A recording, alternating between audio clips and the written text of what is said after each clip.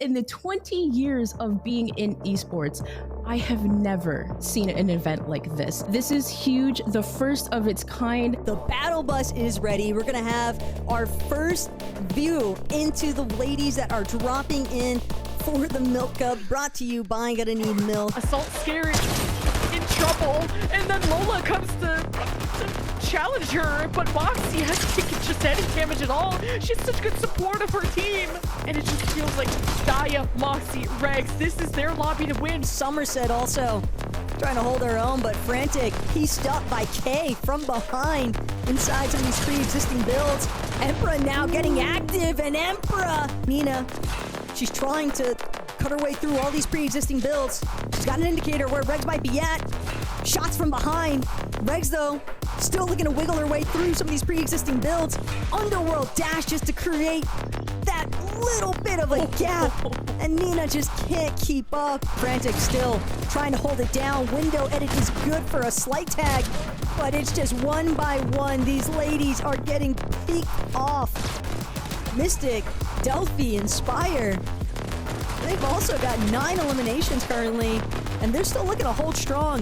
That Flowberry Fizz is going to help them with this next rotate, but into the wrong box. Mystic, just a little bit too split from her team. Stragglers, as Daya just sneaks up on Nina like that, takes her out. And Reg's not as healthy of a position, and Vader is caught. That's a top leaderboard player right there who may have just escaped, but as Vader manages to fire back and takes down Emily, and we are left with just one, and it's Daya's team, of course, that take yet another victory royale.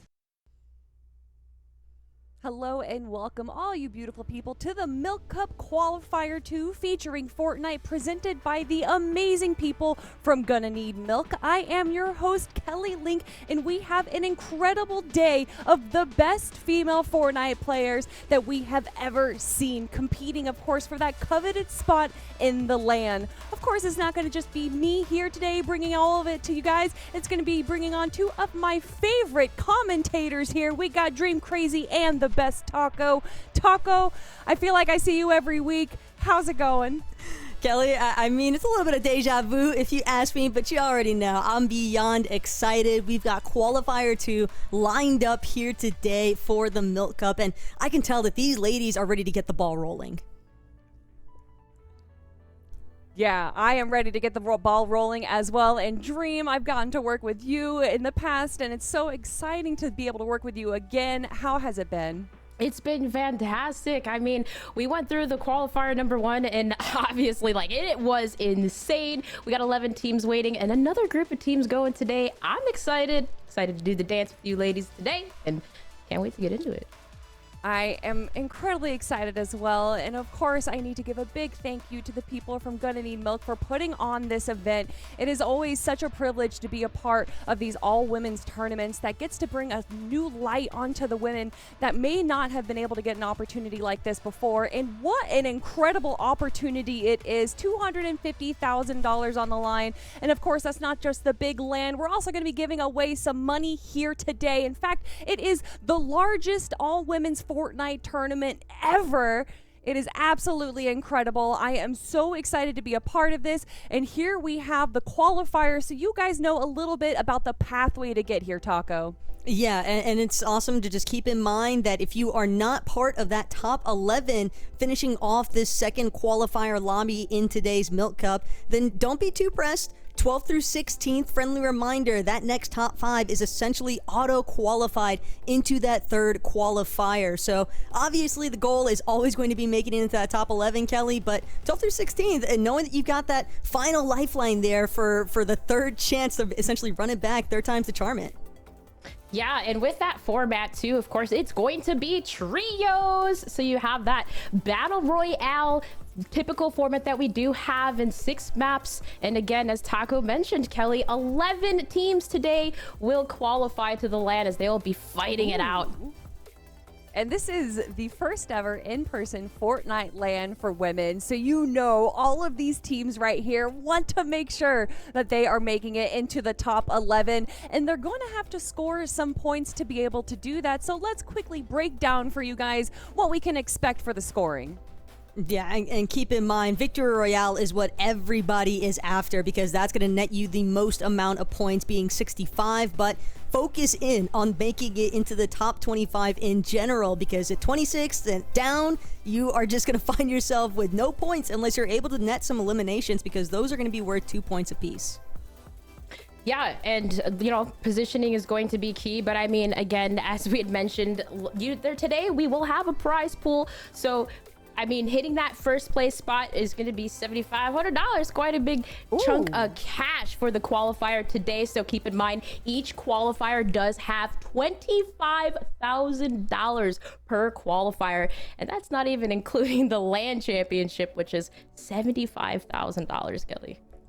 Oof, that is going to be absolutely incredible. The fact that this is the biggest prize pool that we have ever seen for a women's event is so, like, I don't know. I almost want to say emotional because coming from esports all the way back, gosh, in the early 2000s, this just wouldn't have even been imaginable. So again, big thank you to TheMilk, and also I want to give a big thank you to Radiant and Women of the Arena, and then of course the face of TheMilk, Peach Cobbler. She has been absolutely amazing. Please go follow her on all social media. This wouldn't be possible without her. But guys, we had a qualifier already. I wasn't here for that, but I know both of you were, and I cannot wait to hear the incredible games that we got to see. Taco, tell me about what some of the highlights were. Look, Kelly, there were a lot of fantastic plays throughout the course of that first qualifier, but all of the emphasis has to land on Team Moxie. Moxie, Regs, and Dia were putting on an absolute clinic, and the only team that was realistically in the running with them was going to be Somerset's team of Yasmin and Frantic, and it was just a phenomenal experience, honestly. You could just see the elevation in both of these trios' gameplay throughout the course of it all because they knew if they wanted to try and keep up with Moxie's team, then they were going to have to keep throwing down eliminations. I mean, both of our top two teams from that first qualifier, Moxie's team had 96 eliminations, Somerset's had 97, but it came down to the placements ultimately that netted Moxie's the most points. But a huge shout out regardless to all of those ladies that came in that top 11 because it's not an easy feat by any means, but I also love really seeing the confidence that's been brimming from a lot of these ladies since. Yeah, and a lot of that too, like a lot of control came from Moxie, Regs, and Dia, like getting a lot of those late game eliminations. But the Huntress DMR seemed to be really favored in that, like, and that's typical, right? In terms of that and the Gatekeeper. But Frantic, a lot of close plays that she had made was amazing because for the squad, as you had mentioned, Taco, 97 eliminations for Somerset and Yasmin, and she had picked up a lot of that. But another team too that I was really impressed with that didn't put up as much eliminations, had 13. It was Emperor, Ku, and Emily Marie. They, as you mentioned, Taco, it came down to those placement points, but valuing the placement seems to be the name of the game of that qualifier number one. Because again, 13 eliminations and getting 5th, that's pretty good. And so again, you secured that spot for the big land in the fall. And of course, I was just going to say, the last thing that I have to know is just remember Moxie's team, they went 6 for 6. They had all of the wins from that first qualifier lobby. So I'm really curious to see if anybody here in this second qual is going to be able to match that same pace. And Dream, I love that you say, you know, these 11 teams, they are secured into the lobby. I also feel like all of the other teams are also a little bit more secure because they don't have the likes of Moxie or Frantic that are possibly going to be standing in their way of grabbing that victory royale. But Taco, something that I've noticed is that there seems to be a little bit of mix-up, you know, pulling from the classic of the FNCS. A lot of these teams like to kind of break up and reform, so we have some new teams coming into the competition. Yeah, it was definitely interesting seeing a lot of the ladies kind of shake things up. Even if they had initial success in that first round of the qualifier, they decided, hey, ultimately we want to try and run it back, try out a new trio, see if that's going to fare us with slightly better odds when in terms of the trio that we want to qualify to the LAN is concerned. And I mean, even looking at this initial list, I have to give a huge shout out to Scare. She's one that really jumps out to me, and K-Moores as well, because these ladies have been going out of their way to essentially establish scrims for all of these women to essentially get that extra practice for competing here today. Yeah, that's a good shout too. And also another one that has been doing just the same and dominating is Sophie's team as well. Just a big shout out to them too. But a lot of these other teams too. Glitter Gun, got to give her a shout. Just recently spoke with her. She gave it a follow. And yeah, man, like all these teams are just so competitive. And that's what I love about this is like, I feel like as we move on, Kelly, this is only like these teams practicing in these scrims consistently. It's only going to get harder as we go on.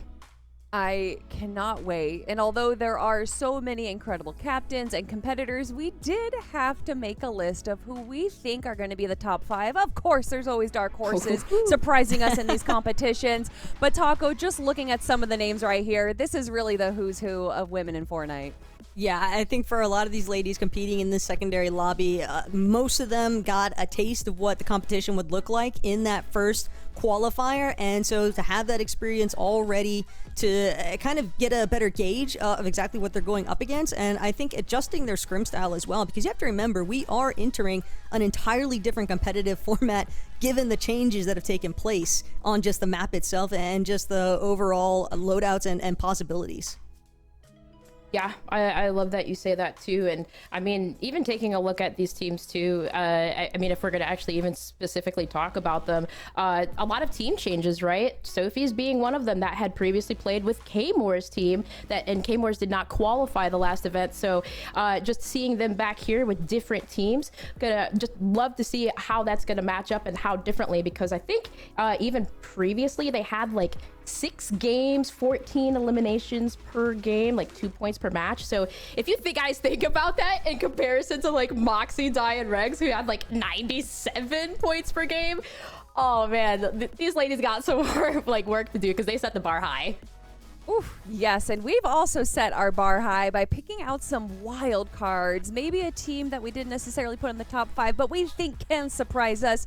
And since I'm on the top of that list, I'll explain my team a little bit. Well, Team Haley, and honestly, they were not even an underdog or a dark horse at all because they got 3rd place out of the qualifier 2 for this lobby 1's qualifier, and they got 2 victory royales during that pre-qualifier. And Taco, I know how you were saying that victory royales are super important, but tell me a little bit more about the team that you picked. Yeah, so one thing that's got me riding a little bit high on a team Karina is that Aaliyah and Karina, they were initially searching out for a 3rd teammate in the first place. Lizzie Grill was initially like more of a substitute position, and then she got brought to the main roster. So it's been really sick to see them essentially commit to keeping her as a part of their trio. That leads me to believe that there's some level of chemistry, some level of synergy that they've been able to develop or figure out, and it gives me good hopes to see them maybe pop off here in this second qual.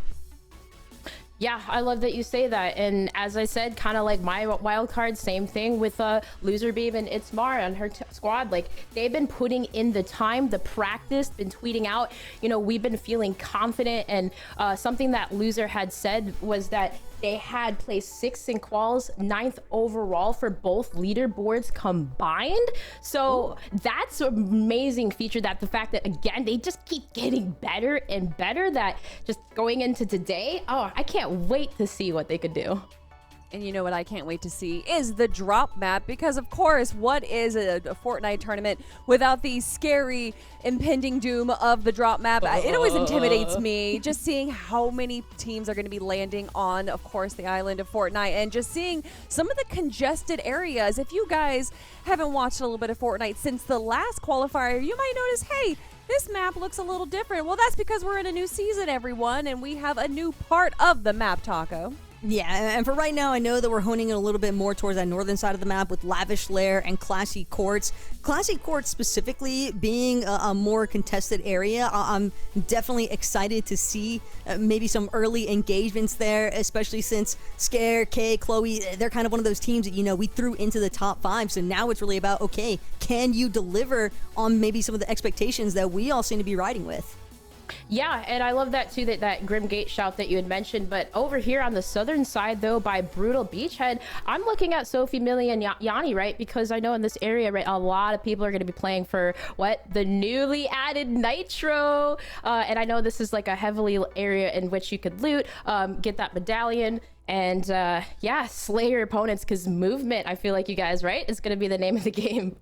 Oh, yeah, mobility is always the name of the game. And also something that's gotten added this chapter are these medallions. And with the new season, we have some new medallions, Taco. And I definitely think a lot of our teams are going to be prioritizing them as well. Yeah, you've got Megalodon's medallion, the Machinist medallion, and then Ringmaster Scar's medallion. And keep in mind, several different potential areas of contention. Megalodon's medallion going to be found at Brutal Beachhead, but having that potential opportunity for Infinite Nitro, knowing that Sophie, Millie, and Yanni are essentially potentially uncontested for such, I think, an ideal form of movement. But keep in mind, only one person can actually hold that medallion at a time. If anything, I'm actually leaning a little bit more towards the Machinist medallion over at Redline Rig as potentially being one of the more beneficial medallions in a trios landscape, because you have that opportunity to essentially drop that medallion for your teammates. They can then regen up to 75 shield, and it could just make taking or extending fights a lot easier, whereas for some of these other teams, maybe that war of attrition isn't necessarily going to pan out in their favor.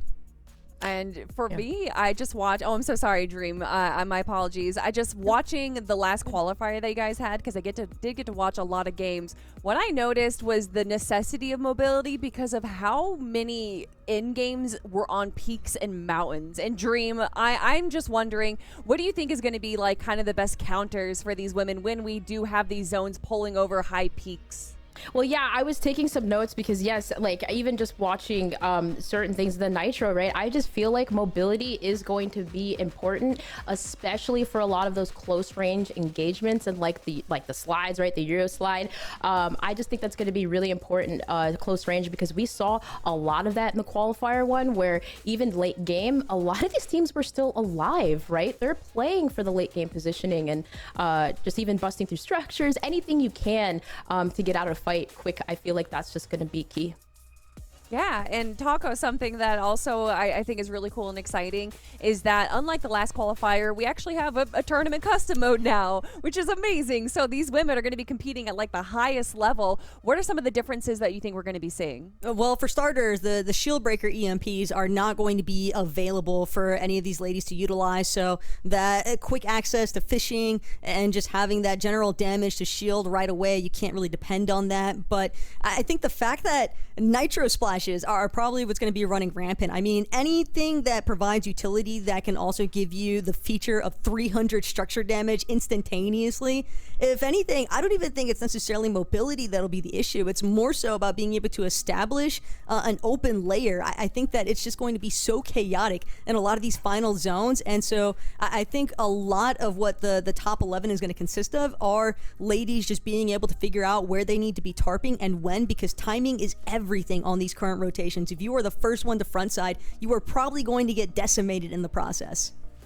Yeah, I love that you say that, Taco, and absolutely timing is everything, because even from qualifier number one, like what did we see? Always a lot of teams set up early, but for Moxie, Dia, and Regs, like they were consistently in favorable positions that allowed them to get early elims or even late elims, but positioning will be key for sure. Yeah, it's going to be interesting to see. Also too, and I believe too, you guys, if you could refresh my memory, do we have cacti plants added in too? The Slurp Cactus, yes. Slurp Cactus, We yeah, do. yeah. So that's going to be a fun element to see too, because yeah, healing was a lot different last time around. Yeah, especially healing on the go. There's 87 of those cacti on the southern part of the map, and they regenerate as well. Also, my favorite part is when you find like a clump of them. You can fully regenerate your health right off the drop, so they are a perfect use of healing items, especially when your loadout is already so limited to just, usually it's 2 weapons, 2 heals, and then a mobility item. So I definitely think that the cacti are going to be a big part, but also that depends on where the zone is going to be polling and what exactly these players are going to be doing. But for me, Taco, when I look at these competitions, especially when it comes to a builds competition, I look for the teams that always go for height. And it looked like in the last qualifier, height was definitely prioritized by Moxie's trio. Yeah, I mean, how do you fight a team that's uncontested at Grimgate when they had, not even just that mythic gatekeeper, but also it's Cerberus's medallion. Everybody knew just how powerful that aspect of agility was in the last season and in that last qualifier. But since that's not going to be the case, we have, like I mentioned earlier, 3 different medallions that we're going to be working with. And as far as I think a lot of these ladies are concerned, like Megalodon's medallion for the Infinite Nitro is nice. Ringmaster Scar sure, you get that infinite ammo. That's also cool, but I still stand tall on the Machinist Medallion. For a trio setting, I can't picture anything better, and especially if you're hovering more towards that southern side of the map to begin with, things are pretty scarce on that side. You don't have a whole lot of loot or resources to depend on, so I think for a lot of these women, if they're not rotating super early on, utilizing those flaming boost hoops or just the nitro splashes, again, I think basing up around maybe some of the slurp cactuses, looking for that surge tower damage and being able to rely on that slurp cactus to regenerate you that 30 health or 30 shield, whatever it is, a combination of both, potentially even, it's just a solid 30 every single time, and it could be a nice little strategy for these women to work with, but I don't expect height to be the case. I do think it's going to be relatively difficult to control height, though, in a lot of these endgame lobbies. Yeah, I love that you say that, exactly, because I think a lot of the fights too that we had saw was like mid to low ground too as well. So as you'd said, Taco, height not being the case for sure. It's just really going to be about setting up early. But I'm just thinking about these teams that have built the most synergy over time. Even, you know, obviously these ladies have teams that qualified that have broken up and, you know, they're restructuring, reforming. But it seems like these ladies are building the best possible team that they can get to that late game, that they have like the most chemistry, yeah, that's I'm just curious, like, if anything is going to change drastically in that from qualifier 1, how these teams are going to play.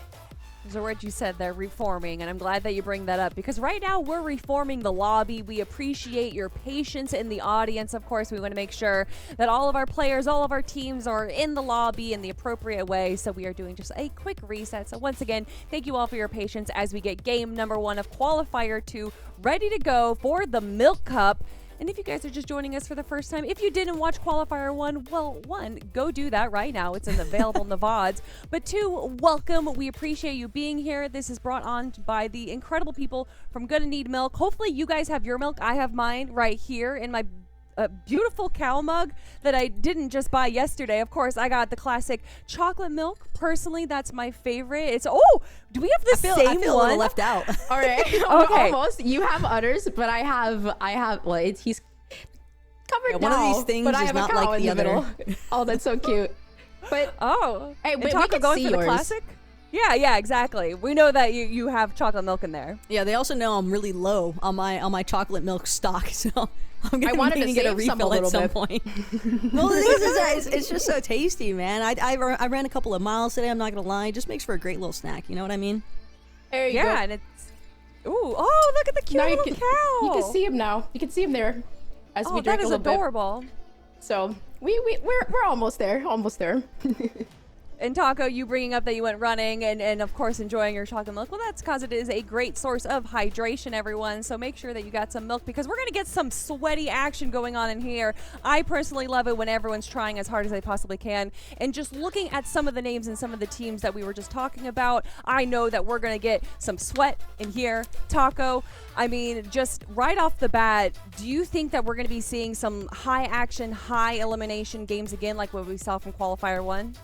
I think that we can definitely expect to see a lot of mid-game action. The early game, given how spread out the map looked overall, it didn't seem as though there was going to be a whole lot of early contention that these ladies are going to be dealing with. I think most of them are just going to be prioritizing getting their surge damage strategy locked in early on, so then they can prioritize their rotations, because again, timing ultimately the most impactful part. But Dream, you kind of touched on it, talking about, some of these ladies, they broke up, they made separate teams, they wanted to try and reestablish or recreate a different kind of synergy that they think might work better for them. But K-Morse is actually someone I'm super excited for, because she was initially dropped, at least from what I was able to gather on socials. Her first team in that first Milk qualifier, she was actually with Turn Sophie and Chloe Ames. And so knowing that she is on a completely different roster, I think for ladies that are kind of in a similar position to K-Morse and K-Morse herself, that would be a super motivational factor in my mind, because it's like, hey, there's a reason why you should not have dropped me, and I'm going to prove it to you here today. Oh yeah, I mean, and that's such a good shout too, because like she's coming in here with like, you know, full revenge tour, you know, back on her teammates, and I think they did right with Sophie, Chloe, and K-Mars. They got 16th place. So yeah, to be dropped. I mean, even in that deficit, in that lobby too, you got to think of it too, Taco. Right, the lobbies. Probably maybe harder qualifier one. I'm not 100% sure, but I mean. I will probably Moxie, right? But either way, like it's just a good shout on that, because coming into this, like K-More is definitely gonna have a chip with that. But okay, curious to see. I'm very curious to see, and I'm also excited to get into games. And if I'm hearing correctly, it looks like some players are jumping into the battle bus right now. But I do want to remind everyone, if all of this sounds exciting to you and you say, well, I want to be part of the Milk Cup, well, don't you fret, because there's still an opportunity for you to join the third and final qualifier to find the 11 teams that are going to be moving forward into the LAN. And I do want to tell you all that you can do that through Discord, so please make sure that you guys are joining our Discord. There's still time to compete in the Milk Cup, of course. There's going to be a pre-qualifier that's going to be happening July 9th, everyone. All you have to do is visit gonnaneedmilk.com/milkcup to register. Once again, that is gonnaneedmilk.com/milkcup. And you guys can actually, if I point it right there, bam, you can just scan that, join the Discord for more information as well. But that qualifier, the final qualifier, coming up real soon, so make sure that you register. But on that note, ladies, I believe that the battle bus is almost fully loaded, so I'm going to head off and let you guys get to the action.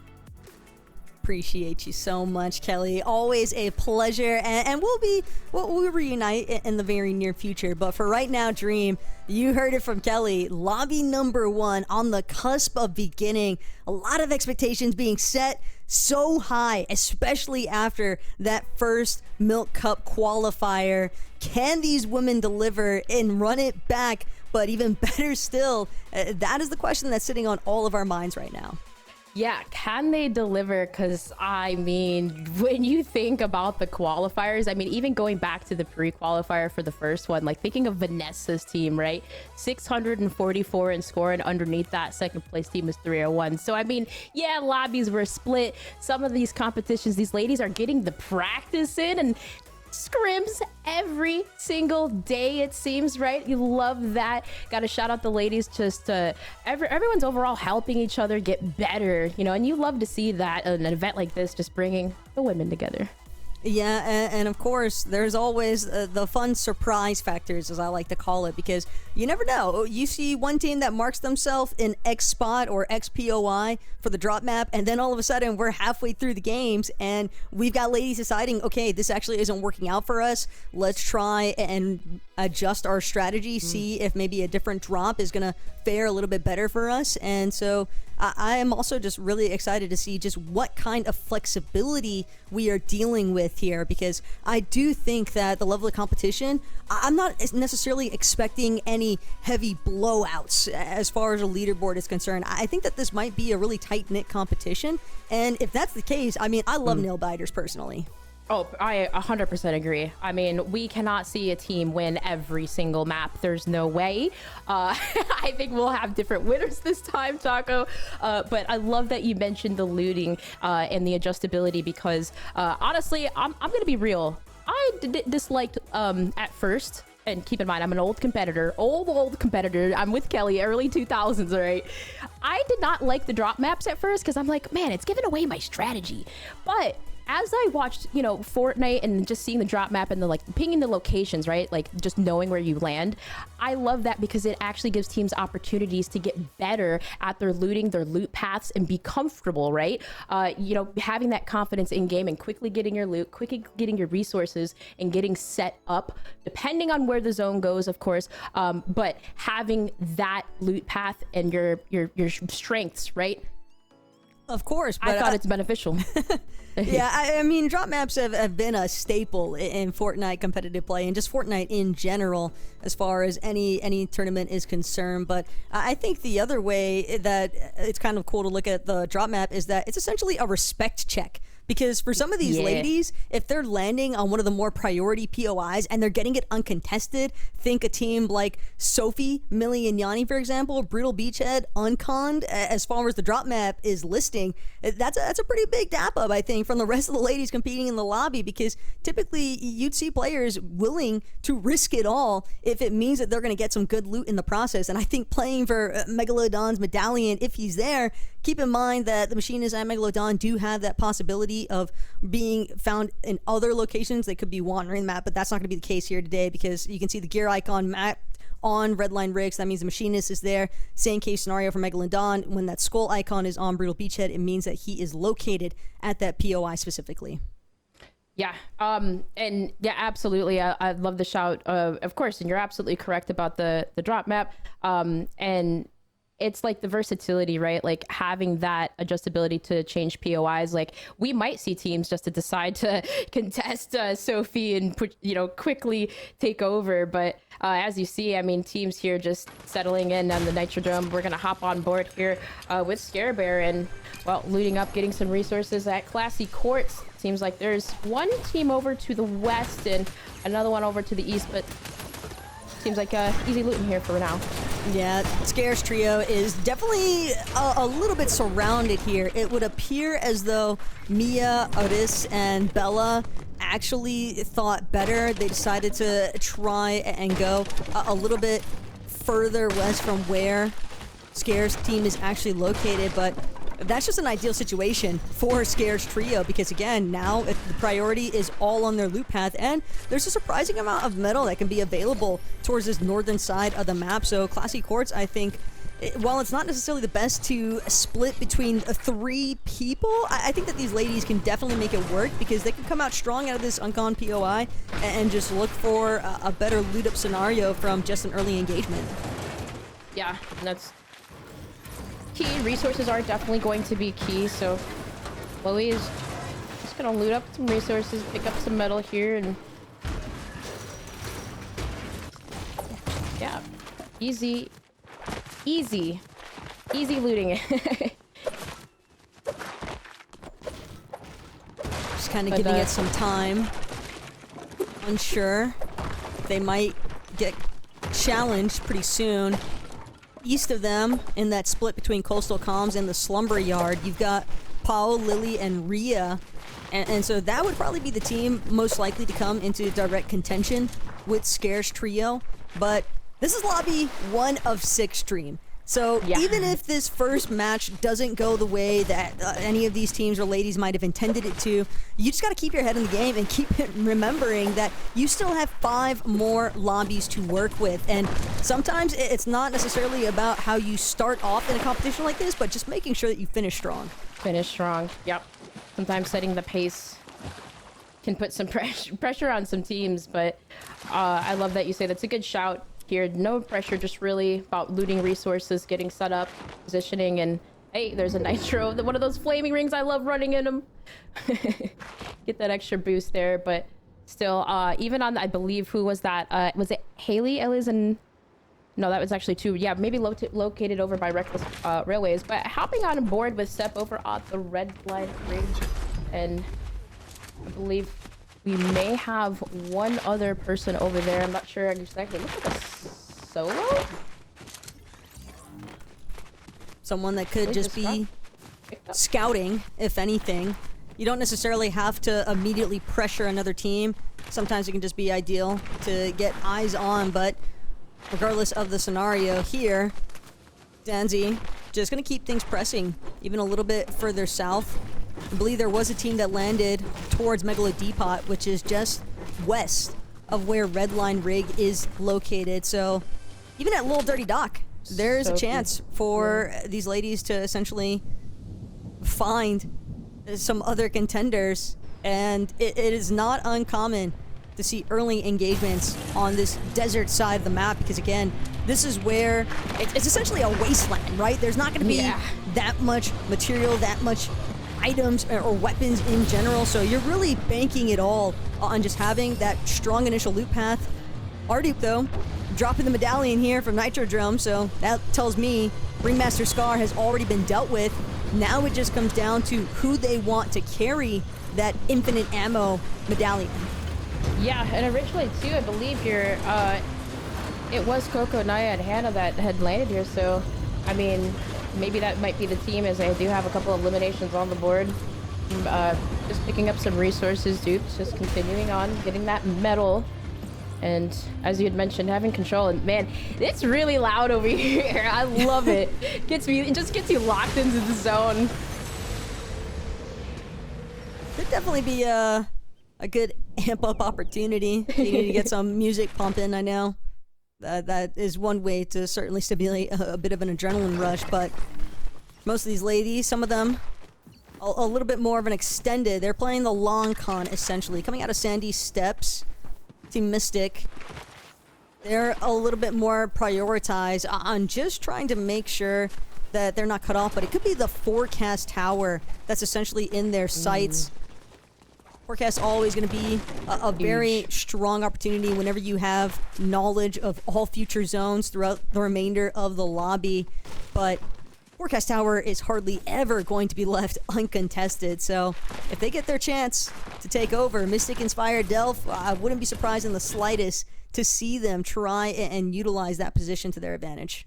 Yeah, and I kept looking too, like Mystic kept just like eyeing over there too, just making sure. But as we're hopping on with Miss Soiree, getting tagged up from above, I believe that is Murder over there. Here, we're over by. Oh, gonna pop down some shields, give some resources in, but doesn't want to play too aggressive here. No need to actually overextend or be overly aggressive, as they do not have height advantage. So going in for the repositioning, Miss Soiree is gonna go around the mountain here, and yeah, their team is just gonna decide to back down, not get overly aggressive with the fight. They don't really have the mats to try and challenge that in the first place, or the ammo. Looking at that Hunter's DMR, Yeah. 42 shots to work with. At least for Miss Soiree, if you're looking for those long-range battles, you want to be able to do so without compromising your mid-game opportunities. So maybe if she's able to take advantage of a 4-time scope or so, but it could be a weapons bunker play that this trio is actually looking for, given that they are fully aware of this team right here, Team Adas, Lifa, and Leah. They've actually got strong control on the northern side of the map, just fully took over one of the mountain peaks just next to Grand Glacier, and in between the rescue station, essentially, that's going to be the building that's just a little bit west of their location. So if they stay positioned here, really strong chance that they're going to be able to catch one of those other further north teams on their rotations. And that thermoscope locked in there for Adas. So she's got a great way to at least gauge which direction players are coming from. It's going to be more so about defending this current position. They don't want to allow any other teams to get close to them, or afford other teams to let them get their storm bases set up, because if they get another surge base set up, that could pose a big threat to their current position on that mountain. Yeah, for sure. And it seemed like they had a team pushing them, but I believe one of I think that there was one teammate that I had only close range weapons, so that might be kind of difficult, especially. But hopping on board with Rylan too seemed to be gazing Nicole and Aya Pixie as well, and Tao. But the repositioning is coming in, as there is a team that seems to be very close by, a couple of teams, but maybe a third-party situation where they decide to back down, get height advantage, and that seems to be the case. Let the other two teams fight, reposition, and get set up. Again, kind of just waiting to see which weapon bunker spawns come into play and which teams are actually going to look to challenge for it. But revisiting this mountain peak situation, Lavish Lily's trio in a decent amount of turmoil here. I mean, they do not have the height advantage by any means. And when you're shooting up, a lot more opportunity for you to get dinged in the process without necessarily getting that damage that you're looking for. But that's not going to deter Lily. She's still hoisted up in this cone, trying to keep a good tabs, make sure that there isn't anyone from Adas' trio that's actually going to decide to maybe go for some kind of sneaky play. But Lily also wanting to ensure that her build isn't destroyed in the process. You can tell, though, she wants to go for peaks on some of these other teams. That's one of the benefits of positioning on this mountain in the first place. But if Adas and her trio can continue to apply pressure towards Lavish Lily, Meow, and Pow, it's going to be difficult for them to want to just sit tight there. And sure enough, they're actually going to be forced to continue trying to wrap around this mountainside. They might still be able to look back and get some tags onto another trio elsewhere, but they know it's just not possible for them to stay situated on that lower section of the mountain. They just don't want to risk getting pincered between that fully topside mountain team and anyone else. Yeah, no, that's 100% accurate. It's hard to take those engagements, but keep in mind this team was the in lobby number 1. Was in the first place team, 412 points. So they were dropping about 68.7 points per match. This lobby is definitely much difficult this time around, as you can see. So smart on the reposition, but can they connect? As you see, the push does happen here on another squad. It is Chloe's team too, and K-Bear as well. So this could be difficult for Lavish Lily and her team, as she is pinched. This is a pinch situation, but will ADS's team, will they decide to push though? That is going to be the thing. And that height advantage though, Taco, I wouldn't give it up. No, Scare and Kay seemed a little bit more preoccupied with just overall positioning. They don't really want to waste their time, and also depending on what their map count looks like, because again, kind of hovering with Lavish Lily's trio, there is, I wouldn't call it a desperate situation just yet for a refresh, but these are not the materials that you'd want for a mid-game playthrough. Maybe if the zone continues to pull a little bit more in their favor and stay towards this northern side, they won't necessarily have to expend as many of their builds. But if they want to take a box fight with any of the teams that are kind of surrounding them, because they do have options to push in either direction, it's just about whether or not they can confirm search tags, because so far I've only maybe seen one shot that's connected in their favor, and that's not going to be enough to carry you throughout the course of a lobby. Yeah, and yeah, the surge tags are everything, especially if that's pressure on you. But look at this engagement here. As you see, Ella's pushing from up top here, and well, NES trying to do something. Decides to jump off the mountain, link up with their team, and yeah, get out of dodge, because that zone is going. But also there are teams that are starting to rotate in. As you see, the action is going to start to tighten up.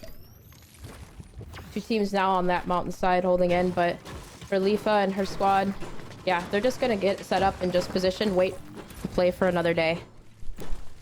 One of the benefits of the Nitro Splashes being that you do not take fall damage, which is why we could see them go for such a quick disperse opportunity there.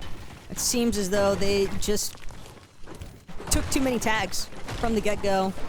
They didn't want to try and extend that fight and have to utilize the shield resources that they do currently have stocked up. But basing just a little bit southwest of that position. I mean, again, we talked about that rescue station, how it could be a potential midway fight opportunity, but you've got to make sure that you are closing these engagements very quickly, because how often or not do we see other teams just look to come in with a third-party engagement? And that could also have been a big part of the concern. Adis knew that there was already Lavish Lily's trio hanging out towards that mountainside, so if they'd stuck around for much longer with the team that was directly contesting them just now, again, that's only going to put them in a more unfavorable position. So I respect the decision to just bail out entirely and look to reform your strategy elsewhere. Over here on the other side with DJ Lovely, you see teams boxing in, not giving up any positioning, playing cautious. But also, again, as you had mentioned, this team is 102 above the damage threshold, so that is just going to be considered, as well as just, well, maybe just taking a couple of pop shots over the top. Nothing too aggressive happening here, but so that zone 5 is about to happen here. We're going to see where it quickly pulls, and again, teams are going to start repositioning yet again, but at least one nearby you do see Taco Glizzy Girl. Will they decide to engage? I mean, but both teams just boxed up waiting patiently. It's all about who decides to actually make the first move. Kind of like playing a game of chicken. You really boil it all down, but 102 damage above the surge threshold. If they're not careful, they might find themselves dipping underneath depending on how much damage is able to be confirmed elsewhere. Aris trying to see if she could take her shot. She's got the 4-time scope on this Huntress DMR, so better odds than most in terms of connecting. Els just trying to soar through the sky, but it doesn't appear as though any shots are going to connect just yet for Aris or Bells. Els and her team able to establish themselves safely after gliding in, and those kinds of missed opportunities could come back to bite them later on. But looking at where they currently sit, almost 300 damage above, being at 297, they're in a pretty solid spot as well. Rather central currently of where the 5th zone is located, and so if anything, they're probably just going to look to try and control the way that the rest of the lobby sort of trickles in to the zone, or that edges zone. They don't want to allow anybody too nearby them. They can just get their shots in, just like Sophia's trying to do. Yep. This, at least in this on the northern side of zone, though. Look at this squad. 2,160 above the damage threshold. A lot of maps to work with. Close range weapons is also a 2 as well. Having those nitro splashes, but wow. What's been going on with them? A lot of action going on over here, but a lot of pop shots and a zip there. Getting off of Rift Island. Gonna use that. Reposition and get set up inside of zone, but as we take a look, as we keep closing on in here in this overhead view, the storage surge is active. This team now for Amber, though, doing pretty good. 575 above the damage threshold, and look where this zone is too. Looking like right in center. So do you think, Taco, this, I mean, being in a good spot, maybe, but not having any eliminations, maybe an opportunity to pick up some? Well, this positioning leads me to believe that there's a possibility Rin, Ballerina, and Amber might actually have that forecast tower that spawns potentially just a little bit south of Pleasant Piazza. I do remember seeing it spawned in earlier this match when we checked in with Mystic, Inspire, and Delph. They were kind of, you know, throwing some eyesight towards that direction. But given that Ember, Ballerina, and Rin are actually dropping at Pleasant Piazza, it's a much shorter stroll for them to actually look to go and either challenge or just outright take that forecast tower. And when you're that central in the zone, I mean, you've got to know something that everybody else doesn't. And especially with their surge strategy having panned off so well for them this far. Big shot, though. That hammer pump just reminding exactly why you try not to get up close and personal. Crocs and Glocks along with Weezer gonna be some of the first to get eliminated here. That's 3 in total so far for Team Mystic. A strong refresh as well. Now these ladies with a little bit of low ground control. It's all about trying to just create as much space as possible, make sure that they have as much pre-existing builds of their own, because they're gonna start slamming through these builds now with the nitro splashes. They might be cooking up something devious here. Yeah, and that's what, like, easy use right there. Nitro splash right before you know you're going to engage and make a play, and it just seems like that, like you said, reposition, bust through those builds. But what a nice shot there it was with that hammer pump, and just to be able to get set up too on this side of zone. As you see, teams not necessarily kind of like maybe in a position to potentially have a push on Sophie's squad, because as you see, they're kind of inching behind them, but Sparkles and Maddie as well in between them too. So gonna have a situation here. Sophia going in for the aggressive push. As we know, this team has been quite aggressive. Trouble all around Sophia. Everyone is just trying to rotate in, but these ladies are shooting at each other before the rotates are even established. So now teams that are finding themselves in the zone first.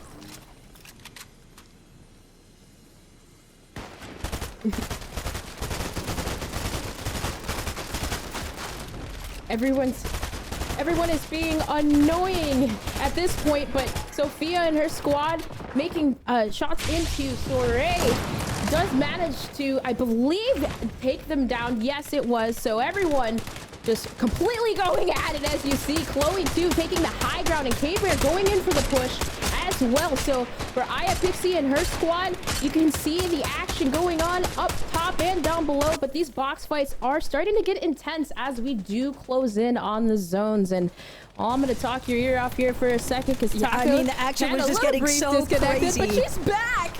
Is the craziness is ensued. I basically just got knocked from the call. I mean, that's just the way that a lot of these battles have been going, though, Dream. These ladies are trying to establish themselves early on inside of the zone, but again, if you were the first one to rotate in, sometimes you're at risk of getting shot the most, drawing too much of the lobby attention. But Lavish Lily, Pow, and Wea, they've actually situated themselves in a decent spot, and they are just spraying so much pressure onto Elsa's trio. There's not much that Robin can do about it either, trying to hold the walls, but when you're down to wood builds, you know there's not much left to work with.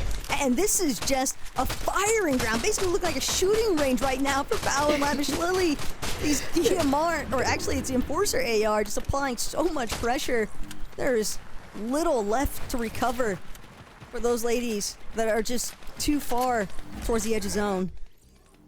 Yeah, and wasn't some of this, excuse me, because, you know, I do bounce around a little bit, wasn't some of this weaponry nerfed? Doesn't seem like at least with the Hunter CMR still being favored and being just as strong, if you can correct me if I'm wrong there, but either way, Nerviani action is happening. Taco, I'm so glad you're back. Couldn't have done it without you. Zone number 8 is getting wild here, but you see who has the high ground. It is Bari and her squad. Yanni just getting some peeks and checking, not getting overly aggressive, because you don't want to take those fights that... Oh, nice tag there. So you don't want to take those fights that you can't take, but the Flowberry is going to come out and get the heals off really quickly, and the reposition is in. Now, Smiley just caught lacking just too much of an overpeak from that wall edit. Needed to close it off a lot sooner, or just opt for the window edit instead of that half wall take, but at the same time, height could potentially be challenged now, given that Smiley's gonna have to invest some decent time just looking to recover her white HP and her shields. Meanwhile, trouble brewing for Maddie and Sparkles. Down to just one Nitro Splash here for Maddie. She's trying to claim some territory, actually playing for the backside of zone. This is a smart wraparound.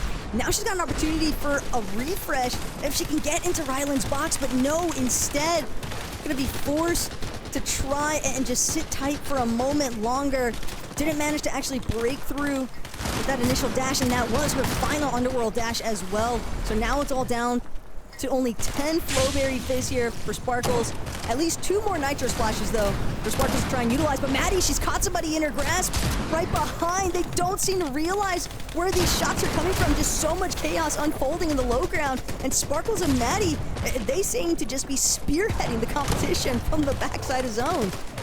Yeah, and I mean, being annoying too, not necessarily, but I do believe Maddie did just lose Sparkles, so we'll see if she can come out of that situation. But looking at the zoom out of this, the team that does have the high ground, it's Sophie's team, so we'll see if they can come out at top, as we know they were dominating in the pre-quals. But for Kay right now, still, you see, get the sound indication that there is someone close by working on it, gonna decide to rebuild, reposition again, but still, there it is. Oh, a tag on to a player. I believe that was Leah. So all around, you see Kay just trying to figure out where to go, which fight to take, but also favoring the low ground. Kay just doesn't have an option. She doesn't have any material. She's trying to fight her way out of this, but unfortunately, her team is just getting picked apart. Still, the damage has been done. That's gonna be 2 successful knocks here for Kay. Another couple eliminations that she can add to the tabs here. Gonna choose to play for the medkit at this point. Every single placement point counts. Meanwhile, look at the high ground. It's still Millie and Yanni that have actually overtaken Sophie as well. Team Smiley, having been forcibly dropped, took too much damage earlier on, they weren't able to actually seize control of the high ground throughout these moving zones. And for Mari, Yanni, and Sophie, they're just gonna have so many chances now to just spray down on the lower ends of the layers and just hopefully prevent anybody else from actually challenging them on height. But Millie, she might be one of the first ones to drop from the high ground to go and pick up, just play disruptor really. That seems to be the priority once you get to a certain stage of the high ground play. Yeah, no, absolutely. And Yanni, utilizing that high ground play, does have a couple of nitro splashes to work with, 25 Flowbird is to work with, and well, taking some shots into Ms. Mary and her squad and DJ Lovely, which, well, they got 21st in the pre-qual limbs, so having one victory royale in that lobby number 2, see if they can get it here in this qualifier number 2 final. But you see, they're doing quite well. DJ Lovely has another elimination in her back pocket, plus not to mention having enough builds too, a lot of brick to work with at least, but still it is getting crazy. Ms. Mary does get tagged by Sophie though, so now DJ Lovely in a predicament as Sophie does take her down too as well. So that is such a big fight from Sophie to win, taking down 2, both DJ Lovely, and 30 down to 30, and 2 shield gets popped. Fortunate stuff there for Sophie, but Millie still able to play from the high ground. Millie's actually the one with all of the white heals. She's got those 2 med kits, at least from what I saw. So it makes sense for as to why she's the last one remaining on the high ground. Comes down to whether or not Yanni's going to be able to pick up the pieces, but Scars has fallen. Layla going to be the lone standing member of her trio, just trying to play the zone at this point. Gets another elimination there onto Millie, but she can't hold on. Yanni sitting tight. We saw her with, or we saw Millie at least with those med kits, but it seems as though she might have swapped them off to Yanni at the last moment and actually chosen to challenge the low ground herself. But either way, I don't know if I'd really dictate that as a heel off, considering that Millie, she seems like she applied the pressure that she needed to alongside Sophie, and it's going to be Team Sophie.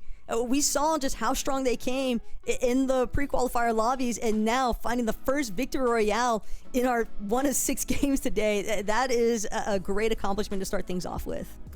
With how crazy that was, Taco, absolutely. Like, I mean, between all teams and just spinning in circles, like, it was just crazy high ground, but they had that favorable position, and of course having the heals right there, that was super clutch. But gotta give it a shout out to DJ Lovely though, just for staying alive for so long, her and her squad being able to pick up a lot of eliminations, and again being 21st on that and just working their way up. You love to see some of these teams just progressively get better.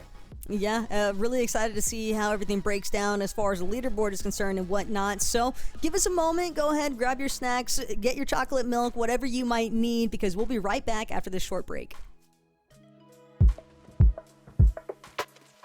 Hi, I'm Redish, also known as Red in the Fortnite community. I'm a full-time Fortnite streamer, content creator, and I am gonna be competing in this lovely tournament with some lovely girls, and I'm super excited.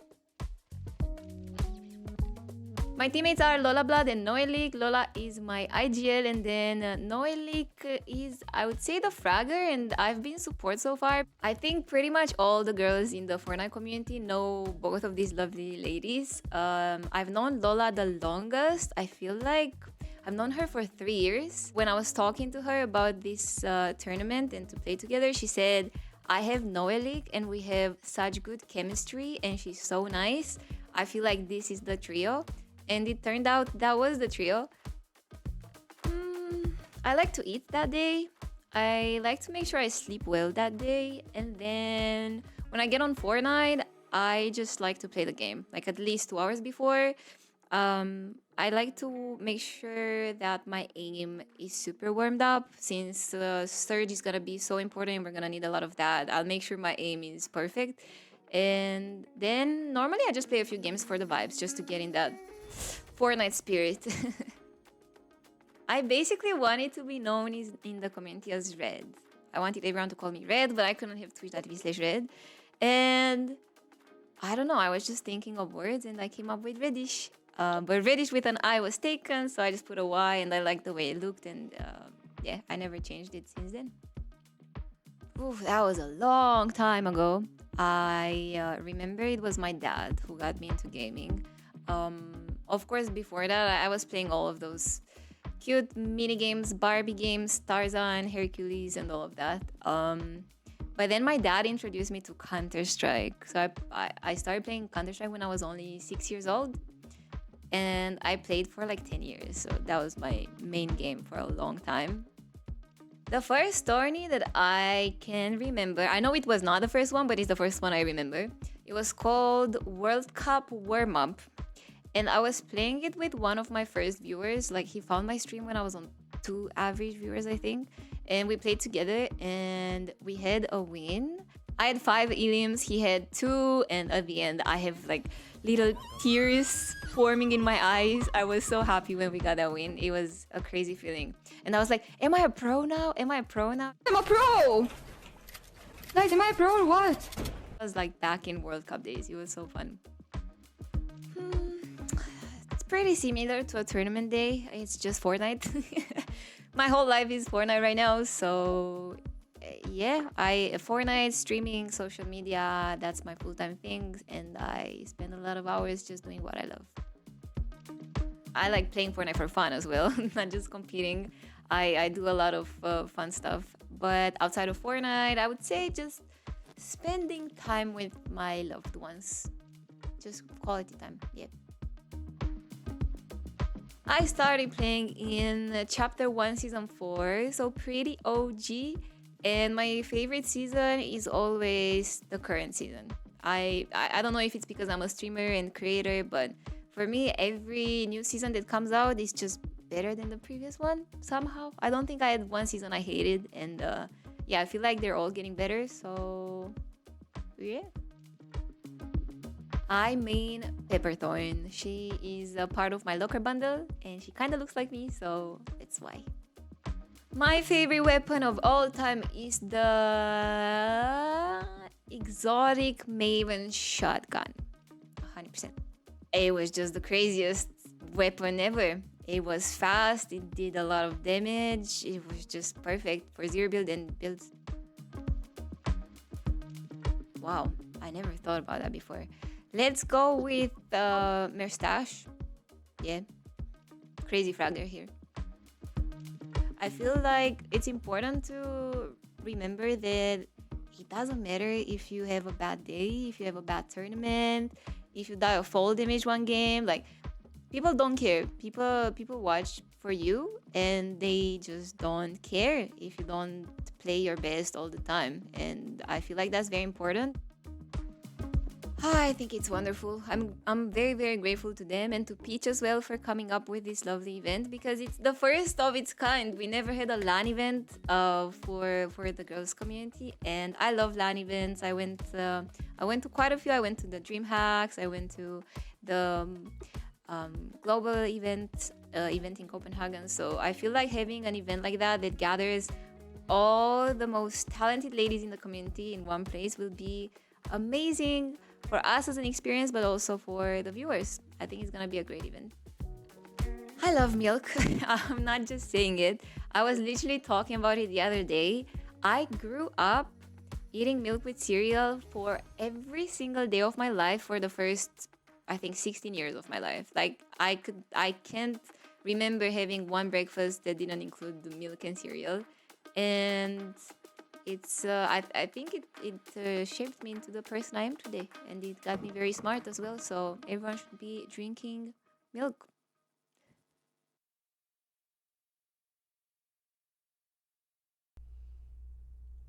Hello and welcome back, everyone, to the Milk Cup, where we just wrapped up game number 1 for Qualifier 2 here. But of course, we still have 5 more games to go before we can find our top 11 teams that will be punching their ticket to the LAN later on this year. But of course, Taco Dream bringing all the action still. And there was a lot of action in game number 1, Taco. Yeah, but I mean, for starters, though, coming out of that Reddish interview, can you imagine if the Heisted Accelerant shotgun was still in for today's competition, or even this season, alongside of Nitro and Nitro Splashes? That would just be absurd, man, to think about. Yeah, I don't Hey, know. listen, I I was gonna say, like, I'm still on shopping carts, okay? I'm still back in 2017. But no, we saw a lot of craziness, especially in that late game, Kelly. But shout out though to Team Sophie for taking that one. They're saving the city out here, as they like to say, because they've been dominating lately. But a lot of cautiousness though, Taco, you'd say, right? Especially in the beginning. Definitely a little bit slower than I was even initially anticipating, but I think part of that is also just credited to the fact that this is game 1 of 6. So if there's ever going to be that bit of an experimental phase, sometimes you go a little bit slower at the start to kind of get a better read on what the lobby is going to look like throughout the course of things. But we saw just how hectic things were by the time we even approached that 7th zone. It really seemed as though a lot of the ladies and teams in general were just struggling to try and establish any layer to themselves. It just felt like the moment it looked like somebody was going to have low ground control, oh, what do you know? You've got another team running up behind you, just immediately blasting you with these hammer pump shotguns. And I think that it was just really well played to Sophie's trio, because they've got Megalodon's medallion. That infinite nitro, I think, is a big part of the reason why it was so difficult for anyone else to try and overtake hype from them by the time we got to those final zones. Also, I loved watching their strategy towards the end game there. A lot of these times we'll see teams go for height a little too early. They'll run out of mats or someone will catch them out. But this team going in around zone 10, zone 11, taking height from there. And then I always love it when the teams kind of allow themselves to separate a little bit, and they'll prepare that one player that stays up on height with all the med kits while the other players drop down to grab some eliminations and dream. That's what we just saw in game 1. Oh yeah, we did definitely see that too as well. But we do have a leaderboard, though, I believe. But still, in 79 points for Sophie's squad, and underneath that, we have K-Moores is at 74. So Taco, you had mentioned it being close knit. This, I mean, obviously could be drastically changed, but looking on the leaderboard, we're not seeing like something crazy like 97, right?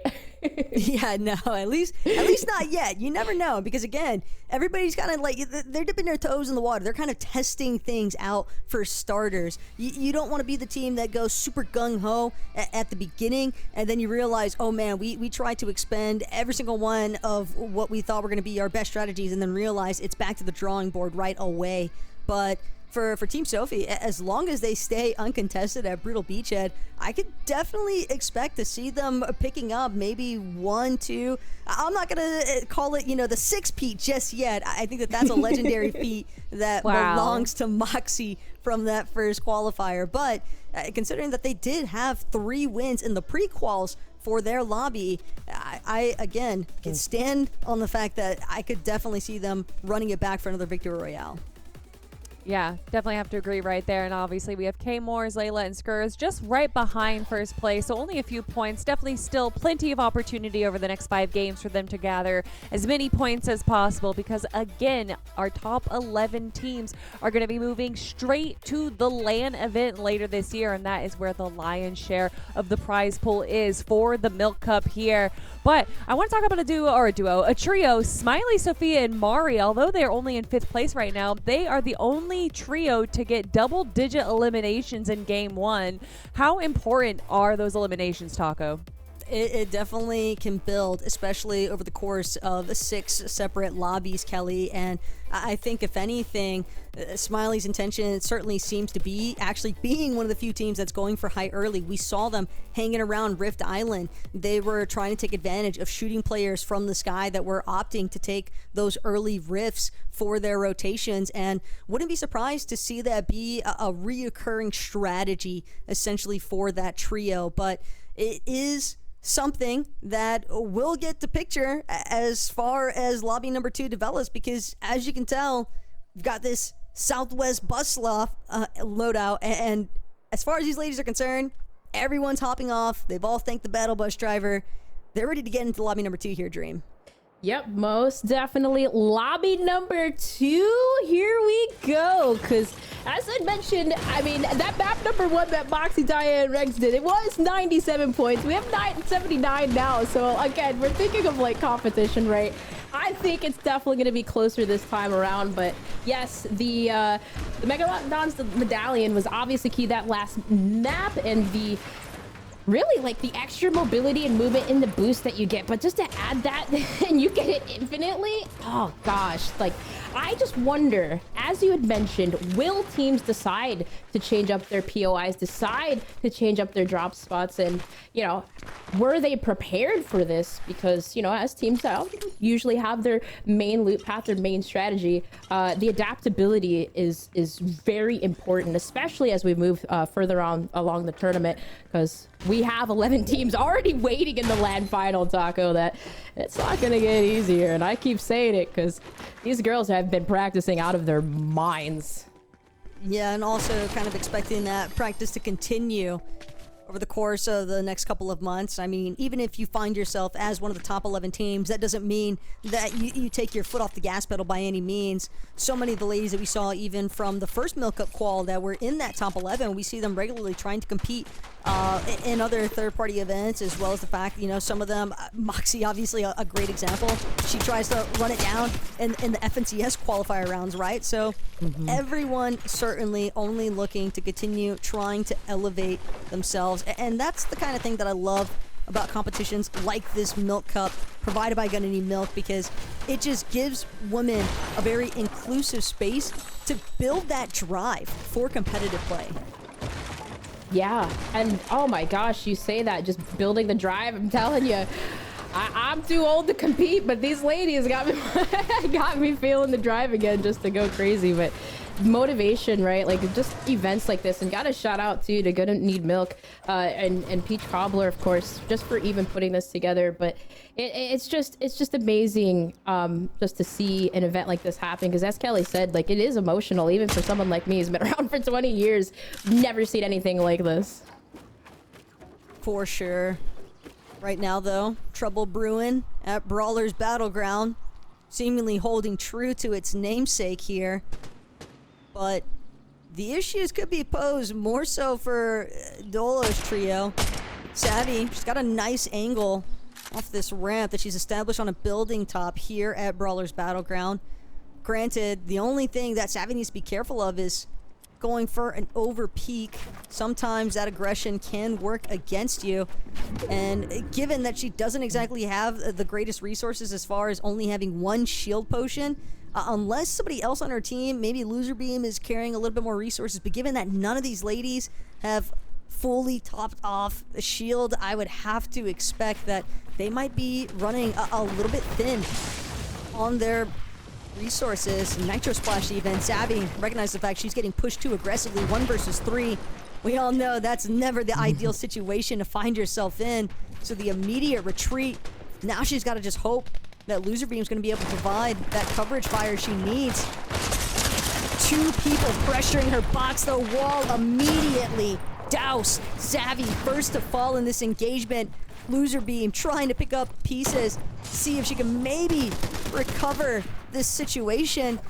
But in a 3 versus 2, Dream, it's only looking tough stuff here.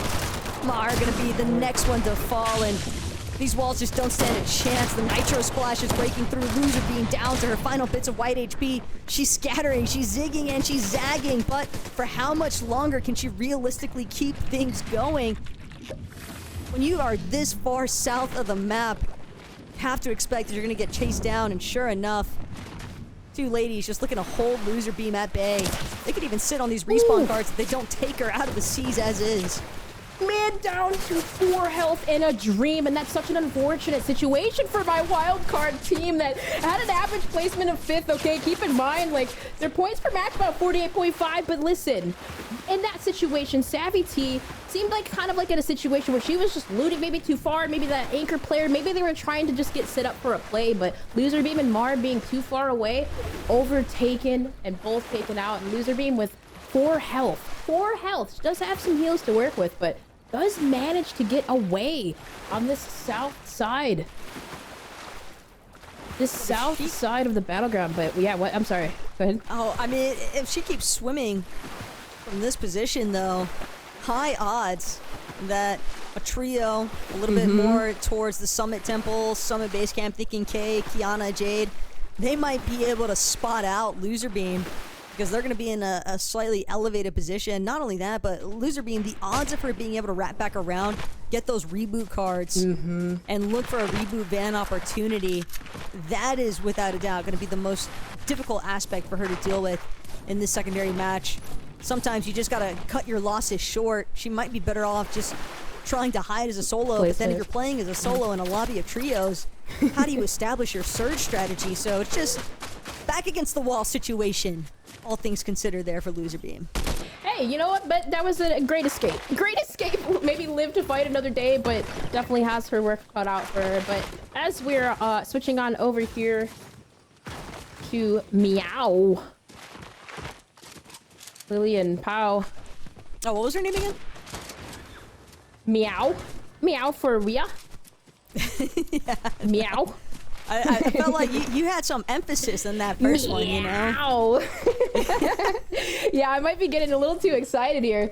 I don't know. That Loser Beam escape, though, that was crazy. But, yeah, we're feeling it. I mean, I could go moo. I don't know about that. Wait, don't one of the ladies have their player cam, I believe, from their personal stream? Because keep in mind, guys, while this is being streamed from the arena, some of these ladies are also showcasing their skills directly. So make sure you definitely check out their channels, follow along, get that 4K seat on the direct gameplay that they have to offer, and really just make sure to show some support to all of our ladies competing here today in the Gonna Need Milk Qualifier number 2. Arising got her eyes set currently onto Aya Pixie. A lot of wood builds currently, and that's going to give Arising the heads up cue. She just wants to dash right in off the Nitro Splice, getting really aggressive currently, has isolated Gazing Nicole, an instantaneous takedown. Whoa. Beautifully executed there from Arising. Could not have asked for a cleaner elimination even, and that's going to put Els, Haley, and Arising in the control spot. The rest of their team forced to kind of just scramble here. Rylan, in fact, hiding inside of a bush, but Aya Pixie, she's not going to be as lucky. She can't actually escape.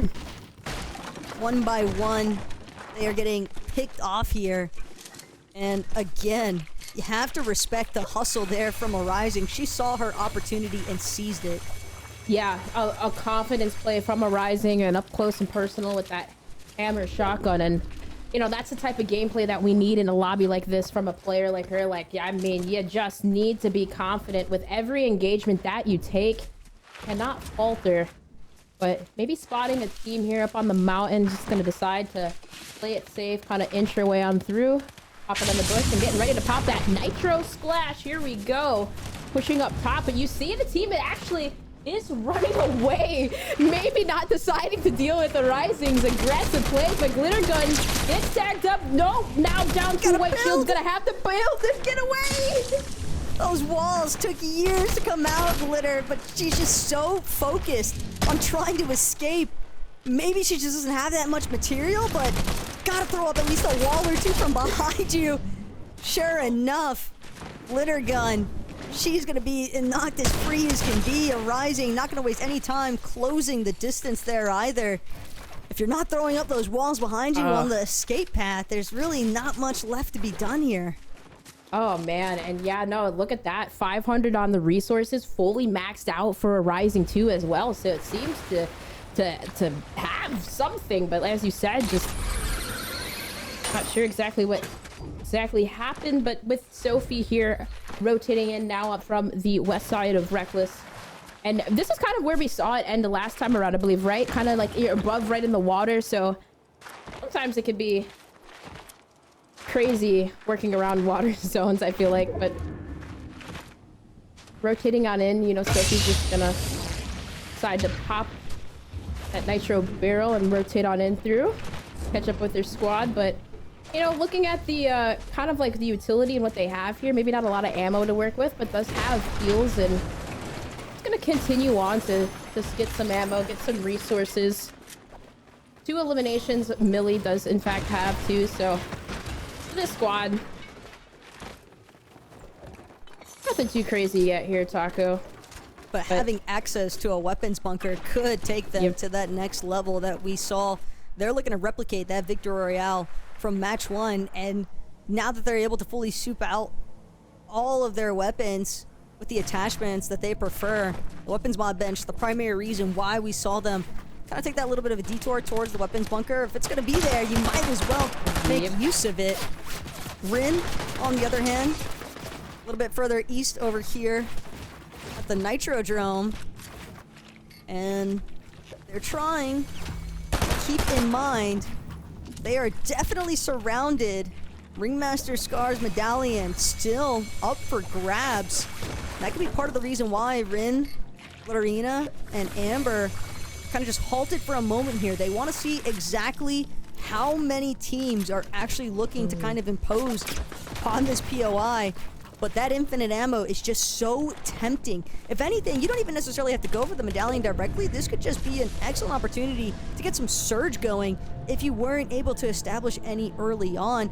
Layla, K-Mors, and Scars, they're actually chasing this one out a bit. They want to keep taking shots where available into Rin's trio.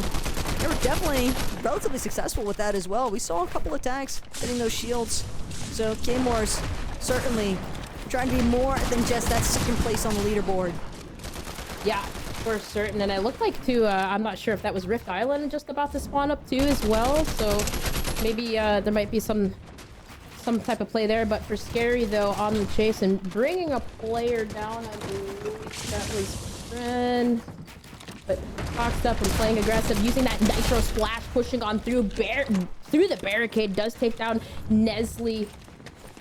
And well, trying to find the other one. Scary goes around. Scary fan in for the push. And there's Nestle and Renee going down. And I mean, 4 eliminations. They got a mats to work with, ammo to work with. Looking pretty good here. And as well, too, the eastern side of the map seems to be cleared out. No teams in sight. That seems to be the last squad. Some big eliminations under their belts here, especially when you factor in that, yeah, this is looking a little bit more like dead side territory that they could look to try and operate from. It's really going to be dependent on the next zone pool, but it seems as though their intention is to keep wrapping dead side. And I mean, makes sense. When you've already got 4 eliminations, you don't really have to compromise your positioning by any means. You can kind of look to play a little bit of a slower pace at this point. 1309 above as far as their damage threshold is concerned, so definitely reaping the benefits currently of their early engagements. Yeah, that's a high threshold to work with here, but for K-Bear, Chloe, and Scare, they're 131 above, so might have to start thinking about looking to see which teams are close by as they do spot 1, but there's 2 on the northern side of zone. So they're getting set up, have that damage threshold to worry about, but as we get an overhead view close to that Rift Island, you see teams fighting underneath, and I believe there maybe we might have Smiley's team up top there as well, as they did take it on that map number 1, but for Rose, Mani, and Athenely, they're looking pretty good here too, and also another position to maybe just set up and get some eliminations. But that Storm Eye is shrinking, zone is in, and you're gonna see teams starting to close on in a couple of shots in, but nothing connects. Lizzie girl though, look at her. She is running away from a fight, Taco. In between like 3 teams, she doesn't get knocked. Trouble in paradise. Whether she was trying to escape, the problem now is that her trio hung around the Nitrodrome just a little bit too long. All those teams that are already faced up on that underside of Rift Island, as well as the team on top of Rift Island, they are forcibly changing up the path that Karina wanted to take initially. At least the Slurp Cactus gonna offer some form of health regeneration here, but still, shots consistently being aimed their way, and they're gonna have to continue wrapping around the map, but working their way into the zone. They're not gonna have an opportunity to take advantage of a rift at this point. That's the primary reason why we see so many teams kind of based up at that bottom of Rift Island. It's a quick rotate. If you can't make it to the top of the island to actually take advantage of the launch pad, no worries. You just take the rifts instead. But when those aren't available, find yourself in a compromised position, just like Scare. Saw her get knocked immediately by Millie. Chloe trying to keep the dream alive right now. Nitro Splash gonna give her the option for a quick disengage. But you can see those rifts opening up. Other ladies dropping in from the skies above. It's gonna be difficult for Chloe to find any open space that she can work with when everyone else is getting ahead of her inside of the zone. Yeah, and I mean, she could utilize the zip to go up, but she's just worried, hey, there might be teams set up there, and there are too. So, I mean, what do you do here if you're Chloe? Maybe try to make a play happen. I mean, you have 3 heals at least to work with. So, man, trouble in paradise for our great qualifier lobby number 1 team. They were 2nd place, but still, this is only map number 2. Mount Olympus, though. It is Shadows. Shadows, seriously, Cat, and Botley having an engagement, looking on down the mountainside onto Loser Beam's squad again. But look at Loser Beam. She recovered her squad, Taco. And look at this in an engagement with K-Plant. Yeah, but I don't think that this is the fight that Loser Beam wanted to take. You can see that surge damage being applied to them because of how long it took Loser Beam. She was so prioritized on just bringing her trio back into this one. They never had a chance to really establish any form of a surge strategy. And Botley, Shadow Slayer Cat, K-Plant, they are taking full advantage of it. Loser Beam, she might have escaped once, but 2 times around, it could be even more difficult still. She's basically going straight from the fire pan into the fire. It doesn't seem as though she's going to be able to find any sort of sanctuary further down the base of Mount Olympus. And this zone in particular is going to be a vicious one, Dream, because Mount Olympus, all of this change in elevation, it is brutal to try and navigate for teams that are already struggling as far as their material counts are concerned. If you aren't established on the high ground already, you're going to have a really difficult time working your way up. Oh, yeah, that's tough too. Elevation, when that's against you, but when you're not set up, it's going to make things difficult. But still, if there's a player to survive the longest when odds are all against you, it has to be Loser Beam, because that was insane. You saw that surge striking down, but to be able to recover that tackle, the good news is Loser Beam, obviously you just see right there in the elimination feed, does go down to the surge, but at least hitting and almost like going over top 25, right? Top 20, 22, 22nd place. That's at least still pretty good to get an extra couple of points in her favor. Not to mention if they've, she picked up a couple of nations on the way. But regardless, Mount Olympus action is going down. But look at where the zone pulled. It pulls away. It's going to come towards the side of the mountain face here. Sep, Eternity, and Donzi. They've got a well-established territory, but they know there's another trio just above them. In fact, it might just be a duo. Nope, that's 3 players. Kay, Jade, and Kiana. Kay's name kind of just hiding there behind Jay's for a moment, but again, look at the very top of Mount Olympus currently. It's only a matter of time before JK and Kiana recognize the fact that they're going to have to get a move on. But it really does all depend on whether or not they want to forfeit this current positioning, because they have the option currently. They can drop a little bit lower, or they could look to just try and secure some eliminations. I do think the points, teams are definitely going to start looking for picks at this point. And Sophia Mari smiling again, running it down. 14 eliminations already established here. Oh, no. Sophia unintentionally figures it out. She's going to have to build her way up instead. Can't make that jump for the mantle. But this could be a strong overtake. They play it right. Doesn't seem as though they've been spotted out just yet, but now finally they're going to give their position away. They want to get some shots in onto K.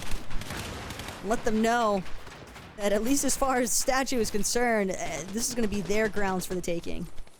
Yeah, what a good positioning. Like, before this all goes down, Taco, I'm gonna have to hydrate really quickly, take a sip of my chocolate milk, because I tell you what, the action over here on Mount Olympus. You see Sophia taking some pop shots into Rose Cruz, and Rose almost falls.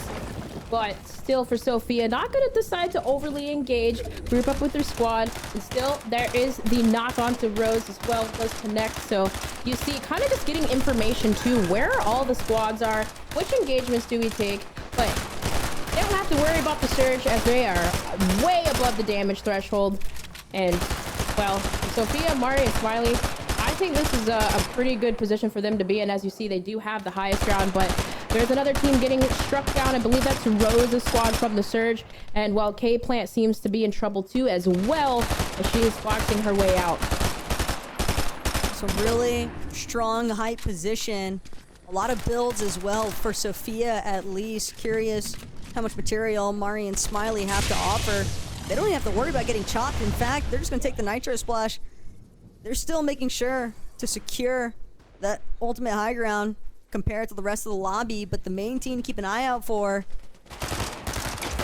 is going to be some of those secondary height teams that could potentially look to punish Smiley and Mari one more time. You have to remember, they were going for those aggressive, suppressive peaks in that first lobby and ended up biting them in the butt. They got, or Smiley at least, got dropped incredibly low.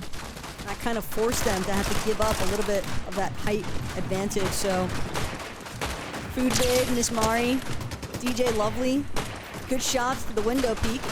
Doesn't seem as though Scars has any idea where exactly these shots are coming from just yet. Just doing their best to try and hold their walls. DMR might not have the highest fire rate, but if you just have 3 players consistently spraying your builds and applying that kind of pressure, it seems as though this mid ground is something that Food Babe and Miss Mary definitely want to make sure that they control. Yeah, and what a great job too that they're doing. I feel like for this squad too, being we're currently as it may right now, potentially about in 4th place, but coming from 8th place in their qualifier, they're doing pretty good right now. Just keep up that consistency. But for our team map 1 winners, look who has the high ground. It is in fact Sophie, Nerve, and Yanni. And well, for Jade, she's kind of in this middle ground position to where they don't have ammo. Jade does not have ammo to work with here, so they're kind of forced to have close range engagements. Kay, her teammate, does fall, so both Kiana Fit and Jade gonna try to figure out how to get out of this one. As you do see, Kiana, she's going to regroup with, and well, decide to box in. Kay's gonna have to just go bye-bye for now. But the problem here again, Taco, only close range engagements, no AR ammo for Jade. At the same time, AR ammo probably not the concern here, but she is low on the Gatekeeper shotgun. At this point, though, with the way that players are just going to be running into everyone else's walls and boxes, not to mention, they just got to keep an eye out for Millie, Sophie, and Yanni, who are one more time controlling height as best as you can imagine, non-stop spraying the builds below. Not sure when exactly they overtook the high ground from Smiley and Mari, but the fact that they've accomplished it one more time. A lot of eliminations. Sophie dropping for the refresh. She wants more builds. Doesn't want to get caught out though. Knocked up from another player. Infused with that nitro. Something you have to be wary of whenever you're dropping for that material refresh. You don't want to get knocked too far away from your teammates. Unfortunate there for Sophie that she wasn't able to actually collect a refresh with a loot off the body, but jumped straight into a box of 3. Sophie just duking it out. So much damage immediately applied. Granted, she didn't find the nitro eliminations she wanted to, but she did enough. Millie able to pick up the pieces from this point on, and she still got Yanni to work with as well. With no one else even looking up at height, Kate Moores might have an opportunity, but it doesn't seem as though she's found her moment to try and break through. Yeah, and that's unfortunate too, right? Running into a team of 3 that's stuck together, but at least, you know, for now, Millie and Yanni do have the highest ground positioning, and I think Mari just actually fell too as well. So kind of a weird situation. Smiley's gonna have to wrap around the mountain to see if she can maybe get positioning on the Millie, but you see Millie and Yanni yet again still having control over this side of the mountaintop. So as we go on in, this might be it. This is it for Smiley. I believe right, we're in a 2v1v1 math. Yanni has control. I'm getting too excited. Understandably so. Smiley, just trying to hold her own, but she knows it has to be the most perfect shot of her life. In this 1 versus 2 scenario, though, this should be Millie and Yanni all day long. They're not even worried about that other solo just yet. In fact, it's not going to be enough. Only so much to be done from that kind of position. And I like this split. Yanni and Millie, they just knew where they could direct their focus towards. Full control of the high ground nets them yet another victory royale. And look, Dream, I'm not going to say it just yet. Again, I don't want to think that we jinxed it as far as, maybe they took it personal, saying, hey, I don't know if they'll get all 6 like what we saw in qual number 1, but this is extraordinarily reminiscent of that run that Moxie, Regs, and Daya had from the first Milk Cup qualifier. It certainly is, because like I said, originally we saw for the longest it was Mari, Sophia, and Smiley just had that high ground position on the eastern side of Mount Olympus, and I'm like, whoa, how did this happen? Yanni, that's all I can say. Like, they're saving the city. I don't know what it is, even despite losing Sophie too. And all of that chaos to basically, they 2v3'd it. Amazing stuff coming from them. I don't want to say we jinxed it, but that's pretty crazy that we have 2 in a row now map winners. Yeah, some really cool stuff soon to come, but for right now, we're going to take a moment to analyze everything that happened there in lobby number 2, and we'll be right back with the analysis of lobby 2 and game number 3, so stay tuned after the short break.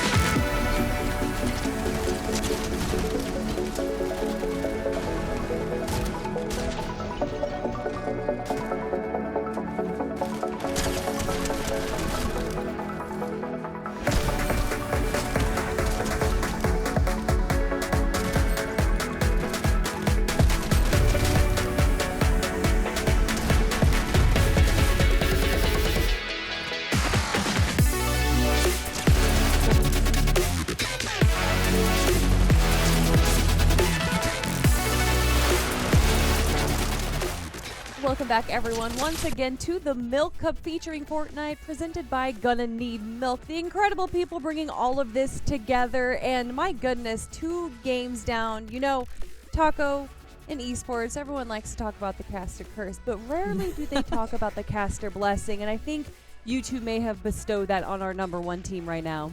It is a possibility, but again, there was a brief interview that I was very fortunate to be a part of. Aussie Antics, actually, you know, he's doing a watch party for today's Milk Cup qualifier, as he's always a big spectator for a lot of these tournaments and events. I think it's awesome that he's giving coverage to the Women's Cup as well. But I think that hearing Moxie directly say earlier that like her favorite team as far as today was concerned, it was actually going to be Sophie's team with Millie and Yanni, and then watching them just back to back our first 2 lobbies with victory royales, it is definitely a pretty big indicator of the kind of skill level they are working with.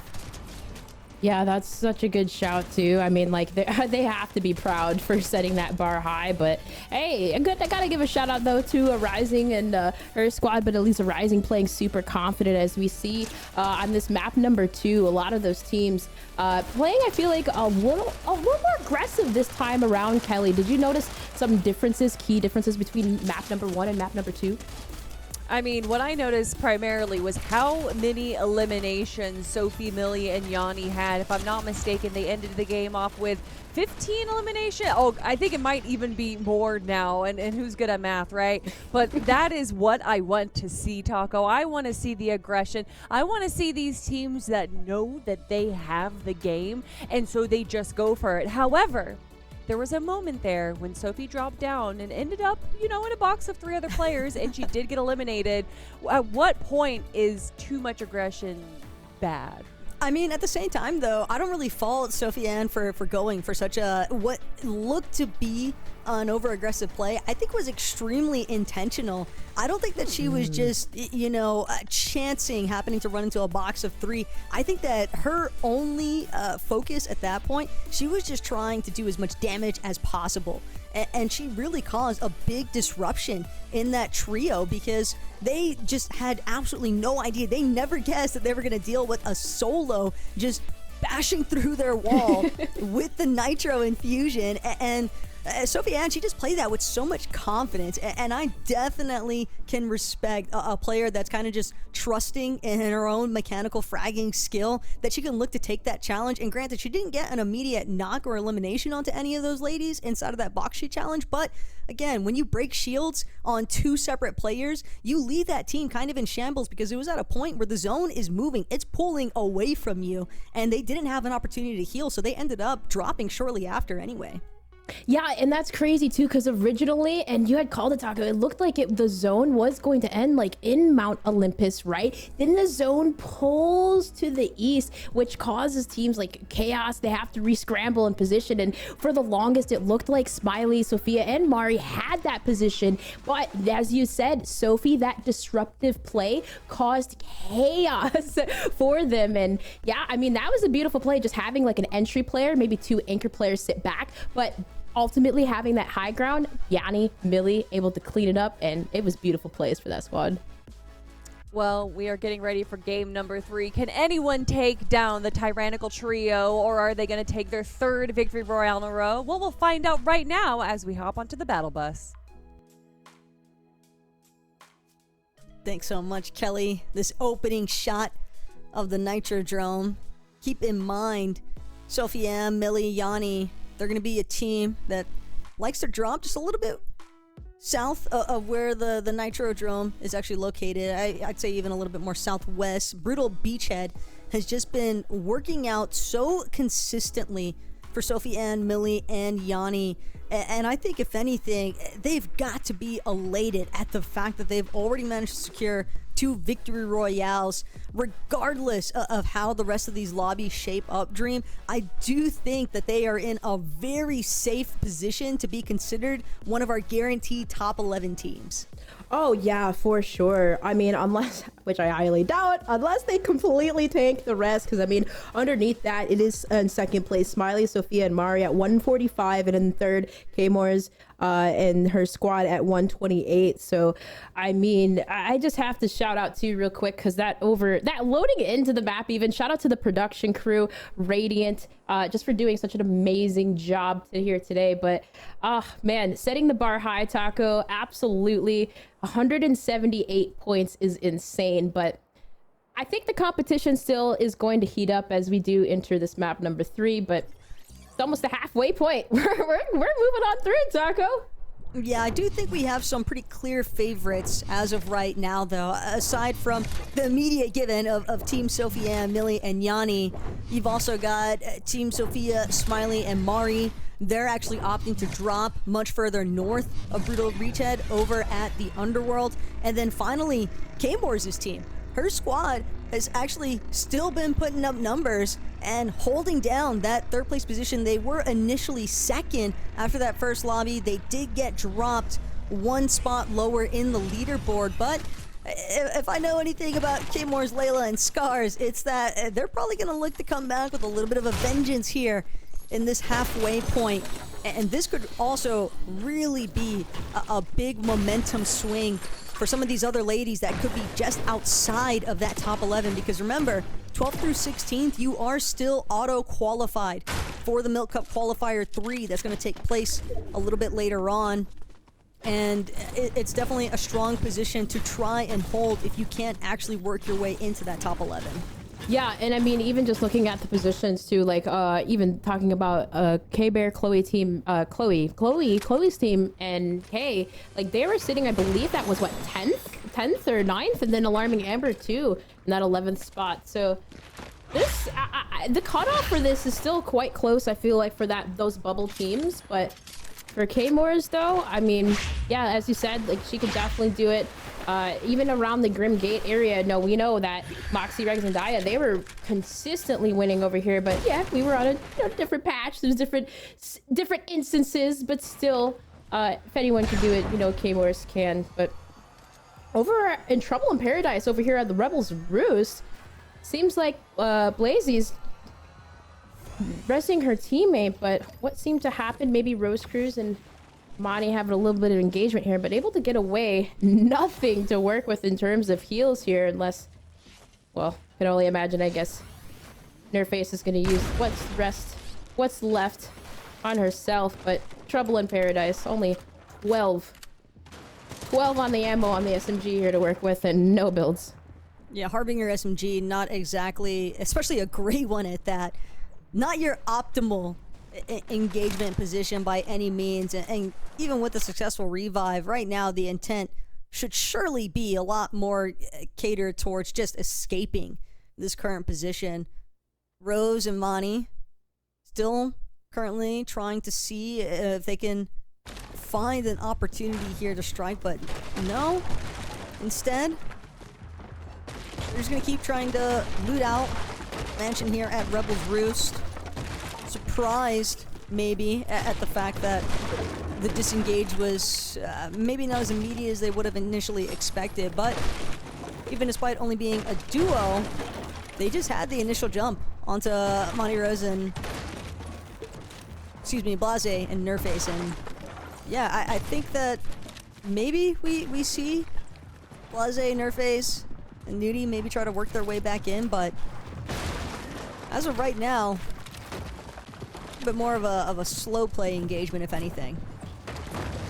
Cautious, try to play at least for some placement points, but yeah, difficult indeed. But maybe recovery, maybe taking too long for some type of play to happen. Rose is gonna figure out how to position.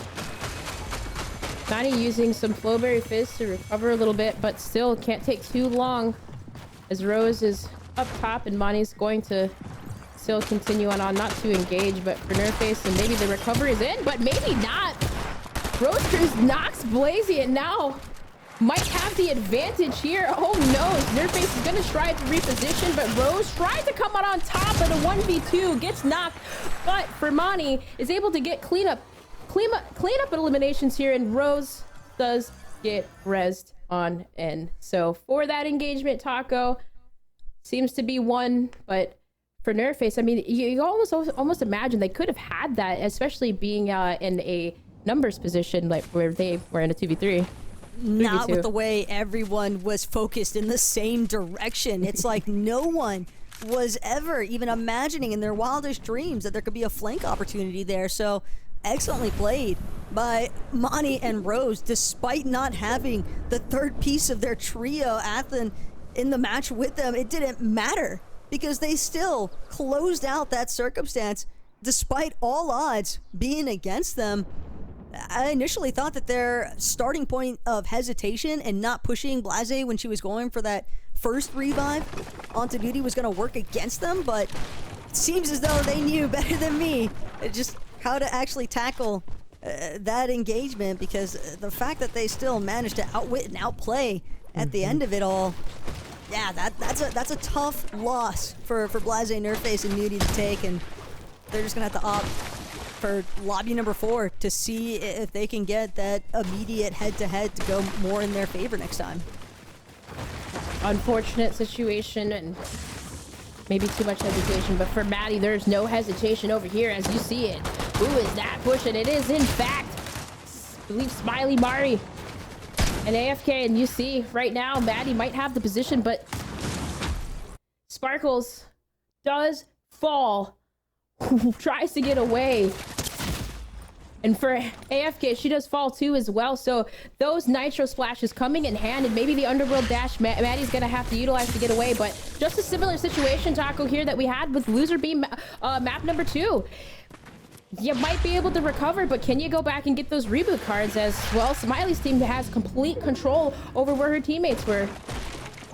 Yeah, Maddie doesn't even have any builds. She's forced to just try and farm whatever wood she can find, and if she's not careful, Mari, Smiley, Sophia, they might just choose to pressure even further, but as of right now, they seem content to kind of just sit tight at the other windmill, but that is a tough break, though, for Maddie's trio regardless, because Sparkles and AFK, you definitely expect a little bit more of a fight back, so that leads me to believe that might have just been more of an ambush situation that was just well played by the other ladies. And again,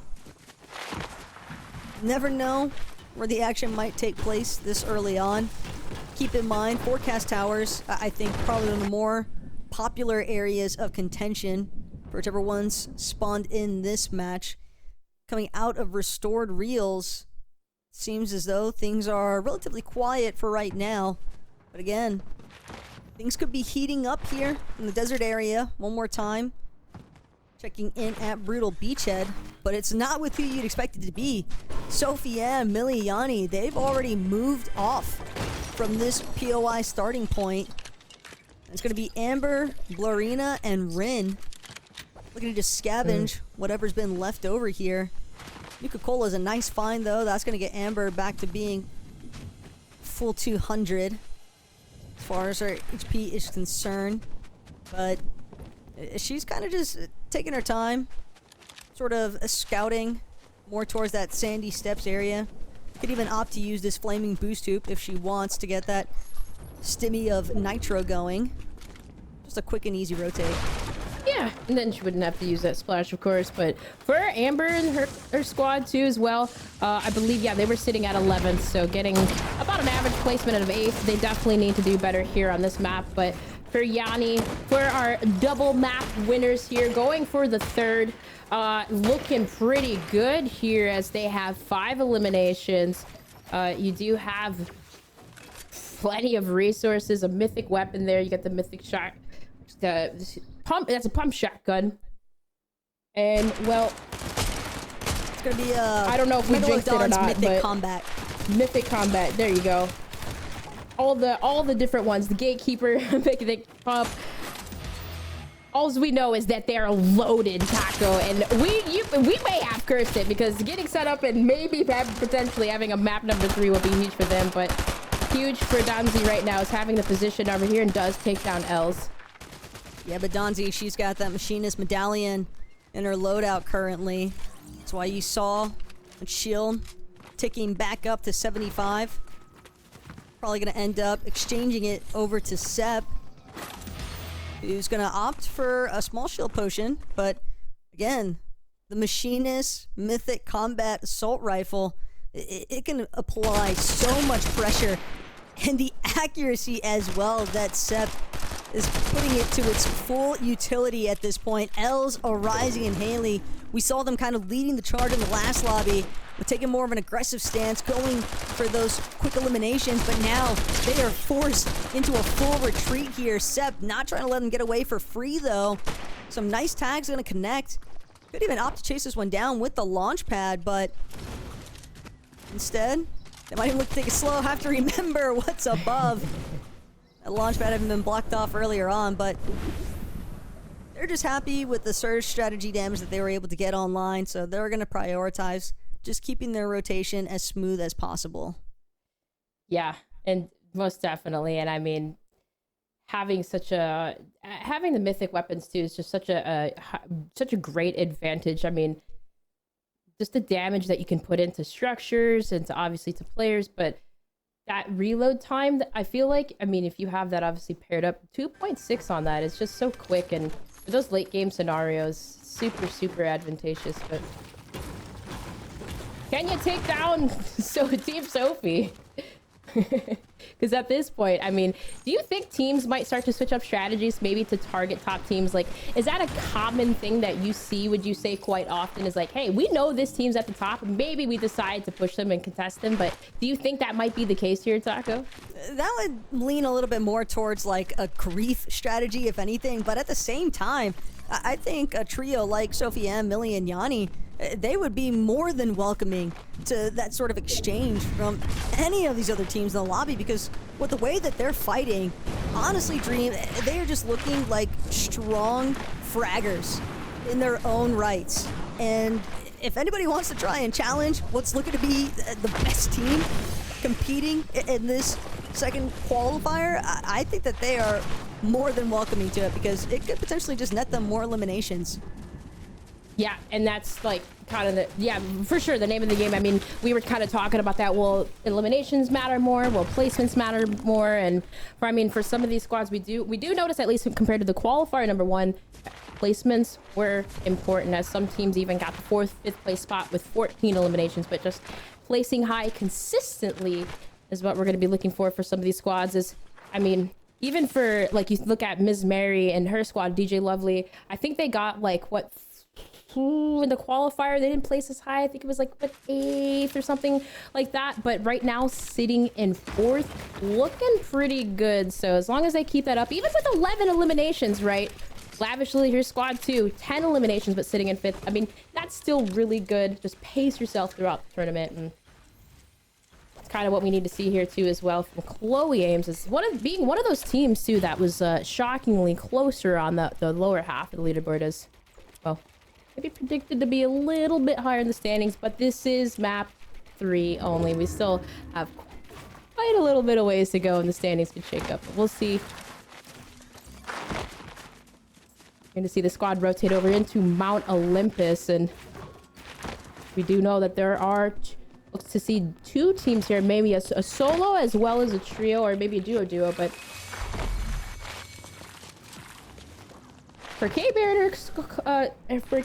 her squad, they just don't really need to be too overly aggressive. Maybe get some information here, but they are good to be set up inside the zone here at Mount Olympus. And they have elevation. I want to see them get more aggressive. This is a team that is definitely competent. Scare is a very solid player when it comes to winning her ones, and so they've already got 4 eliminations. They're likely looking pretty strong as far as their surge is concerned, but the main reason why I want to see them maybe take it to the next level is because coming into this lobby, they were sitting in that 10th place position on the leaderboard. They only have 55 points. They're currently tied even in 9th place there. It's going to be Toxic Cat, Nat, and or Dupe, who also have 55 points. But again, if they really want to break in to that top 5 of the leaderboard, they're going to have to double their points and at a rapid rate. And really what's seemingly been the hardest part for them is just smoothing out their mid to late game transition. They have not been making it very strongly into those late game situations, and all we really need to see them do is convert one ending zone basically into something more their favor, because as far as I'm concerned, every time we've seen them, they just have not been able to really lock down those placement points that you would want as far as the higher end is concerned. Oh yeah, and that's such a good shout. Like, convert one ending zone, and for some of these squads, I mean, that seems to be the case. And as you'd mentioned, I mean, being tied in with Nat and Toxicat, like, yeah, that is their tides. I mean, even that's the case for them too, right? Like, maybe just one good ending zone to put yourself up in, but still have to be able to hold position, maintain your spot. But for some of these teams, that 55-point deficit even from first, which again, squads and the teams are playing. This is a qualifier, but they still are playing for $25,000 here today. So the top 11 teams will still have a prize pool. 7th through 11th is $1K, and then that first place spot is $7,500. So keep in mind, whoever wins today does walk home with a little cash and bragging rights in their pocket. Seems to be the intention for Smiley, Mari, and Sophia, but this is 3 for 3 currently as far as challenging the top of Rift Island is concerned. And what's interesting to me is that no one else has seemingly tried to take Rift Island from them. It's like all these other ladies are content to let Smiley, Mari, and Sophia have free reign here on the high ground. And with that being the case, it's no surprise to me that they are nearly 1,500 damage above the damage threshold. Their main concern has been when it comes to those end games, they just keep going for height. Potentially 1 or 2 zones too early. We've seen them a lot of times, 7th zone, 8th zone, trying to control that high ground feature, and I definitely understand it. I think that is a very valid point in the game to try and challenge, but with this season and the way that Nitro works in general, and more importantly, the Nitro splashes that so many of these other ladies tend to be carrying by then, it is difficult to try and maintain height without having someone kind of just assault you from out of nowhere, because it's hard to tell which direction a Nitro-infused team is going to be running at you from. That's such a good shout. Like, I literally was thinking that, like, right, like, with the Nitro Splash, it's almost as if you have to send a player out there, just as we saw Sophie do, for some type of distraction and repositioning. Because with the Nitro Splash, yes, like, it's hard to get set up if you have someone just breaking through structures and disrupting you. But speaking of disruption here, I believe Leah in the storm trying to rotate in, meow, holding her out, but they do lose Lavish Lily in the process. Those 2 limbs to their name, and well, repositioning right underneath Rift Island. They do have to worry about some squads above, but regardless, at least they are together, so no separation there. And well, we do see K Morris too, 852 above the damage threshold, looking to rotate in on the north side of zone here, but you see so many teams, and oh no, K-Moore is falling off the mountain trying to rotate in, but still it's okay. No panic, still has plenty of heals, plenty of things to work with, but can't get too separated from her squad. She lost her dashes though in that exchange. You want to try and hold on to those underworld dash charges as long as possible, because they're not going to find the River of Styx anytime soon. Layla still has exactly 1 to work with, but K-Moore's maybe a little bit depressed at the fact that she just lost that dash for free, essentially. It can be such an important tool for protecting your material count, because if you're able to just dash forward along with that Nitro Splash, you don't have to use as much material building. The intent right now, though, seems to just be box, crank up. Layla and K-Morse trying to do what they can to ensure that nobody else is following too closely behind them. They do seem to have a bit of established turf here, just south of a weapons bunker as well. This could be a good position for them to maybe look to take advantage of some of that congestion that was pulling a little bit more towards that north side, but other teams, their intent is just to get a move on. They don't want to stick around for too long. This is dangerous territory, because if you are just timing is important, but if you're too late to rotate towards that next edge of zone, you're going to find yourself getting lit up by the entire lobby. Yeah, as you'd mentioned, it's such an open lobby. It's like you have to, high risk, high reward. No, just free position, get safe. As the zone pulls south of red line, you do see Dia trying to like get out of dodge here, but it's going to use a nitro splash, speed up the process, but not before she loses 2 of her teammates. So, I mean, here being 97 below the damage threshold, a little bit of a trouble. Does lose her teammates, and now taking pop shots in from the top, might get overwhelmed here, but might have to be forced to fight. But at least no one does pushes for now. But yeah, Taco, that storm is closing. The damage threshold is going to be a problem. But for teams, you do see Sophie having the high ground, favoring in position. And for Dia, sees everyone around her. Gonna try to have to get some damage in because 80 below now. And that surge is not stopping in. So does get a couple of shots, do connect, being right dead center in zone. Maybe here Taco gets some more damage in, but you gotta go fast. This is almost nerve-wracking. What do? She doesn't really have many options. She's at least got one med kick. She could look to try and play a replacement, but those shots and her failure to connect, she's drawn too much attention from elsewhere. Gonna be forced to ramp and wall that off, expending some of the last of her hard material. So it's gonna be a charge in forward. She saw players under duress, just a little bit north of her position. She's trying to close in on them. Big shots here onto Meow. That's going to be the knock that she needs. An elimination conversion could not have come at a better time and place, but she's still 52 below the damage threshold. Even with those 2 fresh eliminations, it simply was too little too late.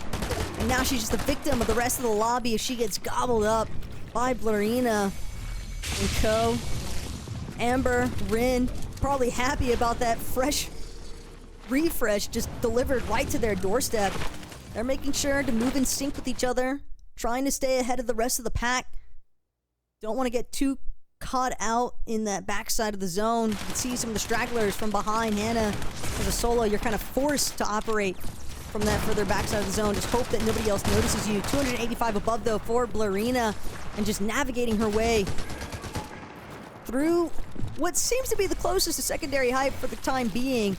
No one having really had a solid chance to look up to see who's controlling the high ground. If I had to take a guess, I'd assume it might look like Sophia, Mari, and Smiley up top currently. But keep in mind, Sophia, Millie, Yanni, they're another team that likes to make plays for the high ground, although it might be a couple zones too early for them to be trying to overtake height.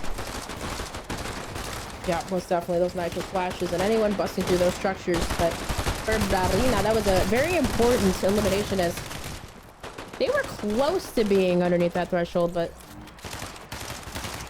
finding some luck here. You do see, though, this time, yeah, on the other side there, it is Sophie. They are still up, but Arising seems to be having the high ground now in her squad, and we saw how aggressive Arising was playing, confident in her play, but Haley going down to 52 now, has to drop down and now playing more of like a mid-ground position. Has to worry about Agent Nicole on the other side, but Aya Pixie does take down Haley, and well, for Els and Arising, they're still up right now, but still deciding to heal.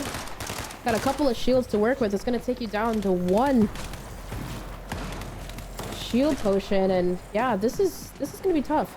I get wanting to go for height, but when your materials are as thin as what we saw Els, Haley, and Arising operating with, it's no surprise that they were immediately thwarted from the high ground. And now Sofiane, Millie, Yanni, we see them sitting high above the rest of the lobby, spraying down. Kay there trying to do what she can. She's got players on her wall, players destroying the cones above her.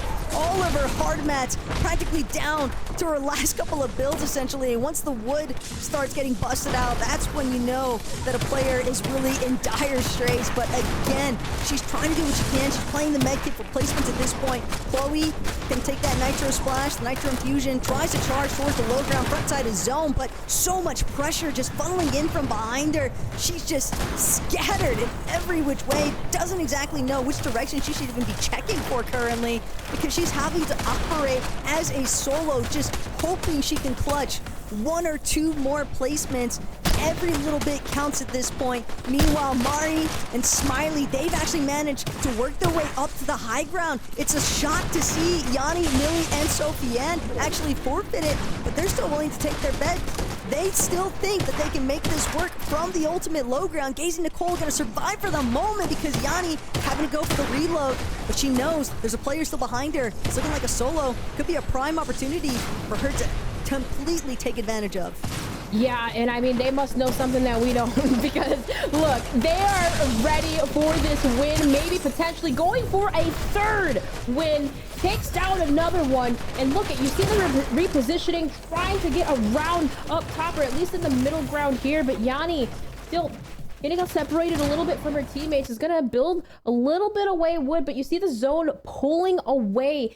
The zone actually in their favor, but for Mari, Sophie, and Smiley, they do have the high ground, and you see them with the thermal AR looking down. Yanni goes almost gets knocked, but still able to recover a little bit. But look at this, between the first and second place team, Taco. They don't have enough. Can they get away? No, Mari, she doesn't have any build. She has 1 build left. Sophia, 0 builds left. It all comes down to the material count at this point. We saw Smiley trying to play Disruptor. Sofiane bites off maybe a little bit more than she can chew, but this is going to be an outright skirmish. Ultimate low versus ultimate high, but it's going to be Sophia, Mari, Smiley. They're going to be the first ones to drop here. Sofiane going to get knocked. A return fire, though, onto the other Sophia. It's now all up to Mari and Smiley to see if they can strip away a third win from Sofiane's trio. Yanni and Millie breaking through these builds. The Nitro Splash has been expended. Mari only has this Gatekeeper shotgun to work with. These 3 shots have to be the 3 best yet. Pre-existing builds posing such a huge problem currently. Smiley does have 6 builds left to work with. She can't afford another tick of Storm, though. And Mari as well, trying to make sure to get some neat, beautiful knock. The dash is just too problematic here. The slide, disgusting work there onto Millie.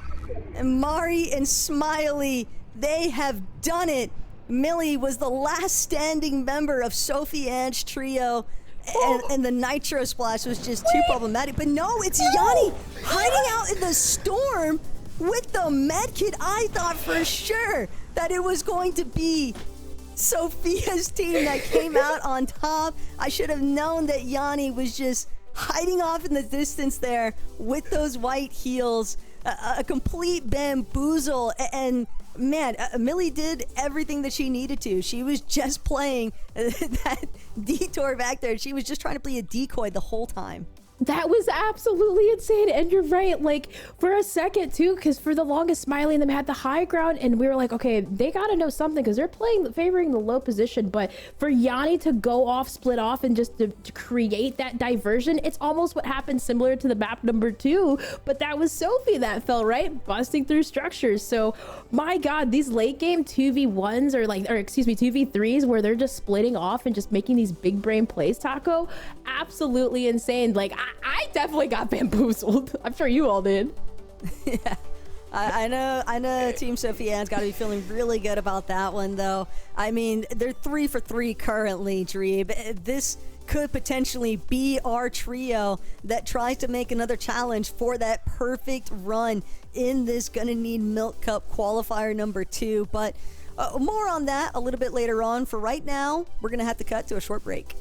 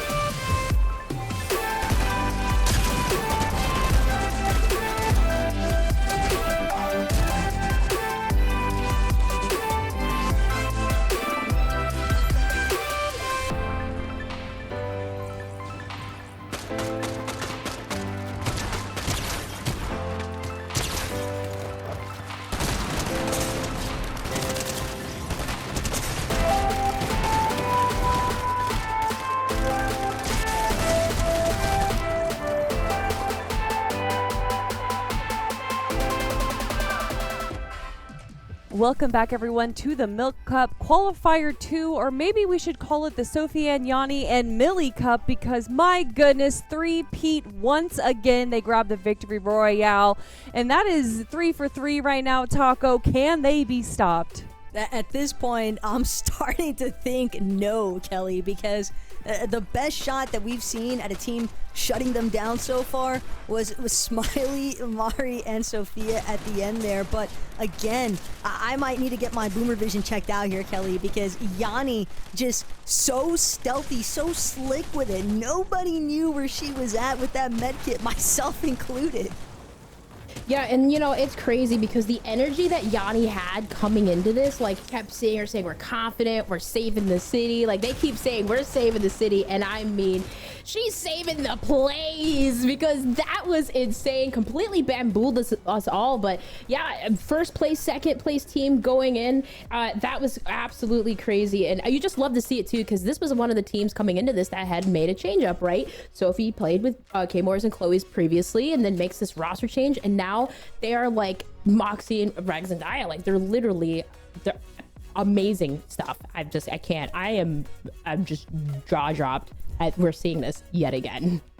Yeah, and you just saying that just makes me even more excited for the LAN event that we have coming up later this year, with all these incredible trios competing, full of so many great competitors. And one of those great competitors, we want to take a look into her setup real quick. Let's see what Mini Michaela has to say. Hi guys, my name is Mini Michaela, and I recently just got 8th in the Milk Cup Major 1 Finals with my teammates Sarler and Melanitra, and this is my setup tour.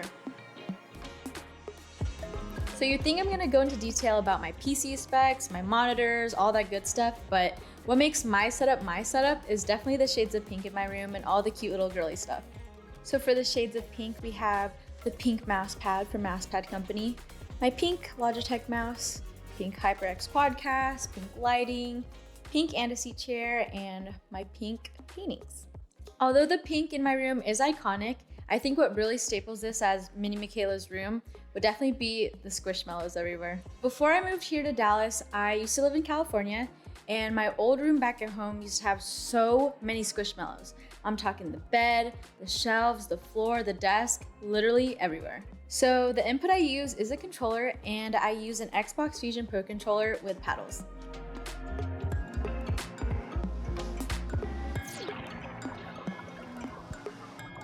Thanks for watching my setup tour, and good luck to all the ladies in the Milk Cup qualifiers.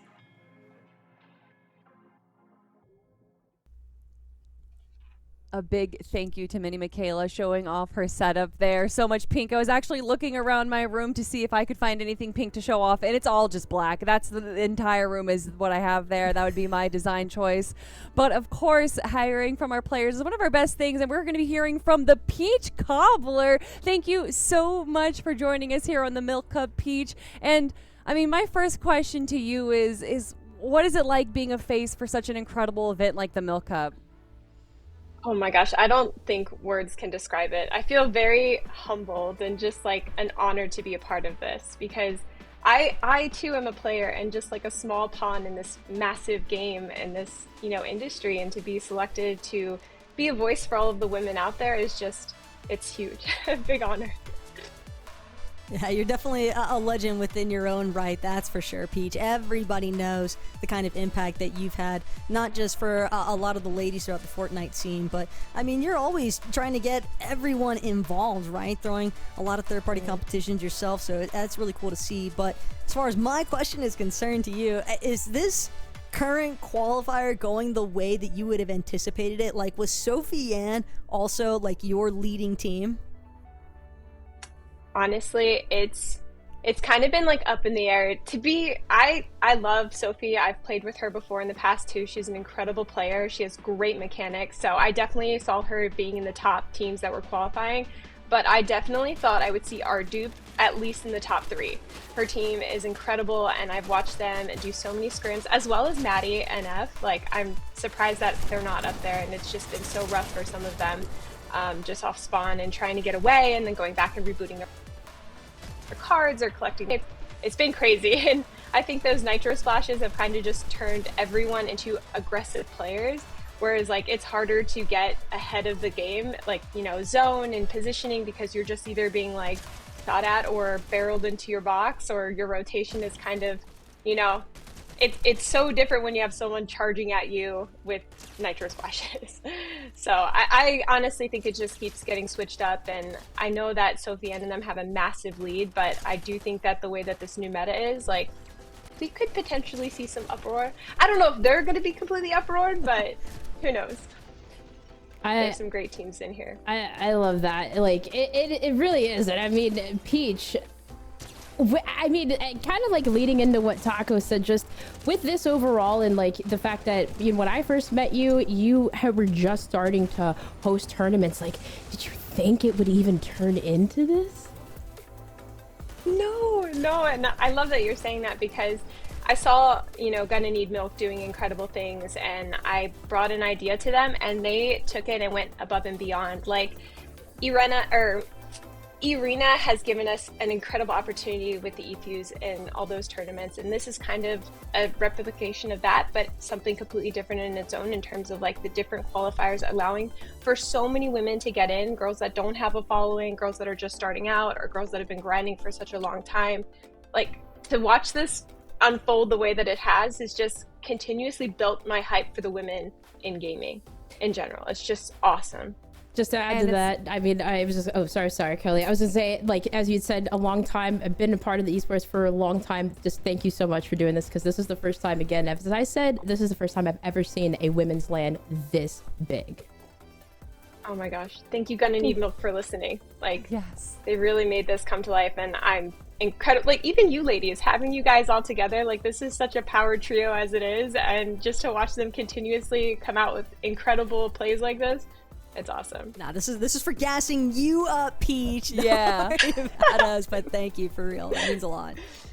But I love that you're bringing up that this is something that we've never seen before, and this is just the start, right? We still have one more qualifier, and then the first ever all women's LAN in-person event. How are you feeling about that? How excited are you to be there?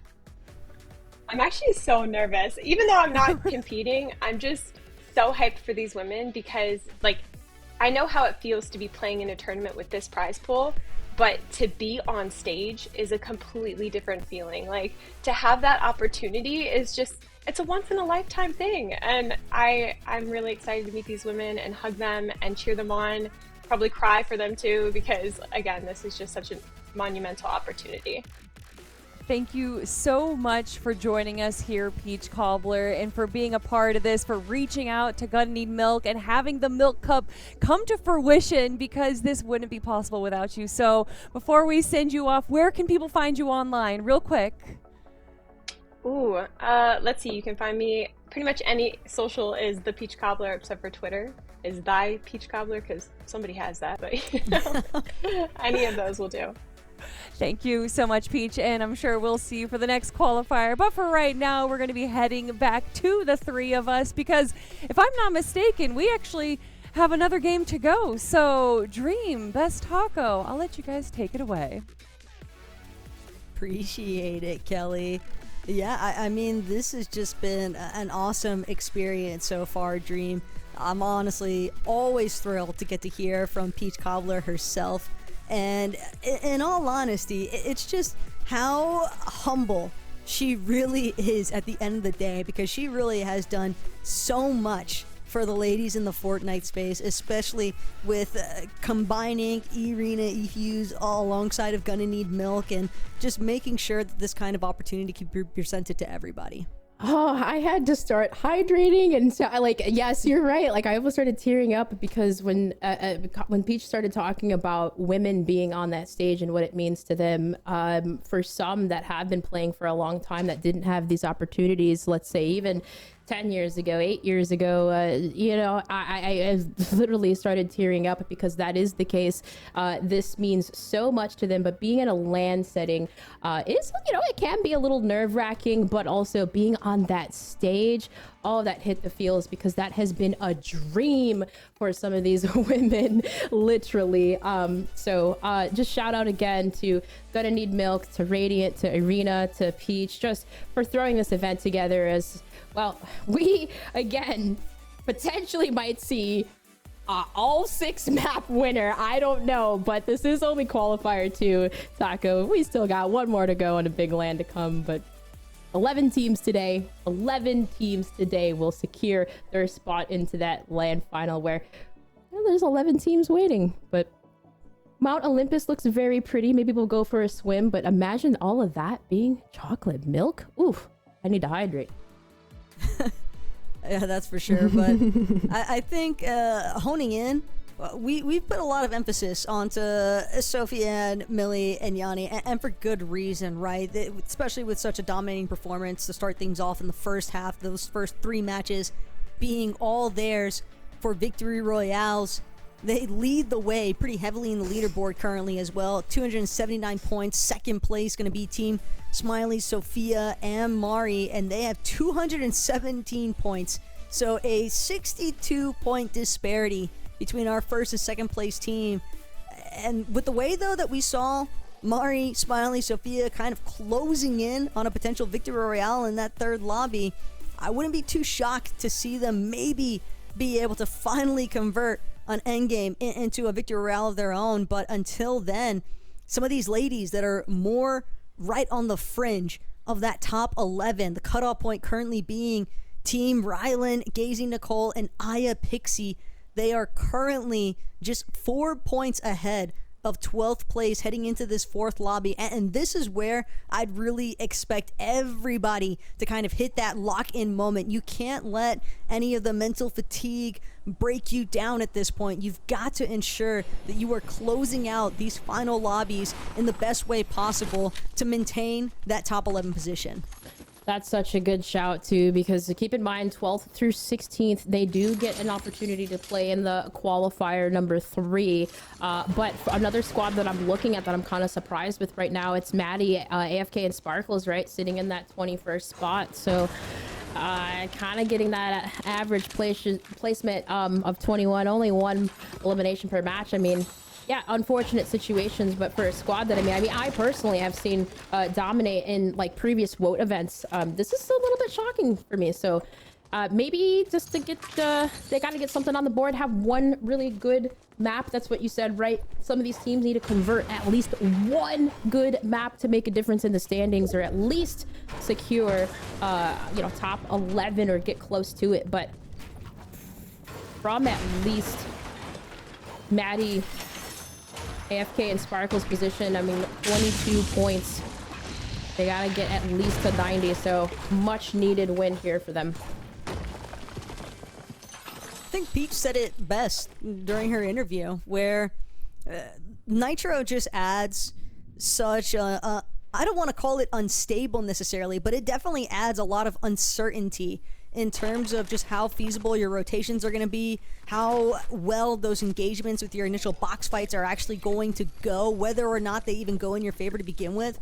That's where I think teams like Maddie and Sparkles and AFK, where you maybe anticipate them to be having a slightly stronger performance, they get a little bit more of that shock factor experience, because it is incredibly difficult to try and prevent yourself from being taken out by players just running through your boxes with that Nitro infusion off the Nitro Splash.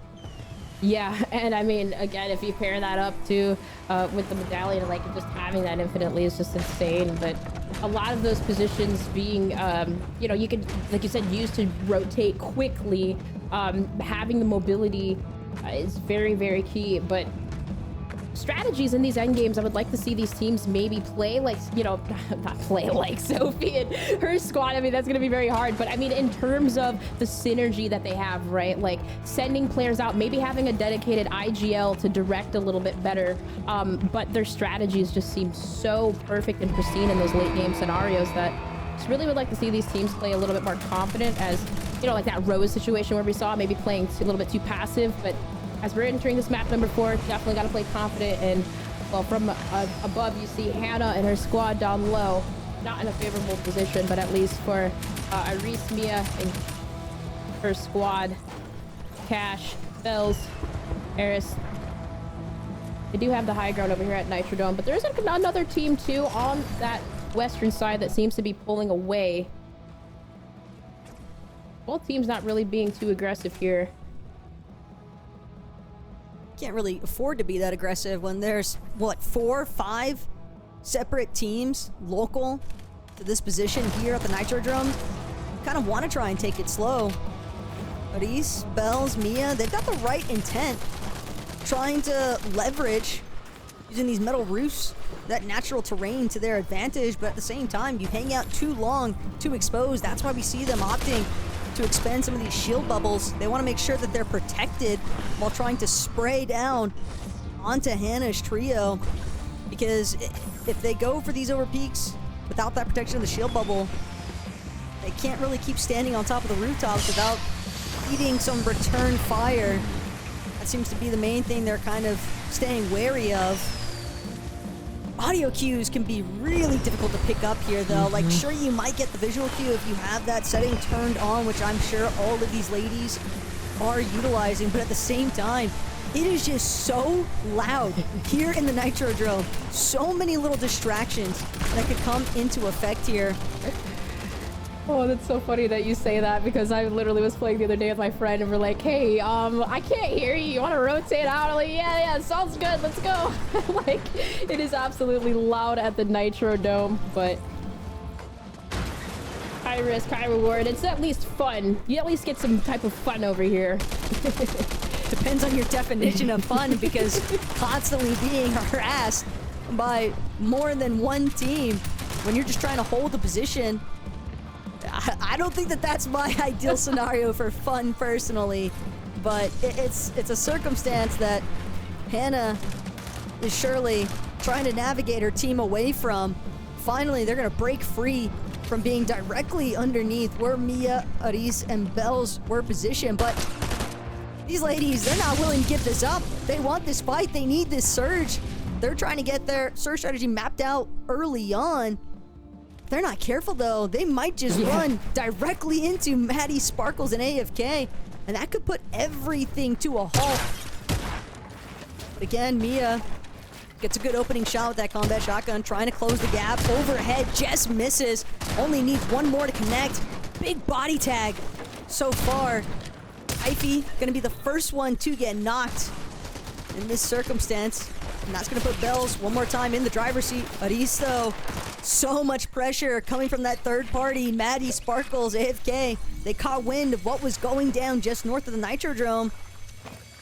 But there will be a slight pause here, a moment of recovery. But for how long realistically? Because Maddie, she's trying to close the gap.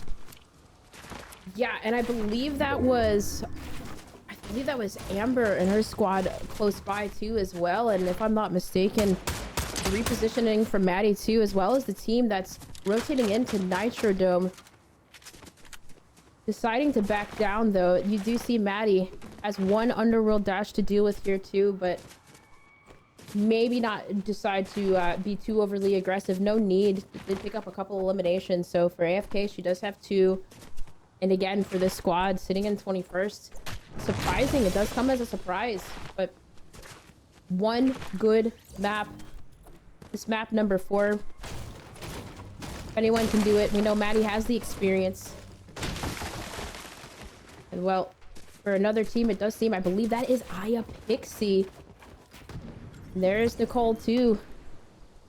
So on that high ground on top of the mountains, you do see one player there, but we'll see what happens with them as we're going to switch on board with our second place team. It is Mari Smiley. Out in the open here by the Reckless Railways. We do have about 4 squads for Eternity here. Gonna try to reposition inside with Reckless Railways and a couple of people behind her. That is Smiley going in for the aggression, but Eternity not gonna decide to back down. Does fall though. And for Sepp and Donzi, they're gonna have to rotate out. You see this zone is pulling away. Oh, they're not gonna give this up. Into a team, yeah.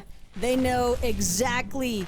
They can see that medallion circle surrounding Sepp right now. She's trying to escape. She doesn't care how many nitro splashes she's gonna have to use. She might get bailed out by a third or fourth party circumstance here, but at the same time, Smiley seemed intent on chasing this one down alongside Sophia and Mari, because they want that machinist medallion. They want that mythic combat assault rifle it would only add to the array in their arsenal currently, but just spotting out a couple more teams. Smiley's actually going to wait for the rest of her trio to catch up before she presses forward. Again, keep in mind, whenever you have one of those medallions, you are marked. And with that in mind, Seb, she's got her work cut out for her, because it's very likely that some of these other teams that she ran towards for a bit of a safety zone away from Smiley and Sophie who were chasing her, they might decide, hey, if this is a medallion player and they're a solo, why not just take it for ourselves?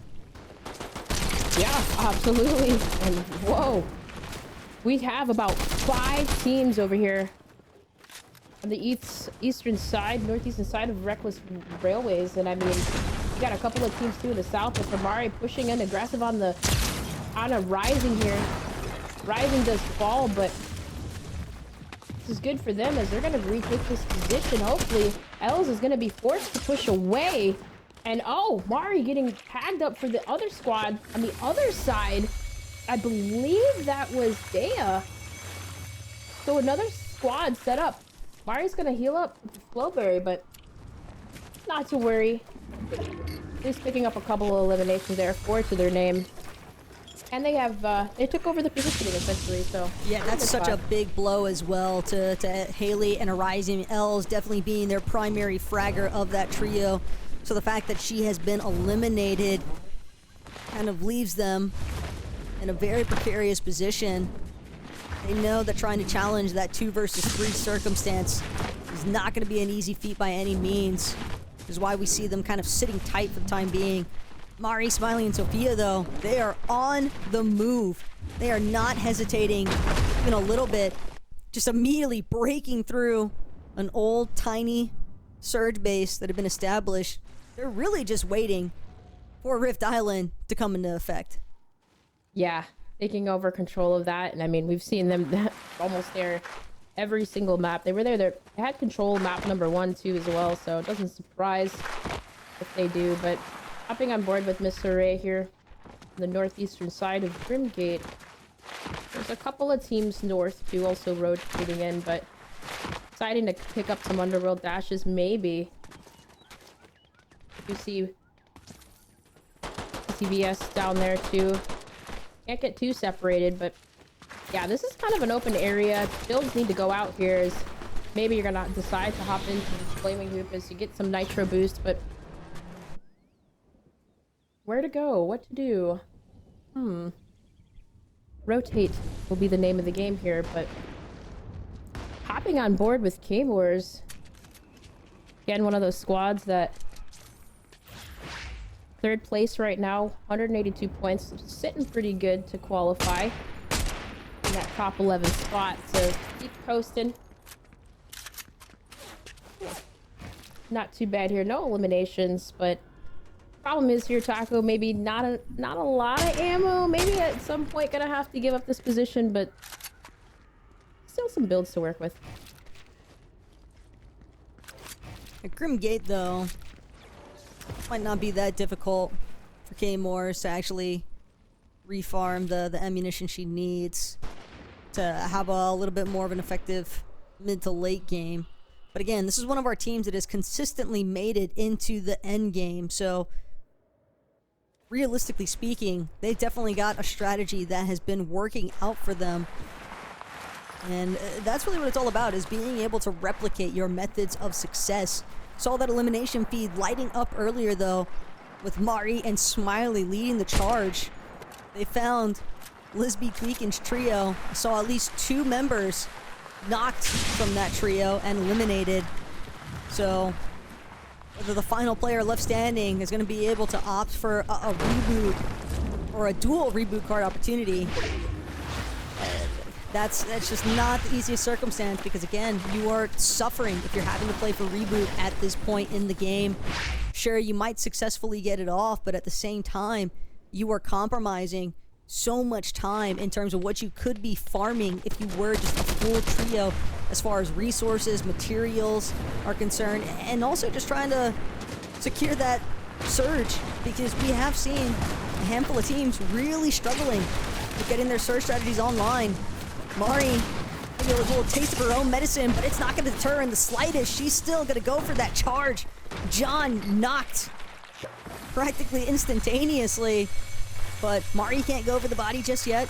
She can't go for the full finish. She has to make sure that she expends this last little bit of Flowberry Fizz. Try and get her shields back as close to full as possible. And now, prime opportunity here to offer the refresh. Don't know what shield they're able to pick up. Built are nice. Big tag, though, from the DMR onto Mari.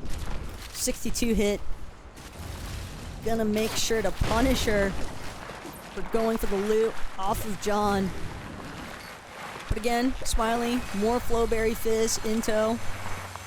And a Nuka-Cola even if things get desperate enough. Although I'm sure Smiley would like to hold on to that for herself. But this is just a lot of aggression coming out of this trio. They seem almost invigorated after losing that last lobby to Yanni playing the medkit so effectively. Yeah, and in a situation where like, all right, maybe, nope, they have to be confident. They're feeling confident, definitely looking confident. And another team here, K-Bear. Chloe has 4 limbs to her name, but seems to be on the res here. And there's a team down below, and it looks like Finley and Mountie can try to reposition, maybe get away, but right underneath here, it's going to be K-Bear to heal up, and they recovered. Good recovery for them, but... Yeah, I just saw Gazing Nicole, though, in the elimination feed, and keep in mind, Gazing Nicole, Aya Pixie, Rylan, they were our 11th place team. So, for Gazing Nicole to have gone down here in the mid-game, could be some serious problems for her team later on as far as maintaining that 11th place position. You want to stay inside that top 11 ideally, of course, but checking back in with Team Mari, Sophia, and Smiley one more time, holding on to Rift Island, going for the capture point. No one else even nearby. The only other players that are looking to consider anything to do with Rift Island, they're mostly just, again, hunkering down on the bottom of this Rift Island, just waiting for the prime opportunity, setting up box spaces next to rifts. And that's why you see Smiley doesn't want to let this go for free. She's gonna look to try and challenge. Lavish Lily never saw it coming. All Smiley needs is 1 or 2 more tags. Lavish Lily, she has been knocked. Sophia able to pick up where Smiley left off. Smiley still breaking through these walls here off the Nitro Splash, and yeah, Lavish Lily, she just never had a chance. It's hard to react to a player just dropping in out of nowhere. I mean, from that high up on Rift Island, it is so difficult to even expect that a player would go for such a crazy play like that. Yeah, and I mean, it at first too, it seemed like they were having a little bit of trouble even getting up there. Like Dea's squad was tagging them up a little bit from a distance, but able to rift up, and at least just being able to make an aggressive play on down. That Nitro Splash just really just adds such a great element in mobility and movement, and my God, utilizing all these plays, even on rotations too, super important. But beautiful plays there. Coming on in though, we're gonna see K-More's again. Squad that doing fairly decent right now in the 3rd place spot, 182 points, and again 681 above damage threshold is really good. But you're gonna see all these teams start to rotate it on in on the south side of zone. It's gonna get crazy here as we enter the next zone here, 6. And I can't believe here, Taco, we're already on map number 4. But the question is, will we have a repeat winner? That in which of Sophie, Millie, and Yanni. Well, the good news for a lot of these ladies is that as far as mobility is concerned, with this zone pulling towards that northwest side of the map, the Underworld, River of Styx, those Underworld dashes are going to be available for everybody to take advantage of. Another big connection from Smiley, and she just keeps it going. This is massive. It's going to be Yanni and Sophie, and our 1st place team just annihilated by Smiley. She is on a rampage. only means the last piece of the puzzle here. If she can find Millie, she's doing everything she can to try and scramble for the escape, but with that takedown, and our first place trio successfully eliminated single-handedly by Smiley, this is a prime opportunity now for Mari, Sophia, and Smiley to not only win this lobby, but if they can keep garnering even more eliminations, they might be able to overthrow first place. Yeah, that was pretty crazy. I'm like, no, I just asked the question, where are they? And then this is just Smiley action right now. So first, second place team potentially taking that first place. And keep in mind for this qualifier, $25,000 in total. So $7,500 potentially to take the cake for Smiley, Sophia, and Mari. But we'll see here as they're actually trouble in paradise. Smiley gets knocked down to 35, but still repositions. Has enough resources, plenty of resources to work with, but heal-wise, only Flowberry, but teammates probably have some stuff. There it is, the big pot dropped, and well, is still in a good spot. Smiley on a rampage right now, 9 eliminations, severely, way above the damage threshold. Nothing to worry about there, but tackle this right is now. insane. Yeah, but the issue again for Smiley, she nearly met her demise just being so elimination hungry. Delivered right in front of her, Karina, seemingly on the escape from elsewhere, and Smiley, she's just not even hesitating. The moment that she's got someone in her sights, she's looking to charge them down. And now it's going to be one more time. The Nitro bash through the wall. Athen nowhere left to scramble to. But Smiley, one more time, dropped incredibly low. As I was just mentioning, you get into the state of elimination frenzy. Sometimes you forget, hey, just because you're challenging 1, 2, 3 players at a time doesn't mean the other 4, 5, or 6 from elsewhere couldn't be looking at you. And if Smiley's not careful, she could find herself getting third or fourth partied. But at least for right now, she seems like she has ample backup from the rest of her trio. Mari and Sophia doing an excellent job, I think, at just feeding her resources, making sure that their leading fragger can stay healthy and able to keep up the challenges. Yeah, and that kind of seems like that strategy, right? Like, send one player out, heal him up, come back. You like have a dedicated Nitro player to play aggressive, to be that entry fragger. And man, Smiley just on a tear. But as you said, sometimes overly aggressive can yeah, you know, you'll falter. Play to be punished. That's the word I was looking for a second. But we're gonna see Seth though rotate this huge rotation on from the north side to over to the south side. As you see, the zone is pulling away, but only being 74 above that damage threshold. Gonna have to get some shots in, but might be a good rotation utilizing the underworld dash as you see teams quickly trying to get over. But on the high ground, Smiley still on a tear, still slaying out, still having her teammates feed her resources. Might be in the best position right now potentially to pick up some more.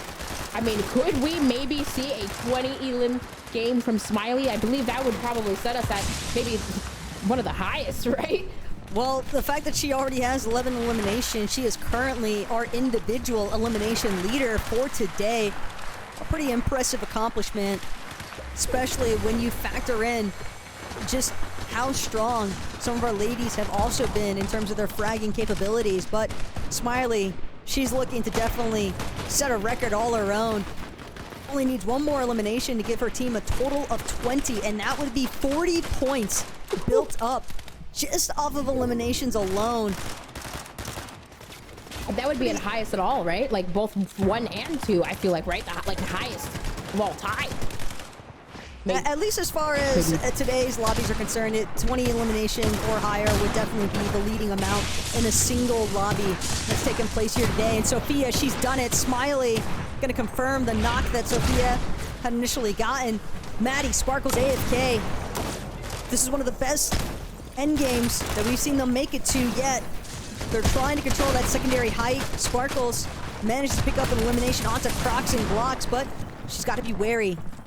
When you look at the Olympiad and you see what Smiley, Mari, and Sophia have been doing throughout this game so far, Sparkles and Maddie, they're trying to set a pace of their own.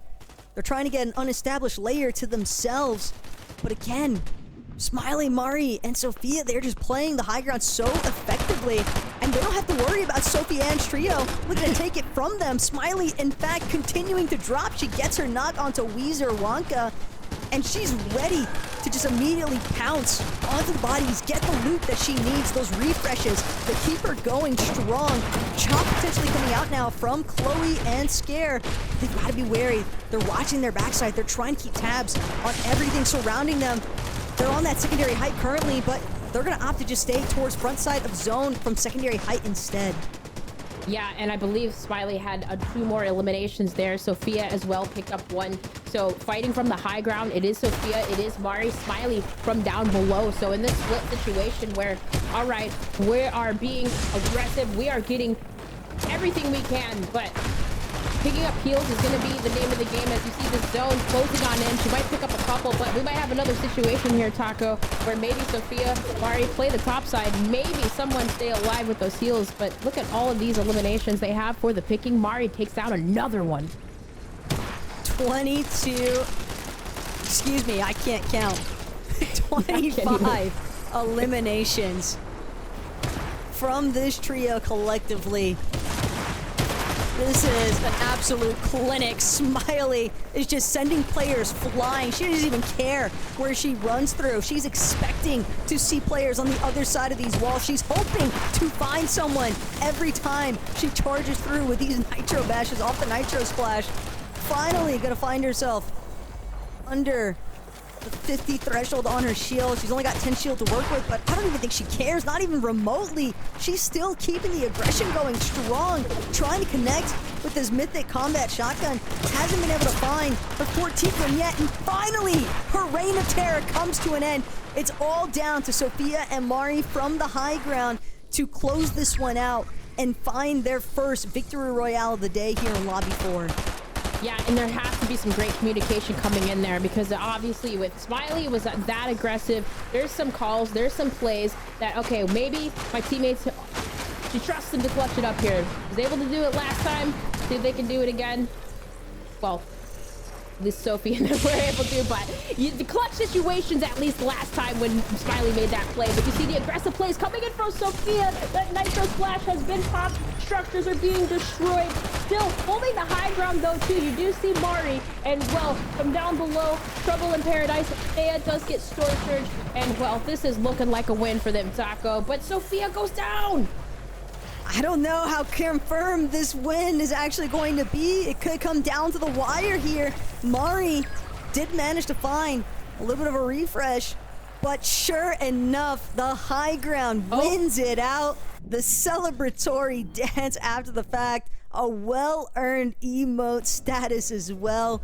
But man, that was an absolutely insane display coming out of Smiley, and this is really all stemming back to the start of this game for me, Dream, because we've been so conditioned to seeing Sophie Ann's trio being the ones controlling that brutal beachhead, but I think that might have been a switch up in strategy from Sophia, Smiley, and Mari. They've been landing consistently at the underworld, but the fact that they were stemming out of brutal beachhead so early on leads me to believe that they actually challenged at the start Team Sophie Ann, and that's the reason why we saw Smiley in control of Megalodon's mythic combat shotgun, as well as that Megalodon medallion, which gave her that infusion of infinite nitro. Yeah, and that, like, we had talked about that even at the top of show, right? Like, what will some of these teams do to strategize, maybe switch up some strategies to contend each other? Because again, with that lead, even that motivation from that last map from Smiley, just getting outplayed by Yanni, there has to have been some momentum leading into this match, because that was like a whole different beast from what we just saw to them, Taco. Absolutely insane stuff. I can't wait to see the standings, because another squad that we called out too was Maddie's squad that was sitting in 21st. They were finally a little bit inching up into that late game, picked up more eliminations. So just curious to see after this how the standings have changed, because that was nuts. Yeah, that was definitely a big game for Maddie, Sparkles, and AFK. I mean, it's the highest placement that we've seen them acquire so far today. Hey, better late than never, after all, right? But as far as Sophia, Smiley, and Mari are concerned, they've got to be elated right now at the fact that they finally found their victory royale. They chose to take matters into their own hands. But we've got all the more to discuss, and then lobby number 5 underway shortly. But for right now, we're going to go ahead and head to a short break.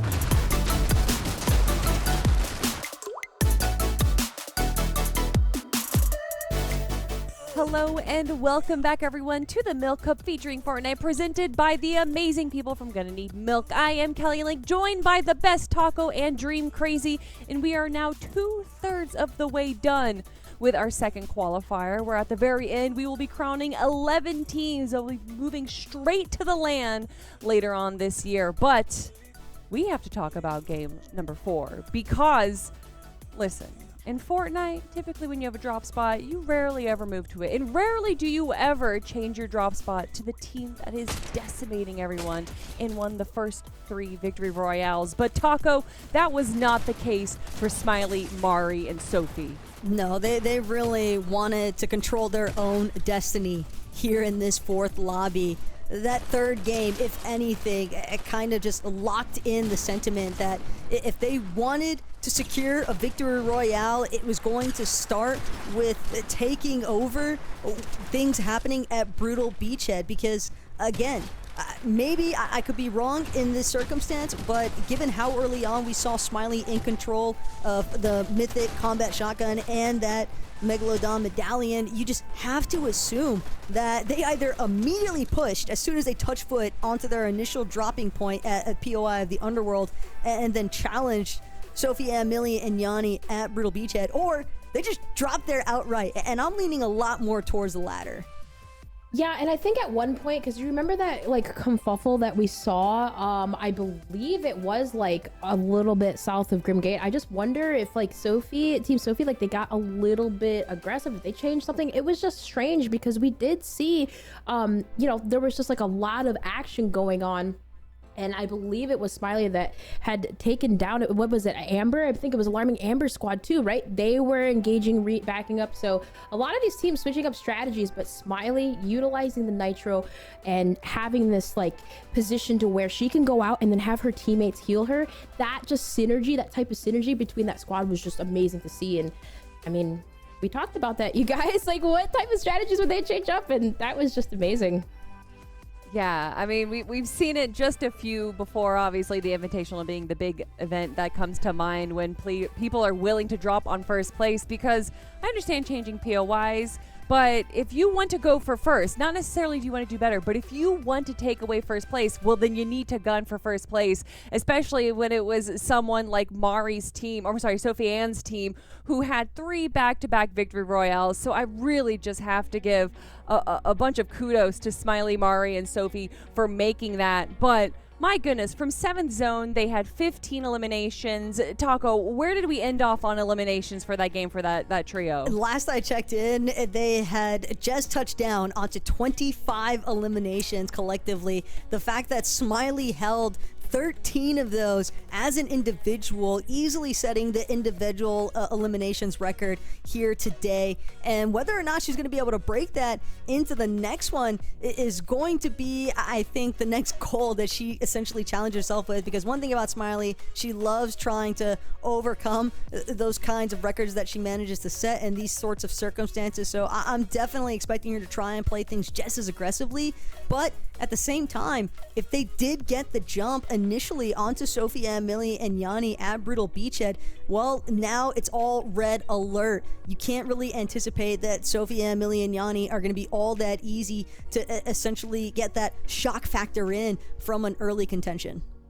Yeah, I love what these players are doing to be able to win this coveted spot into the LAN, and they're not the only ones winning. You guys can win something as well if you join the Gonna Need Milk Discord. Well, we're gonna have this amazing game that we got going on. It is called Zany Ziplines. They have their own custom map in Fortnite, like we all do, but tomorrow specifically, if you guys join the Discord, join the Zany Ziplines game night, well, we're gonna have a PS5 up for grabs. So guys, please make sure you join the Discord right there. You can scan that, join the Discord, and tomorrow we're gonna be having a fun little competition. So not just the competitors here today, but you as well can win something. But speaking of winning, I want to see who's gonna win game number 5. So ladies, take it away. Thanks so much, Kelly. Yeah, I love that. Another cool thing, too, about the Gonna Need Milk Discord, aside from the Zany Ziplines map feature and that custom little event playing for the PS5, but you can also just join the Discord to stay up to date with all things involving the Milk Cup qualifiers as well, and the pre-qualifiers, and they tend to do giveaways as well, and just a lot of community involvement. So definitely make sure that you scan and join up with that Discord. A lot of great things, I think, to come, especially from the folks over at Gonna Need Milk. But honing back in on what's at stake here currently, lobby number 5, the penultimate game of today's Milk Cup qualifier round 2.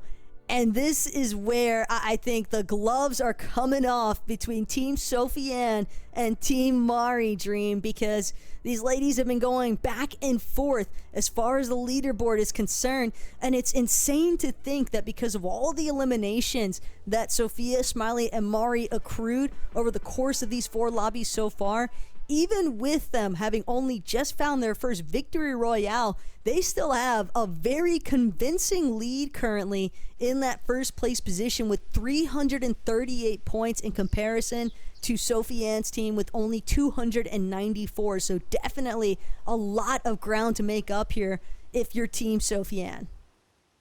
Yeah, that is a lot indeed, but as we had talked about, like, one crazy map that was insane from them. But another team I wanted to give a shout again that we had mentioned, Maddie's squad, moving up from that 21st spot all the way up to 14th from that late game. So just 94 points, going from what it was like 21 to 94, picking up a couple more eliminations too as well. Good spot for them. They're gonna need something to at least qualify and get in that top 11 spot. But for Smiley, that was an insane game. We already know that they're probably going to qualify, Taco, but for them, they want bragging rights. They want that first place spot, because as a reminder to you all, this qualifier is $25,000 for all three, $75,000, and another $75,000 for land. So in total for all of this, for the ladies, a lot of money, life-changing money, Taco, on the line. Yeah, and first place being $7,500, and that is something that Smiley, Sophia, and Mari definitely want to have full control over.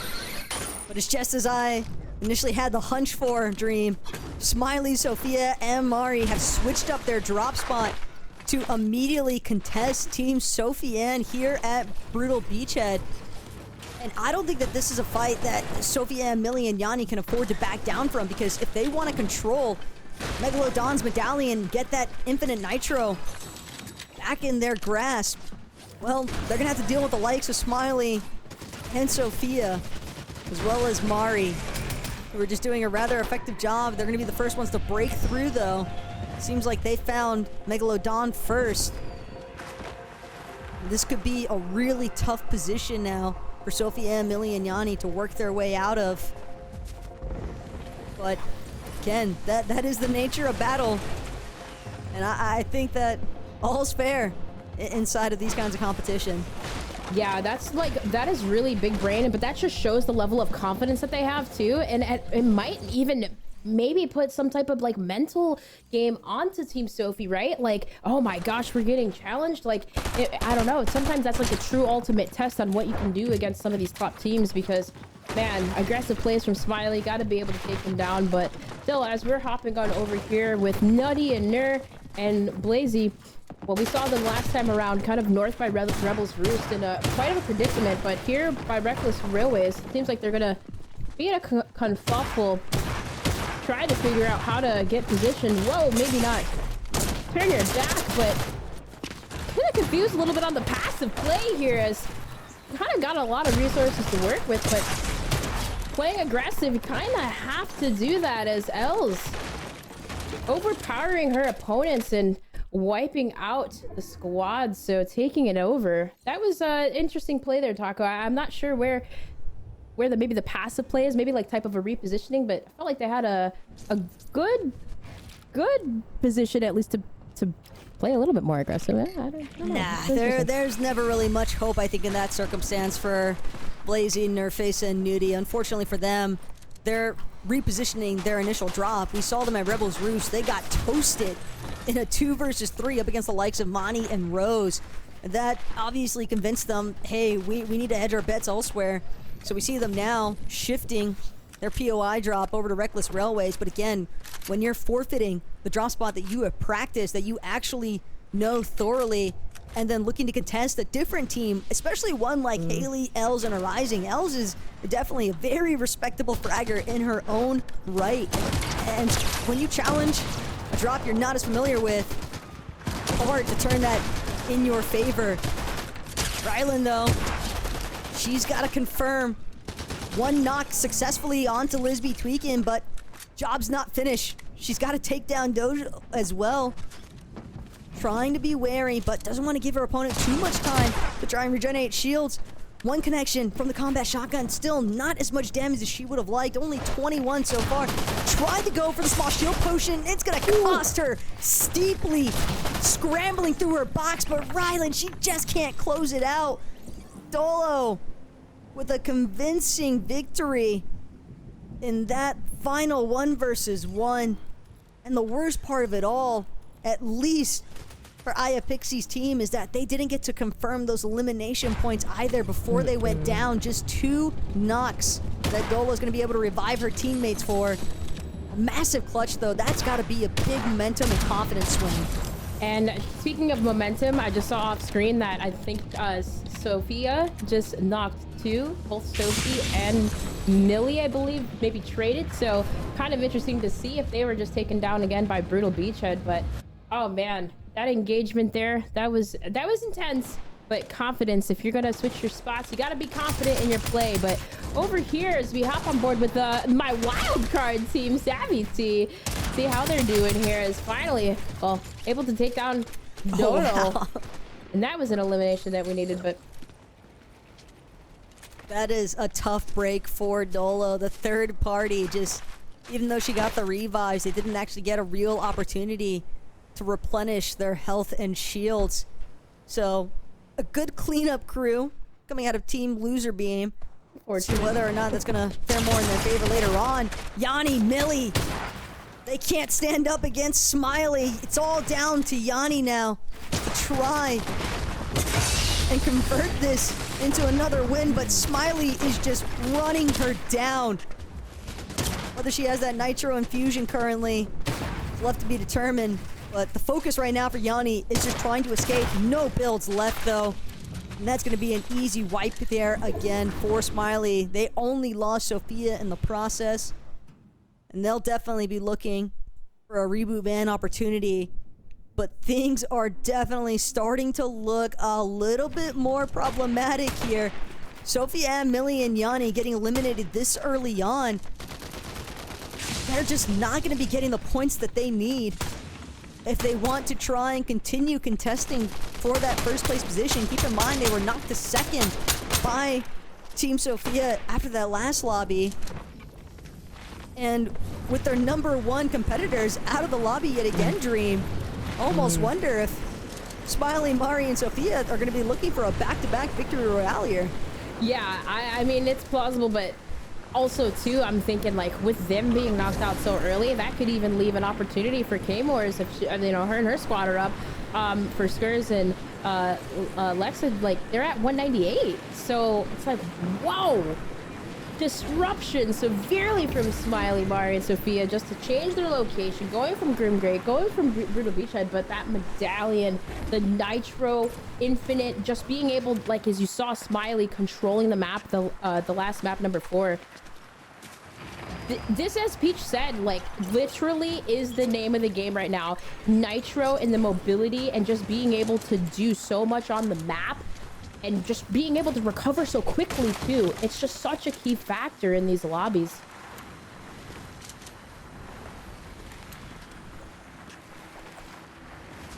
Yeah, and I'm kind of just rolling it over in my head now, trying to figure out where exactly the adjustments need to be made. Is it a circumstance of Team Sofiane just being outright outdropped, and that could possibly be part of the reason why they are so compromised at Brutal Beachhead, why they're forfeiting a more favorable section, the part where Megalodon is actually going to be located? Because again, we saw Smiley very early on. She was just breaking through the building, breaking through the floors, and just able to eliminate Megalodon so early on, get full advantages with that Mythic Combat Shotgun and that Nitro Medallion. So, if anything, Team Sofiane, they've got to look to turn it around in lobby #6. Because yeah, even second place could potentially be up for grabs if K-Moors, Layla, and Scars are able to find themselves with a really strong 5th game lobby placement. I'm talking maybe 3rd or better. along with a decent amount of eliminations, they could definitely look to close that like 96-point gap, I believe, that they're looking towards. 199, 296. Again, NA Education, I'm so sorry, everybody. We are working our best out here. 97. It's, you know, Cast it's a thought that that counts. okay. Yeah, it's a thought. We try. But no, it's such a good shout. Like, in that deficit too, I'm just looking at some of these squads that like right on the bubble. Rylan, Gazing Nicole, and Aya Pixie even being in 15th, right? 91 points, see if they can catch up. But also, too, just looking from the pre-qualifiers to now, DJ Lovely squad, they've really impressed me because they've been sitting at 4th, 5th, 6th like this whole entire time. And I believe in the quals and lobby number, actually, no, I think they did actually have one victory royale in lobby number 2, but still... 21 elims, 202 in pre-call score. They're still holding their own and doing a good job. So for some of these teams that you just don't expect to see on that bubble, I mean, even it's Bree, Lil Chicken, Lizzo, right? They're in 20th right now. That was your wildcard team, Taco. It's just, this is definitely a tighter, at least stat line. I mean, coming from 1st and 2nd, let's just scratch that. The bubbles is just much closer this time around, at least compared to qualifier number 1. Yeah, I mean, I think kind of focusing a little bit more towards that top 11, maybe even looking more towards that top 16 of this current round 2 qualifier in the Gonna Need Milk Cup. And I think what has definitely impressed me so far is a lot of the consistency that's been taking place between the ladies that are in that 6th through 9th place position. I think 10th and 11th has kind of just been going a little bit back and forth. You're looking more like a musical chair situation with 10th and 11th place, in where I feel as though realistically any of the ladies that are currently top 20, because even all the way up to top 20, I guess it's a little bit more of a steep drop off where it's 47 points versus top 11 being at 110. But even then, that's a victory royale and a couple of eliminations. And granted, even though I know we are in lobby 5, and so there's only 2 opportunities left over, and when you've got a team like Sophia, Mari, and Smiley just running down the entire lobby, I mean, they're practically creating their own dead side rotations just with the way that they are eliminating everybody. And I know that they've been doing anything but playing the passive route. It is just some food for thought that I think some of these other ladies could potentially leapfrog their way into the more ideal positions on that leaderboard. Yeah, that's exactly, and that's why, like, kind of just, that's like a couple of the teams that I was looking at that could maybe do that. And so I was pointing out maybe your wild cards and maybe Little Chicken might got it, but just that one potential chance. Still have 2 potential chances. This is map number 5, but yeah, with at least we know Sophie, Yanni, Millie, I believe they did we have one survivor on that one? Or actually, are they completely wiped? Because even so, if that's just one powerhouse team that is gone, at least, you know, you only have Smiley to worry about, Mari and Sophia. But Sailor Nat, Dupe, and Cat Attacks, I'm just hanging out over here by the Nitro Dome. There's a squad rotating in. I believe that's Weezer Wonka. Cat Attack's looking to see maybe what to do, but again, one of those squads that I believe are sitting at 11th spot. So another bubble team that's a little close, 113 points, but from a rising, only 3-point difference. So again, a team that just needs to hold, but don't really need to play too aggressive. Play for placements at this point. And that's exactly what Cat Attacks, Sailor Nat, and Dupe are going to do. We're going to continue on to rotate in. But I would worry at this point. Start to think about the Storm Surge.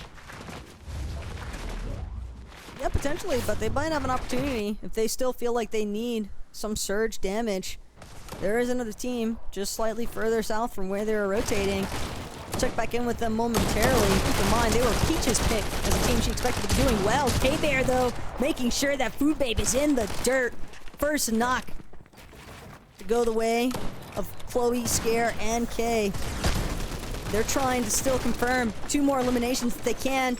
That's going to be a second on to Ms. Mary. Last player left scrambling currently, but 5 eliminations so far here for Chloe, Kay, and Scare. This could be a really big moment for them, but the big opponent that they're going to have to deal with right now is making their way into edge of this next zone. So many teams already situated in a slightly more ideal positioning. They could potentially get held and have to burn through a lot more of their materials than what they would like. Yeah, that's going to be scary. Burning through all those resources. You need as many as you can have for the late game scenario, but utilizing the nitro splashes and Chloe just bursting through this structure right here, playing aggressive onto a step and does get the knock. And there it is. The help too also from K-Bear. So for Chloe, Scare, and K-Bear, this is looking pretty good. And I know we know the positions. I think even at one point, what was that at map number? I think it was at 3, a little bit low on the lower part of the leaderboards, but still in the 5th place spot here. Chloe, Scare, and Kay doing a fantastic job at maintaining, and gonna possibly here rotate into a couple of teams, maybe continuing on a terror. As you see, there's 3 teams setting up. I believe that's Alarming Amber Squad and 2 others. So on the other side over here, yay Nikki. I don't also too, this squad, I haven't seen too much from them, but currently right now this is just one of those teams that need to severely have a pop-off game. Sitting in the, I believe, the 29th spot, so on the lower half. Could maybe play a little bit of disruption in the standings here, but again, it's gonna be hard to do so. We have aggressive players like Smiley, like a Rising, playing so confident in their game.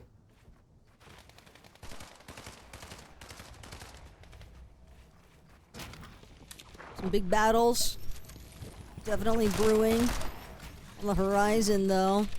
Karina, my wildcard team. There it is. I was still in the Lizzie prequels. Grill. It's all good. Unfortunately, yeah, Little Chicken didn't make her way into Qualifier 2 here, but there's always a third chance is the charm. Sometimes, you know, you get a little bit more experience built up from those pre-quals, but focusing on the ladies that are competing here today, Karina, Aliha, and Lizzie, they've definitely got some ground to make up for. They are currently in that 24th position, sitting at 25 points when they started this 5th lobby.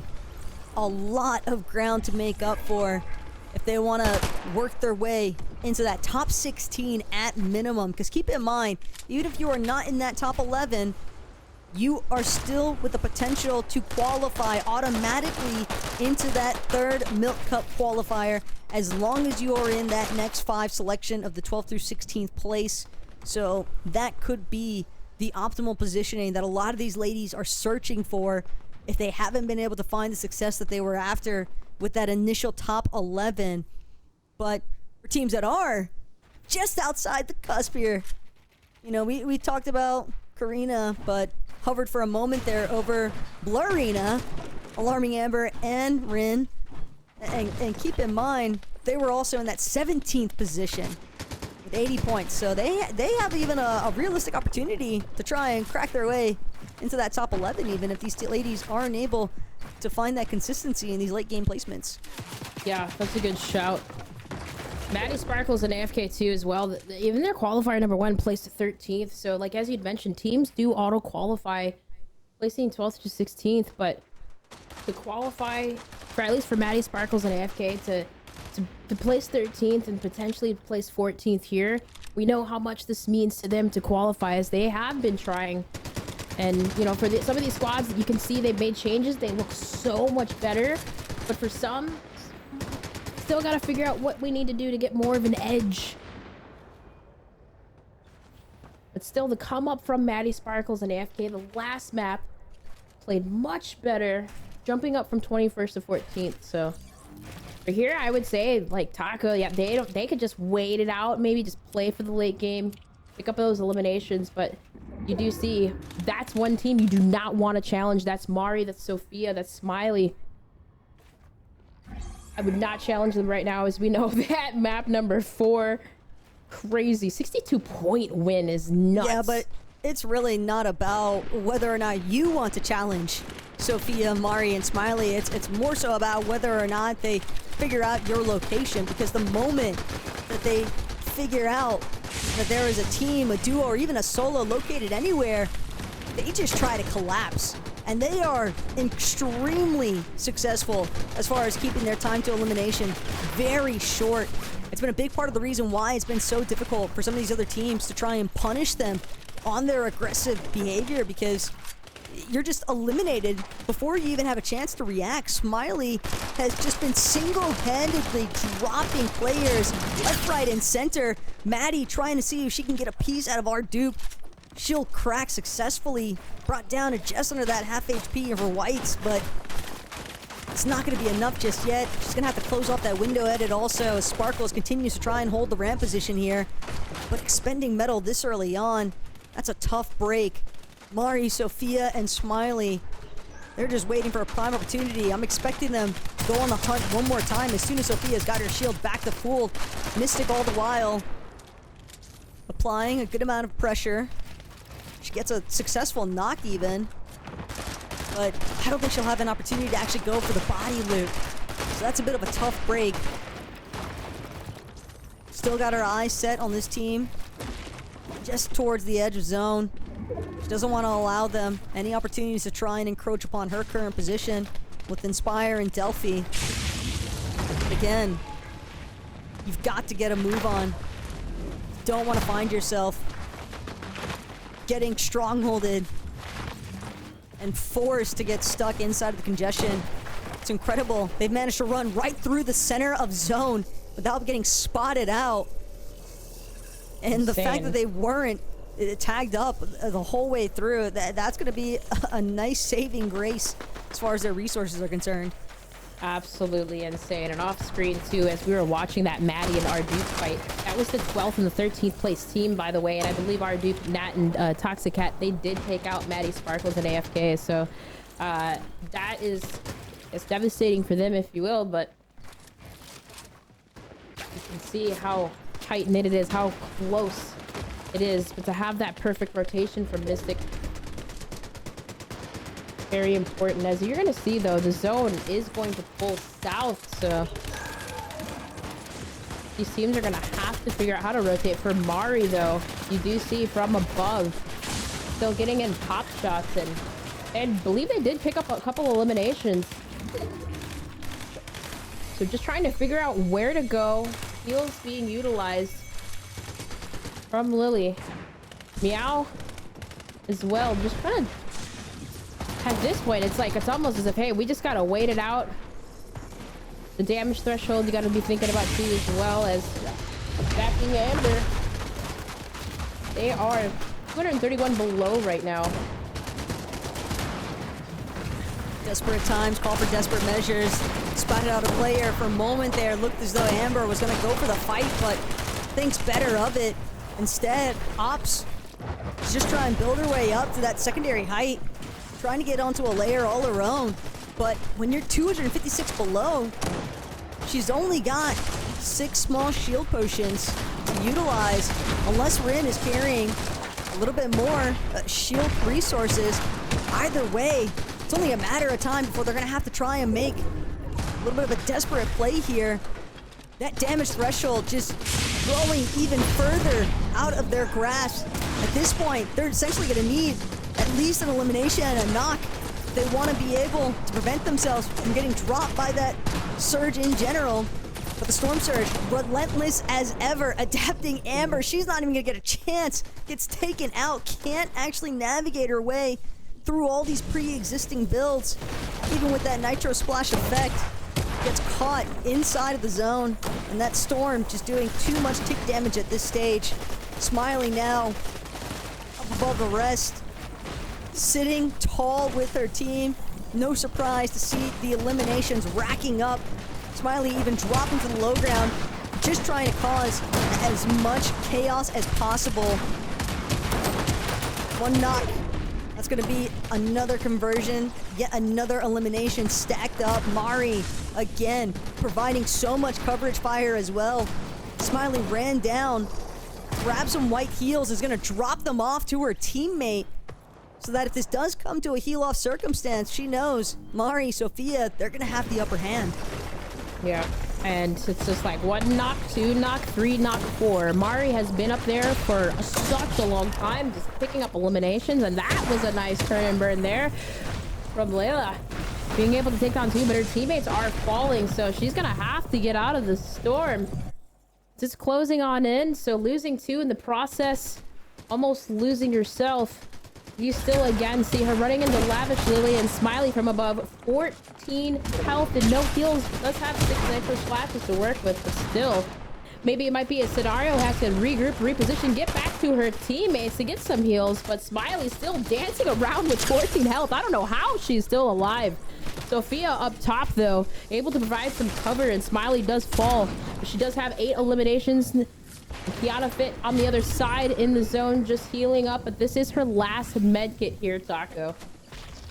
Sure enough, she's got to make sure that she can try, but the zone is way too far. 0 opportunity to try and break her way back into the safety zone, but Mari, Smiley, and Sophia, they have done it yet again. Smiley could have cared less what her HP threshold was at. All she was trying to do is play Disruptor on the low ground. She was just sending shots every which direction. It did not matter what kind of health differential there was between herself and anyone else. As long as she got at least 1 or 2 tags in, she seemed ultimately satisfied because she had full trust in Mari and Sophia to just take care of the rest. And they did close out business, because that's 2 victory royales on the day now and only 1 lobby left to go. It really seems like they're trying to cement their position in that first place spot on the leaderboard. Yeah, well, most definitely, because after that and how quickly Sophie and Millie went down, I think that's gonna put them close to like over the 440 point margin, something like that. I'm not sure, but these bubble teams are gonna be duking it out now. As we know, I think they're gonna make it, Taco. Yeah, but only time will tell how things are exactly going to break down. We'll get a chance to touch on those leaderboards, but for right now, make sure you grab your final glass of milk, because we've got it all on the line here for lobby number 6 soon to come after this short break.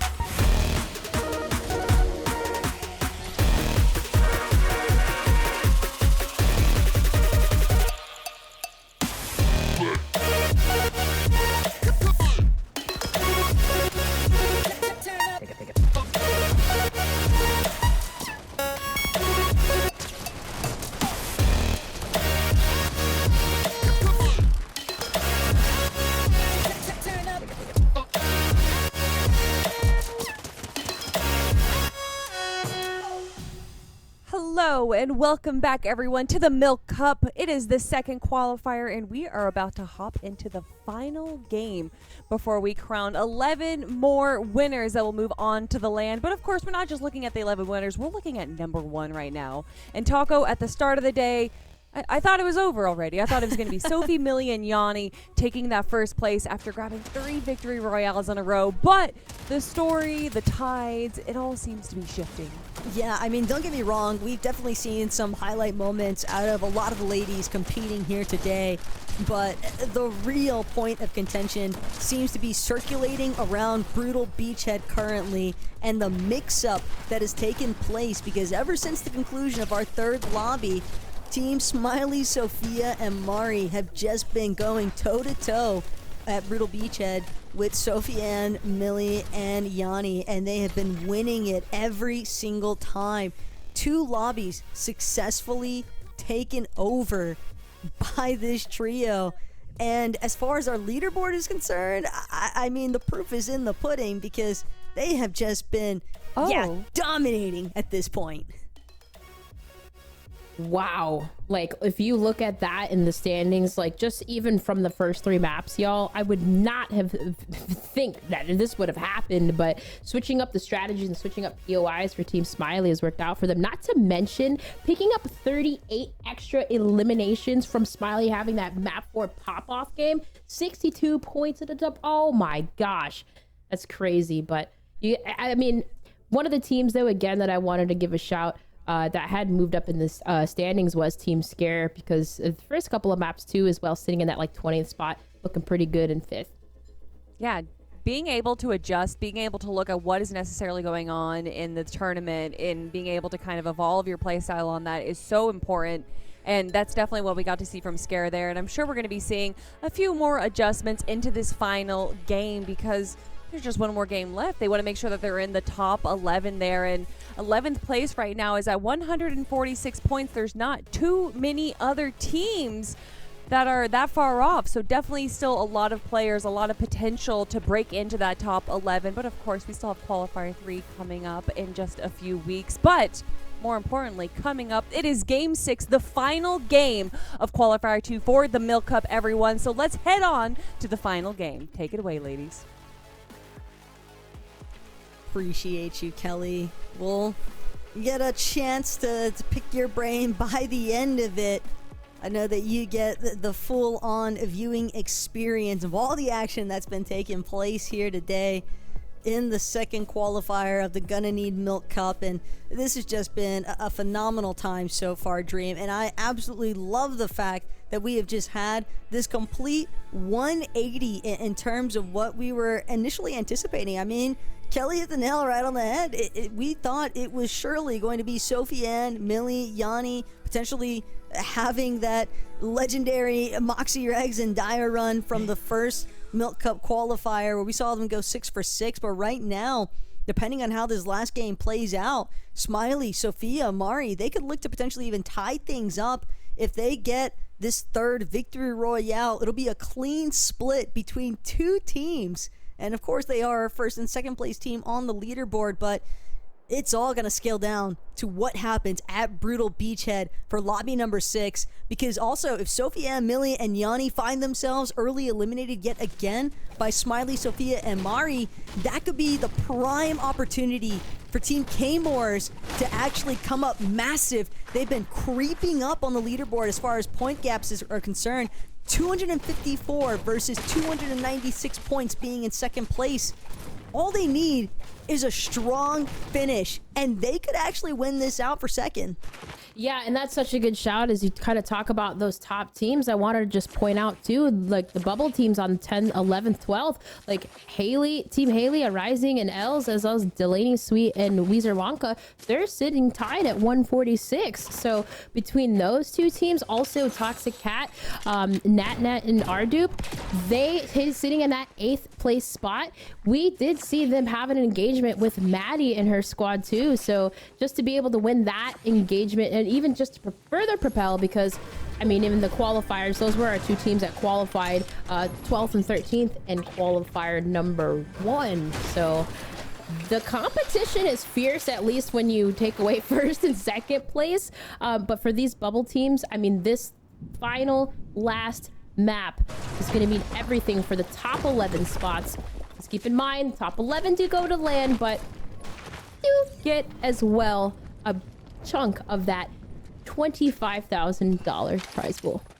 Yeah, but what I can't help but notice right now, Dream, is that the lobby is already seemingly thinning out. One thing that does tend to happen with a lot of the ladies' competitions that I can't help but notice is that the final match of any given tournament that they are competing in is always incredibly fast-paced. It's as if there's just a new level of aggression that gets unlocked when these ladies know that this is their last opportunity to try and shake things up big as far as the leaderboard is concerned. We're already down to our last 87 players out of this lobby. Make that 86 as the eliminations and the knocks continue to rack up here. Loser Beam thought she was going to get the jump on another player. Instead, finds her shield getting ripped away from her. Has to take a moment to pause here. Pop that shield potion. And now reassess. She knows the direction those shots came from, but what she doesn't know is whether or not she's going to be able to return fire just yet as she watches Savvy get ate alive by Scary Fan. Yeah, that's unfortunate too. And I think for Loser Beam, Ismar, and Savvy T, they're sitting at 18th, 92 points to their name right now. And that's Mar that does fall to Lisby Tweak. And so now it's Loser Beam, just again, kind of how we saw similar to, what was that, map number 2, I believe, where Loser Beam has to get out of dodge, but also has a player that is chasing. So it's taking the bounce pad and getting out of there, but she's chasing. She's gonna go all the way with this one. Liz is not gonna let Loser Beam escape. This is quite the investment, and it could actually work against Liz if she's not careful. Flaming Boost Hoop, even gonna be the last measure that Loser Beam resorts to.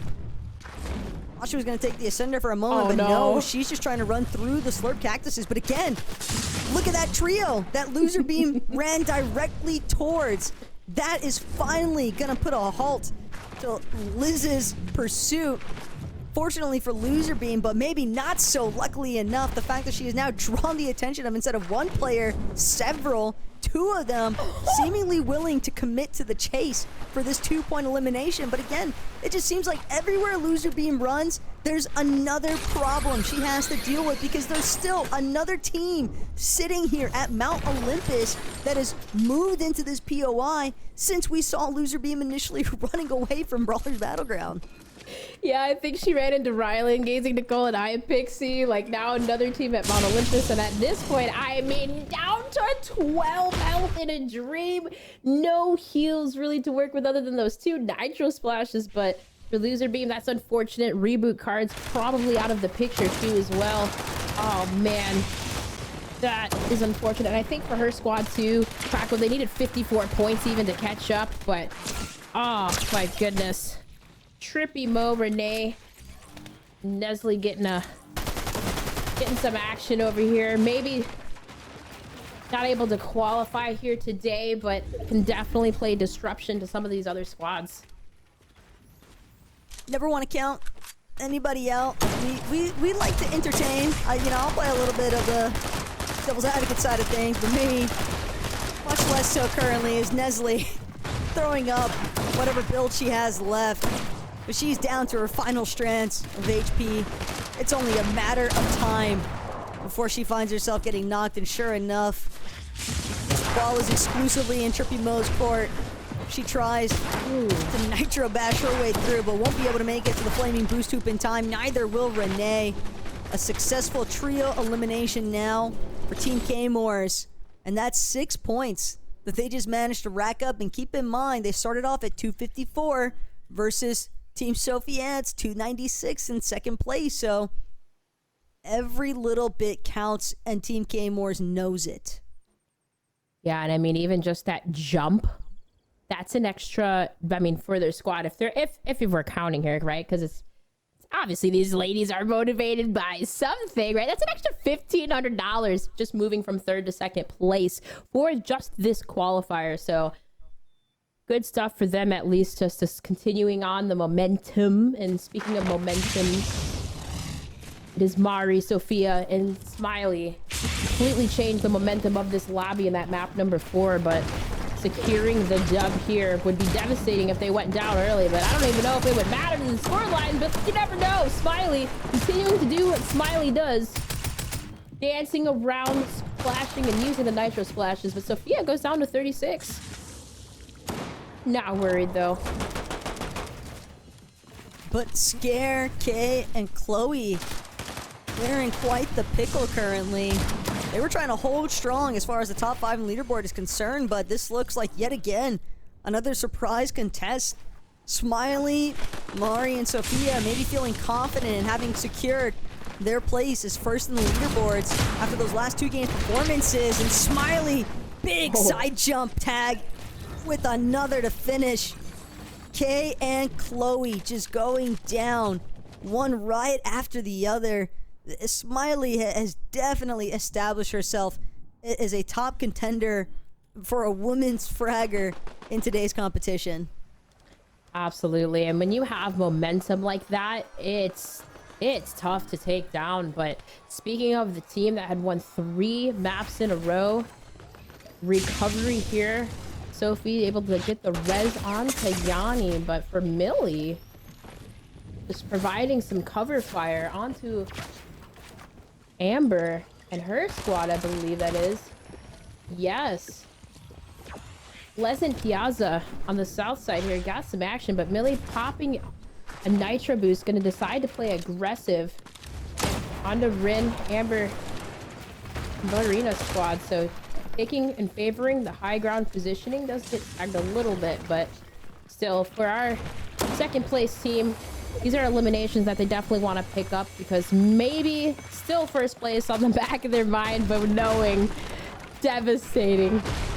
As Smiley and Sophia and Mari able to take it out from them, still playing quite confident here. The problem is it's 155 points difference between second place and first place currently. Oh yeah, So, their dreams are squashed. They're just having fun. If they can get 35 eliminations and a win or more, I think they might need even 40 eliminations just to call it safe. But yeah, they're gonna have to go at a much faster pace as far as racking up those elims are concerned. They've already got 2. But the biggest thing that I noticed is that Sophie N at least has control of that Megalodon Mythic Combat Shotgun. So at the very least, Brutal Beachhead did go in their favor. Rin now going to be the 3rd elimination for Team Sophie Ann. But again, they have so much work cut out for them. You gotta at least, even if the odds are not even remotely in your favor, what I love about what Team Sophie Ann is doing right now is that they're clearly not giving up. Because you never give up and you never back down. Yeah, that is so true. You'll see some teams, man, there might be like 5-10 seconds left, and it's like, no, if you would just give it that extra push, you never know. But utilizing everything they can, those underworld dashes to rotate quickly, pick up eliminations. And you know, one of the crazy things though, I think about that Yanni had tweeted out about their qualifier is the fact that they were trolling. If that was the case here today, and then maybe they just, you know what I mean? Like, I don't know. That's just confidence coming from them, but this is not a meme. This is not slightest. a meme. Exactly. Now Eternity. By the way, poor Meow. Kitten does not have the claws out right now because Eternity looking to piece her up in the process. She might get a moment of relief though. As Eternity looking to reposition, doesn't expect the wraparound. Lavish Lily with the backup fire here. Now putting the pressure straight onto Donzi. She does have a little bit of height leverage for the time being, but again, 2 versus 1 scenario. You have to think that 2 is better than 1 in this circumstance, and sure enough, Donzi not even gonna go for the reboot card. She's recognized the fact there's another team that overheard all of the combat taking place. This could be disastrous, not just for Donzi, but for Lavish Lily and Meow as well. Yeah, that's unfortunate. That's unfortunate. That was it was nutty Nerface and lazy, but yeah, I mean it was a good shot, but for Danzi, I mean, she's strapped. You have two teams basically holding you outside of zone. You're getting tagged up. I mean, at this point, maybe you might be able to rotate around, but still, there's two teams on either side. Maybe potentially could go to the far north, but depending on what she's working with, it's gonna be difficult to get out, as you see. Yeah. Well, she did get out though for the time being, and from what we've witnessed so far today, out of Blasi, Nerfaces, and Nudie, they haven't exactly had the greatest closings to some of their engagements. The fact that they're not even opting to chase down that solo player despite standing strong with their full trio, it's kind of a big indicator of where they think they might currently stand in this lobby. But again, this little bit of competitive experience can go a really long way for these ladies. Sometimes it's not about finding yourself in that initial top 11 or top 16, but again, just having this opportunity that TheMilk is providing with these Milk Cup qualifiers to give these ladies their first experience towards some of that competitive play, an inclusive and safe space. That is a big part of the reason why I'm such a huge fan of this competition taking place here today, and I hope that it inspires them to keep holding strong, to wanting to build upon these competitive foundations, and just look to improve their overall skill level with due time. Yeah, most definitely. And that we've seen so many of these ladies here today just doing just that, reforming teams, scrimming, practicing, hosting scrims individually, all of them really just collectively coming together, getting that practice in. But I feel like even just from qualifier number 1, I know obviously it's different standings, different ladies, but for some of these, I mean, again, for Maddie, Sparkles, and AFK, back in the day, like I said, I come in and out, okay, Taco, but for these ladies right here, I always see them in the top 5 spot. Even just in scrims recently, some of those stride scrims that were going on, you always seen them in top 5 spots. So just again, to kind of be in that position to where they had potential to even be 7th, that engagement last map with Ardupe, Nat, and Toxicat, right now, definitely need a pop-off game, but they're sitting at 17th right now with 98 points. So maybe there's still a chance. There is still a chance. Yes, not maybe, but again, the 12th place cutoff is, or excuse me, 11th place cutoff is 147 right now. So just devastating for some of these ladies, but still opportunity will present itself. Qualifier number 3 in a few weeks, but for Honey Lex, did lose a teammate. And down over here at the Lavish Lair, there are 3 teams duking it out. And I believe that was Els that just took down Aliha somewhere on the other side. But for Honey Lex, getting popped from up top, losing 2 of her teammates, Taco. She's in trouble. Look who's challenging them. It's Smiley, Sophia, and Mari. It looks as if they've completely switched up their game plan from taking over the south side of the map to now just destroying that north side. But Sophia, Mari, Smiley, they actually opt to leave. They've got Millie, Sophia, and Yanni hot on their tail, chasing after them, looking for some solid revenge here. At this point, it's about pride more than anything else. Millie instantly cranking up above where Mari is currently situated. Yanni trying to see if she can get a separate angle of approach, but it looks like just straight up overhead view. Smiley having her wall getting tagged up, potentially broken. 4 nitro splashes in Yanni's possession. Should she choose to get a little bit more up close and personal? That seems to be the case here. Mari, a little bit too exposed, but the shots not gonna connect. The Enforcer assault rifle just not cutting it. So Yanni gonna look to take her measures elsewhere with the Gatekeeper shotgun now. She's got Smiley on the road. Smiley doesn't look like she has any shield currently. Her white HP has been fully exposed. Smiley getting lit up, and finally, the behemoth of this Milk Cup qualifier down and out for the count. Millie gets the confirmation of that elimination. A massive blow, though, to Team Sophia. Sophia and Mari are not gonna be left to try and recover what they can, but no, Sophia! She's actually knocked already. She has to have been taken out Millie. earlier on. Yeah, Millie was the one to open up that engagement, so being able to take down 2 as well. That was huge. Big brain plays, but how awesome was it to capture the first and second place team, but how quickly and how aggressive that Yanni, Sophie, and Millie are playing this map number 6. I mean, like you said, don't give up. They are not backing down. And impressive stuff to take down Smiley. I mean, it's very rare that we saw Smiley running away this whole entire day, but man, over here, over by Grim Gate, it is K Plant 4 eliminations right now. And for her and Botley, I believe right now, they are sitting at 20 of 62 points. So another pop-off game from a team that is much so needed. Team that may potentially can convert one game into getting into the top 11 spot, but 147, that is a long way to go. You gotta think, you're thinking, all right, we gotta pick up as many eliminations as possible. So I have 7 using those underworld dashes to rotate quickly. They are going to run into a Rising's team, so maybe be able to play disruption here from the back side. But still, there are teams rotating in that zone as far away. So Haley and a Rising with the higher ground favorable positions. It is Shadows that does get down, taken to 67. No heals to work with. Does have 6 nitro splashes, so all the mobility in the world, but not much heals.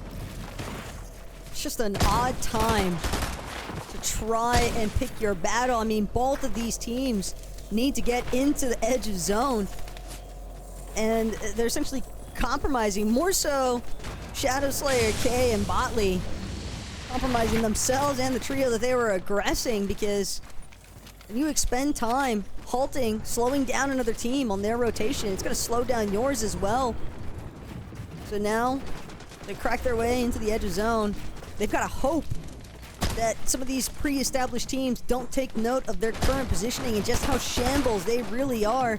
They're trying to see if they can break down some of these pre-existing builds, establish some of their own, and then maybe look to take advantage of any other late stragglers. But they were the late stragglers. There's nobody else coming in from behind them, and they've got to press their way up this hillside or look for a wraparound. But again, relatively low on materials, and they've already alerted other teams in the area to the fact that they were so far back, the backside of zone, that they could potentially just make themselves an easy target for some of those teams in more optimal positioning.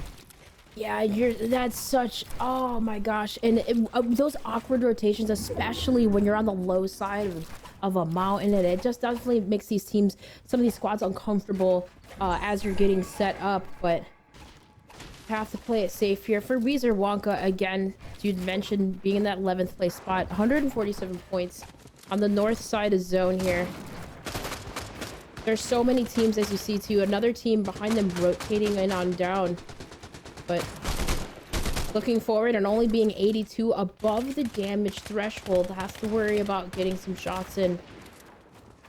It seems a little bit awkward for Weezer Wonka and her squad. Millie, though, continuing to take on eliminations, as you see on the other side. And look at that. Mari? Mari? Still kicking. Recovery. I wouldn't call it a recovery just yet. But again, when placement points are able to be factored in, and Nerdface is completely oblivious to the fact that Mari is a solo rotating from behind them. That's a big break. And Mari just landed herself. Gonna be forced, though, to box up in metal. And yeah, unfortunately now she has been spotted out by some other teams. Again, in much more optimal positioning. Just breaking apart this little hut next to the lavish lair. And Mari is essentially just gonna sit tight. She is 339 damage above the current surge threshold. So it's not like she necessarily needs to be openly aggressive from the start. At this point, she is fixated exclusively on securing as many placement points as possible. And for that, to work out in her favor. She's gonna have to make sure that she just stays hidden away, hoping that nobody spots her out. You never know, she could make a deeper run than you'd anticipate. Yeah, I mean, you have to think though, they have to be happy about this, because I mean, at least for Millie, Millie, Sophie, and Yanni, who are essentially like, that was their goal, take them out, right? They didn't want to worry about them. They want, at least in the back of their mind, to secure as many points as possible. But regardless, like, that's pretty impressive for Mari to stay alive through all that kerfuffle. And I mean, even through right here, Maddie and Sparkles losing AFK. But again, being that team that was like right on the cusp or potentially close to making it should they have some type of pop-off game. But for Maddie and Sparkles here, no eliminations to their name. So maybe higher in the placement, they got to pick up something here. And for Maddie, I mean, trying to figure out on where to go. That zone, that rotation is in hand. But Taco, what do you do here? I mean, it's difficult. Well, if anything, it's evident that 104, Maddie, 60. Sparkles, AFK, the main thing to keep in mind is that despite their strong performances in some other scrims and third-party event formats, the fact that they are struggling here today to even break into that top 11, much less the top 16, kind of showcases, it's evident just how much the competition has really improved throughout the course of these women's competitive events. And I think it's awesome to just see that the gameplay just continues to naturally develop and elevate itself to new heights. But again, can't ever count them out just yet.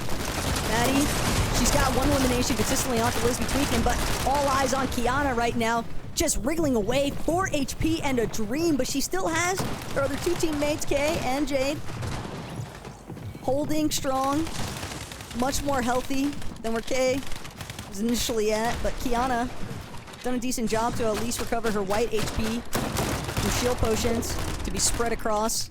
So she'll also get to regenerate a little bit of shield as well.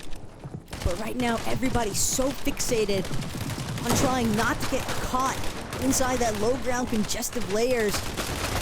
Jade seemingly figured it out. There's nobody on this mid-ground position that she's currently holding, trying to see if she can get a chop onto height. Dola sent scrambling, but Jay's not careful. There is a team just north of her position. It's gonna be Gonzi. She's not interested in the low ground. She's interested in just trying to make sure that she stays towards the front side of this zone. Yeah, and for these like 7 to 12 teams, like they have to stay alive as long as possible, because I think there's like a 30-40 point difference regardless here. Jade does take down one, that's gonna help out, but you look and see on the high ground positioning, it is a rising Haley and Els. I mean, not worried about Smiley on the map at least. Some of these teams feel probably somewhat relieved. But for Haley, Els, and a rising 5 eliminations, I mean, for this squad collectively have 12, and Maddie just went down. So, oh man, for Haley and her squad sitting in 7th right now, looking pretty to secure that land final. And they just have to keep the confidence up, keep the positioning up, and they're looking at a good spot to potentially take the dub here. And anything can happen. A couple of people falling on the mid ground there. That was Els taking out Jade, and I believe Counterfeit falling too as well. Weezer Wonka also another one that needs to stay alive, losing both of her teammates. She's got 3 floppers to work with. It's an okay position to be in, but how long can she really stealth this one out? The floppers will at least potentially buy her maybe 1, 2 more placements. She can hear the shots being fired all around her. It's gonna be Weezer Wonka from the backside of zone. She gets an elimination onto Kiana. 2nd place in her grasp, and I believe she's done it just in the nick of time. We see Weezer Wonka solidifying that 2nd place, but more importantly still, it's going to be Team Haley, Arising, and Els with their first victory royale of the day. And considering that they were in the 5th place on our leaderboards heading into this final lobby, that might have just been enough to catapult them even further. We're potentially looking at top 4 now for these ladies.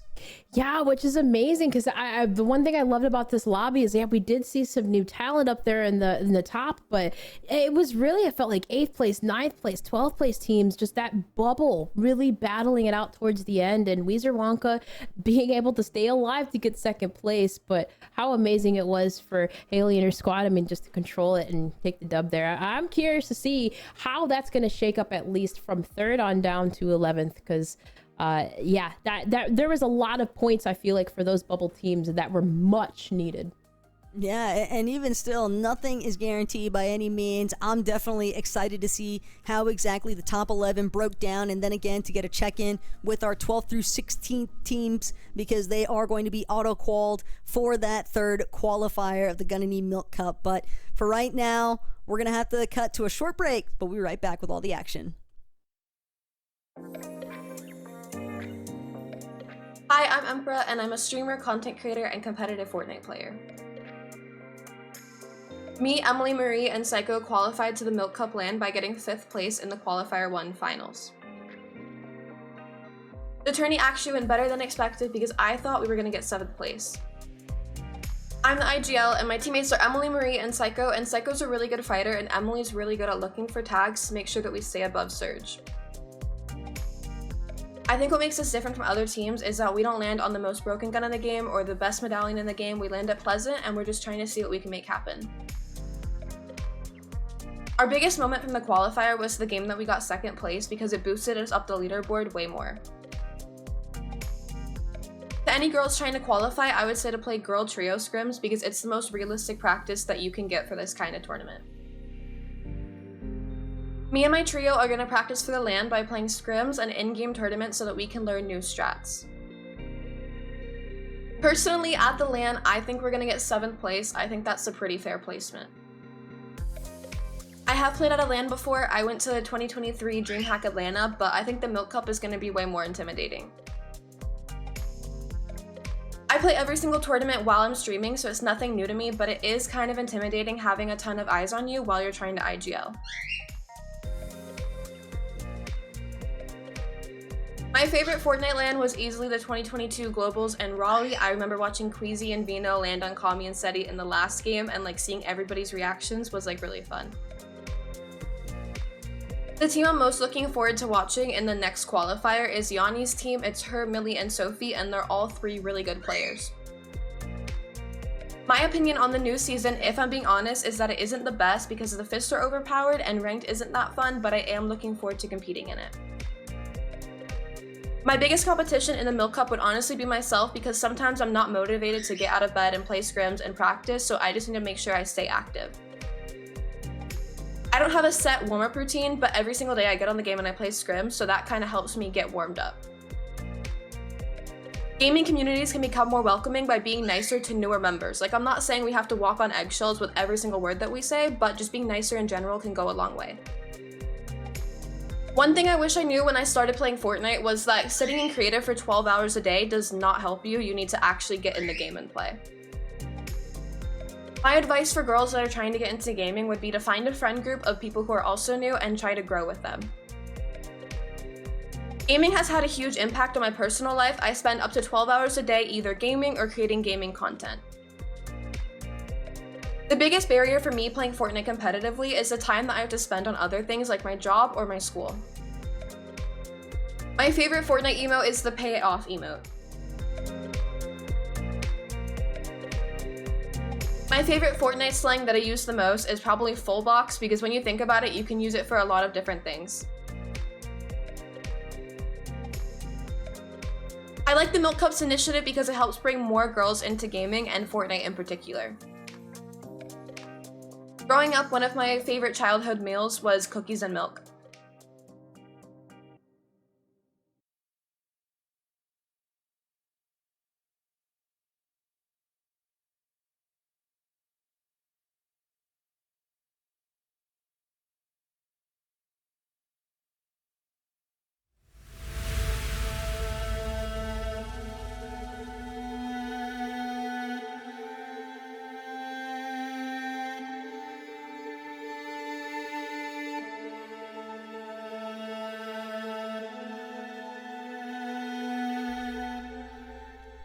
Hello and welcome back for the final time today to the Milk Cup featuring Fortnite presented by Gonna Need Milk. Taco, Dream, you guys have brought all the action over the last 6 games, and it is a bittersweet moment to say that it is all over. But what a final match to round Qualifier 2 out, Taco. Finally a new team coming up. Haley, Arising, and Els grabbing the final victory royale. Yeah, I couldn't be happier for Haley, Arising, and Els. You could just see how methodical they were really trying to play this final lobby out because, again, I think all eyes so far today have been just so focused on that first and second place battle as far as our leaderboard is concerned. But Haley, Arising, and Els, they did not care about what was taking place inside of that top 3. They knew that fourth place position was within their grasp, and they did everything in their power to just get that one extra placement spot because, again, you got to remember there's still money on the line, there's still prizing to be won, and that could be a pretty substantial difference in the end. Yeah, there's still money to be won, and I mean, these qualification spots, just fighting for the land spot, it's just awesome to see the bubble teams in the last map just really start to play super aggressive. But even Turret, Sophie, Millie, and Yanni, who again just won 3 maps in a row, but still continuing to play aggressive and have that heart to still even just try to catch up in the standings. But for all ladies, you just see the effort that went into today's game. And a big effort came out from our first place team there, winning by over 110 points. That is going to be Team Smiley with Sophia and Mari. Congratulations, ladies. You absolutely deserved it. Grabbing 2 victory royales and 93 eliminations, as well as the courage, Taco, I'd have to say, to change their drop spot and take on the #1 team. Yeah, maybe it could definitely be considered as courage. I think that there was definitely an element of surprise that they were trying to operate with, and I mean, I guess kudos to them because it definitely worked out in their favor, but I'm still really impressed by what I saw coming out of Sofiane, Millie, and Yanni here today, despite the fact that they ended up in second place. Ultimately, I was a really big fan of just how much they were able to really kick things off at the start, and I still think that they had a really impressive finish at the end of the day. Yeah, they definitely did. I mean, just some of these teams, I was surprised, like, wow, you qualified, but no, making the roster changes is important as these teams form the best possible squads. And I mean, just jumping from, even for like Sophie, right, playing with K-Moors and Chloe's previously, having like 18.8 points per match and then just severely changing that deficit with their new squad. Amazing stuff. But for Mari, Smiley, and Sophia, Smiley's aggression, right? Like having that duality to where Mari and Sophia were just playing back and let Smiley go out and just feeding her resources, like that just combination of that map number 4, that was just amazing to see. No, it's so funny because Smiley's picture is so cute. She has like the little filter with all the like the butterflies, but in the game she's a beast, a monster, grabbing over like double-digit eliminations by herself. So I love to see the juxtaposition of that. You know, you can never judge a book by its cover because as cute and sweet as she looked in that picture, you know inside she's a monster right there waiting. And for the LAN tournament, I cannot wait to see her take on the 11 teams that made it through Qualifier 1. And of course, the 11 teams that are going to be joining her through Qualifier 2. Congratulations to all of our 11 teams and to all of the competitors that we've had here today. And maybe your favorite team did not make it through. Well, do not worry because, of course, we still have another qualifier coming up. And Taco, if I'm not mistaken, there's a few teams here that have already auto-qualified for Qualifier number 3. Yes, the ladies that are in those 12th through 16th position on the leaderboard. Granted, obviously, top 11 was within their sights, but maybe third time's the charm after all. At the very least, their consolation prize of being auto-qualified for that third Gonna Need Milk qualifier round, I think is still a good accomplishment to walk away from this competitive event with. And again, just some good experience that they can look, maybe VOD review, see where things might have not necessarily panned out in their favor, and look to improve upon that for next time.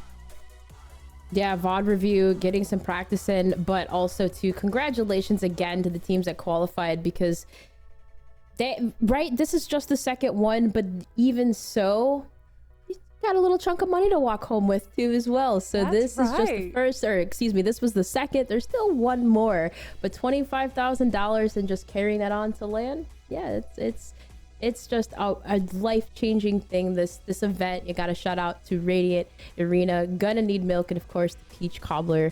You guys, thank you so much for having me here. I would imagine, Kelly, are you kicking us out?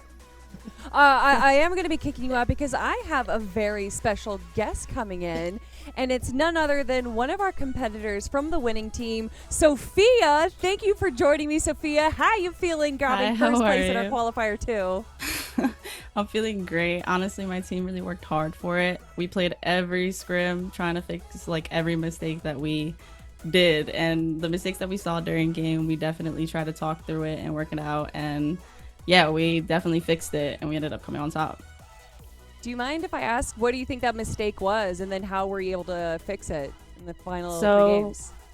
Honestly, we just weren't really looking at height early enough, and when we got more to the late game, it was just the circle was too compacted for us to really look at height. And then the play when we didn't have med kits, we always have med kits, but that one time we just didn't have it. And obviously, we got to talk about the drop spot change. What was the idea behind that, and how'd you guys execute it? Okay, so honestly, we have practiced that drop spot prior and in other scrims. Honestly, we know we needed to just land on them to be able to get first. We just went for it, and we're confident in each other. We're all really confident fighters, so we went for it and it worked out. So yeah. Yeah, I mean, it definitely worked out, and it definitely seemed like you guys had a good understanding of which position you all held, because what we saw was, Smiley dropping down towards the end, going for the eliminations while both of you stayed up for healing. Is this something that you guys practice in scrims? Yeah, so Smiley is our IGL. Smiley is also, we've been doing for a year, so me and her have that chemistry together. She's definitely an amazing player and an amazing fighter. I give it to her. She just was bodying these teams with Nitro. So yeah, she's definitely our go-getter. It was absolutely wild, and I do have to say, congratulations to all of you, but I really want to know, what are your thoughts on being a part of something like the Milk Cup and having Gonna Need Milk put on such an incredible event for women in Fortnite? I think it's an amazing opportunity for every woman who's playing. I know people who literally I've never seen play scrims playing it, and it's just so nice to see a bunch of women being able to have the opportunity to compete for such a big amount of money. And also just get recognition. I completely agree. Bringing up new faces and old faces, because there's a lot of competitors here that I've been watching for years now, since the start of Women of the Arena. But I'd need to ask you, now that your team has gotten first place and that ticket for the LAN for the Milk Cup, how are you feeling about being in person with all these other incredible competitors? I feel great. I mean, I'm happy to see some faces, some of my friends that especially my duo that I've been doing for a year. It's gonna be a fun time. So I'm excited. And I know we are too.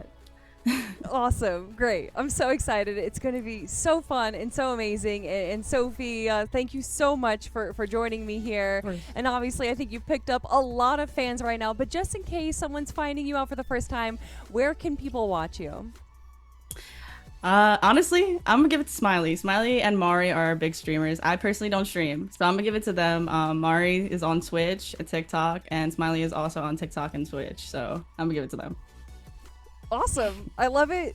Sophia, thank you so much. I cannot wait to watch you at the LAN, and enjoy the rest of your day.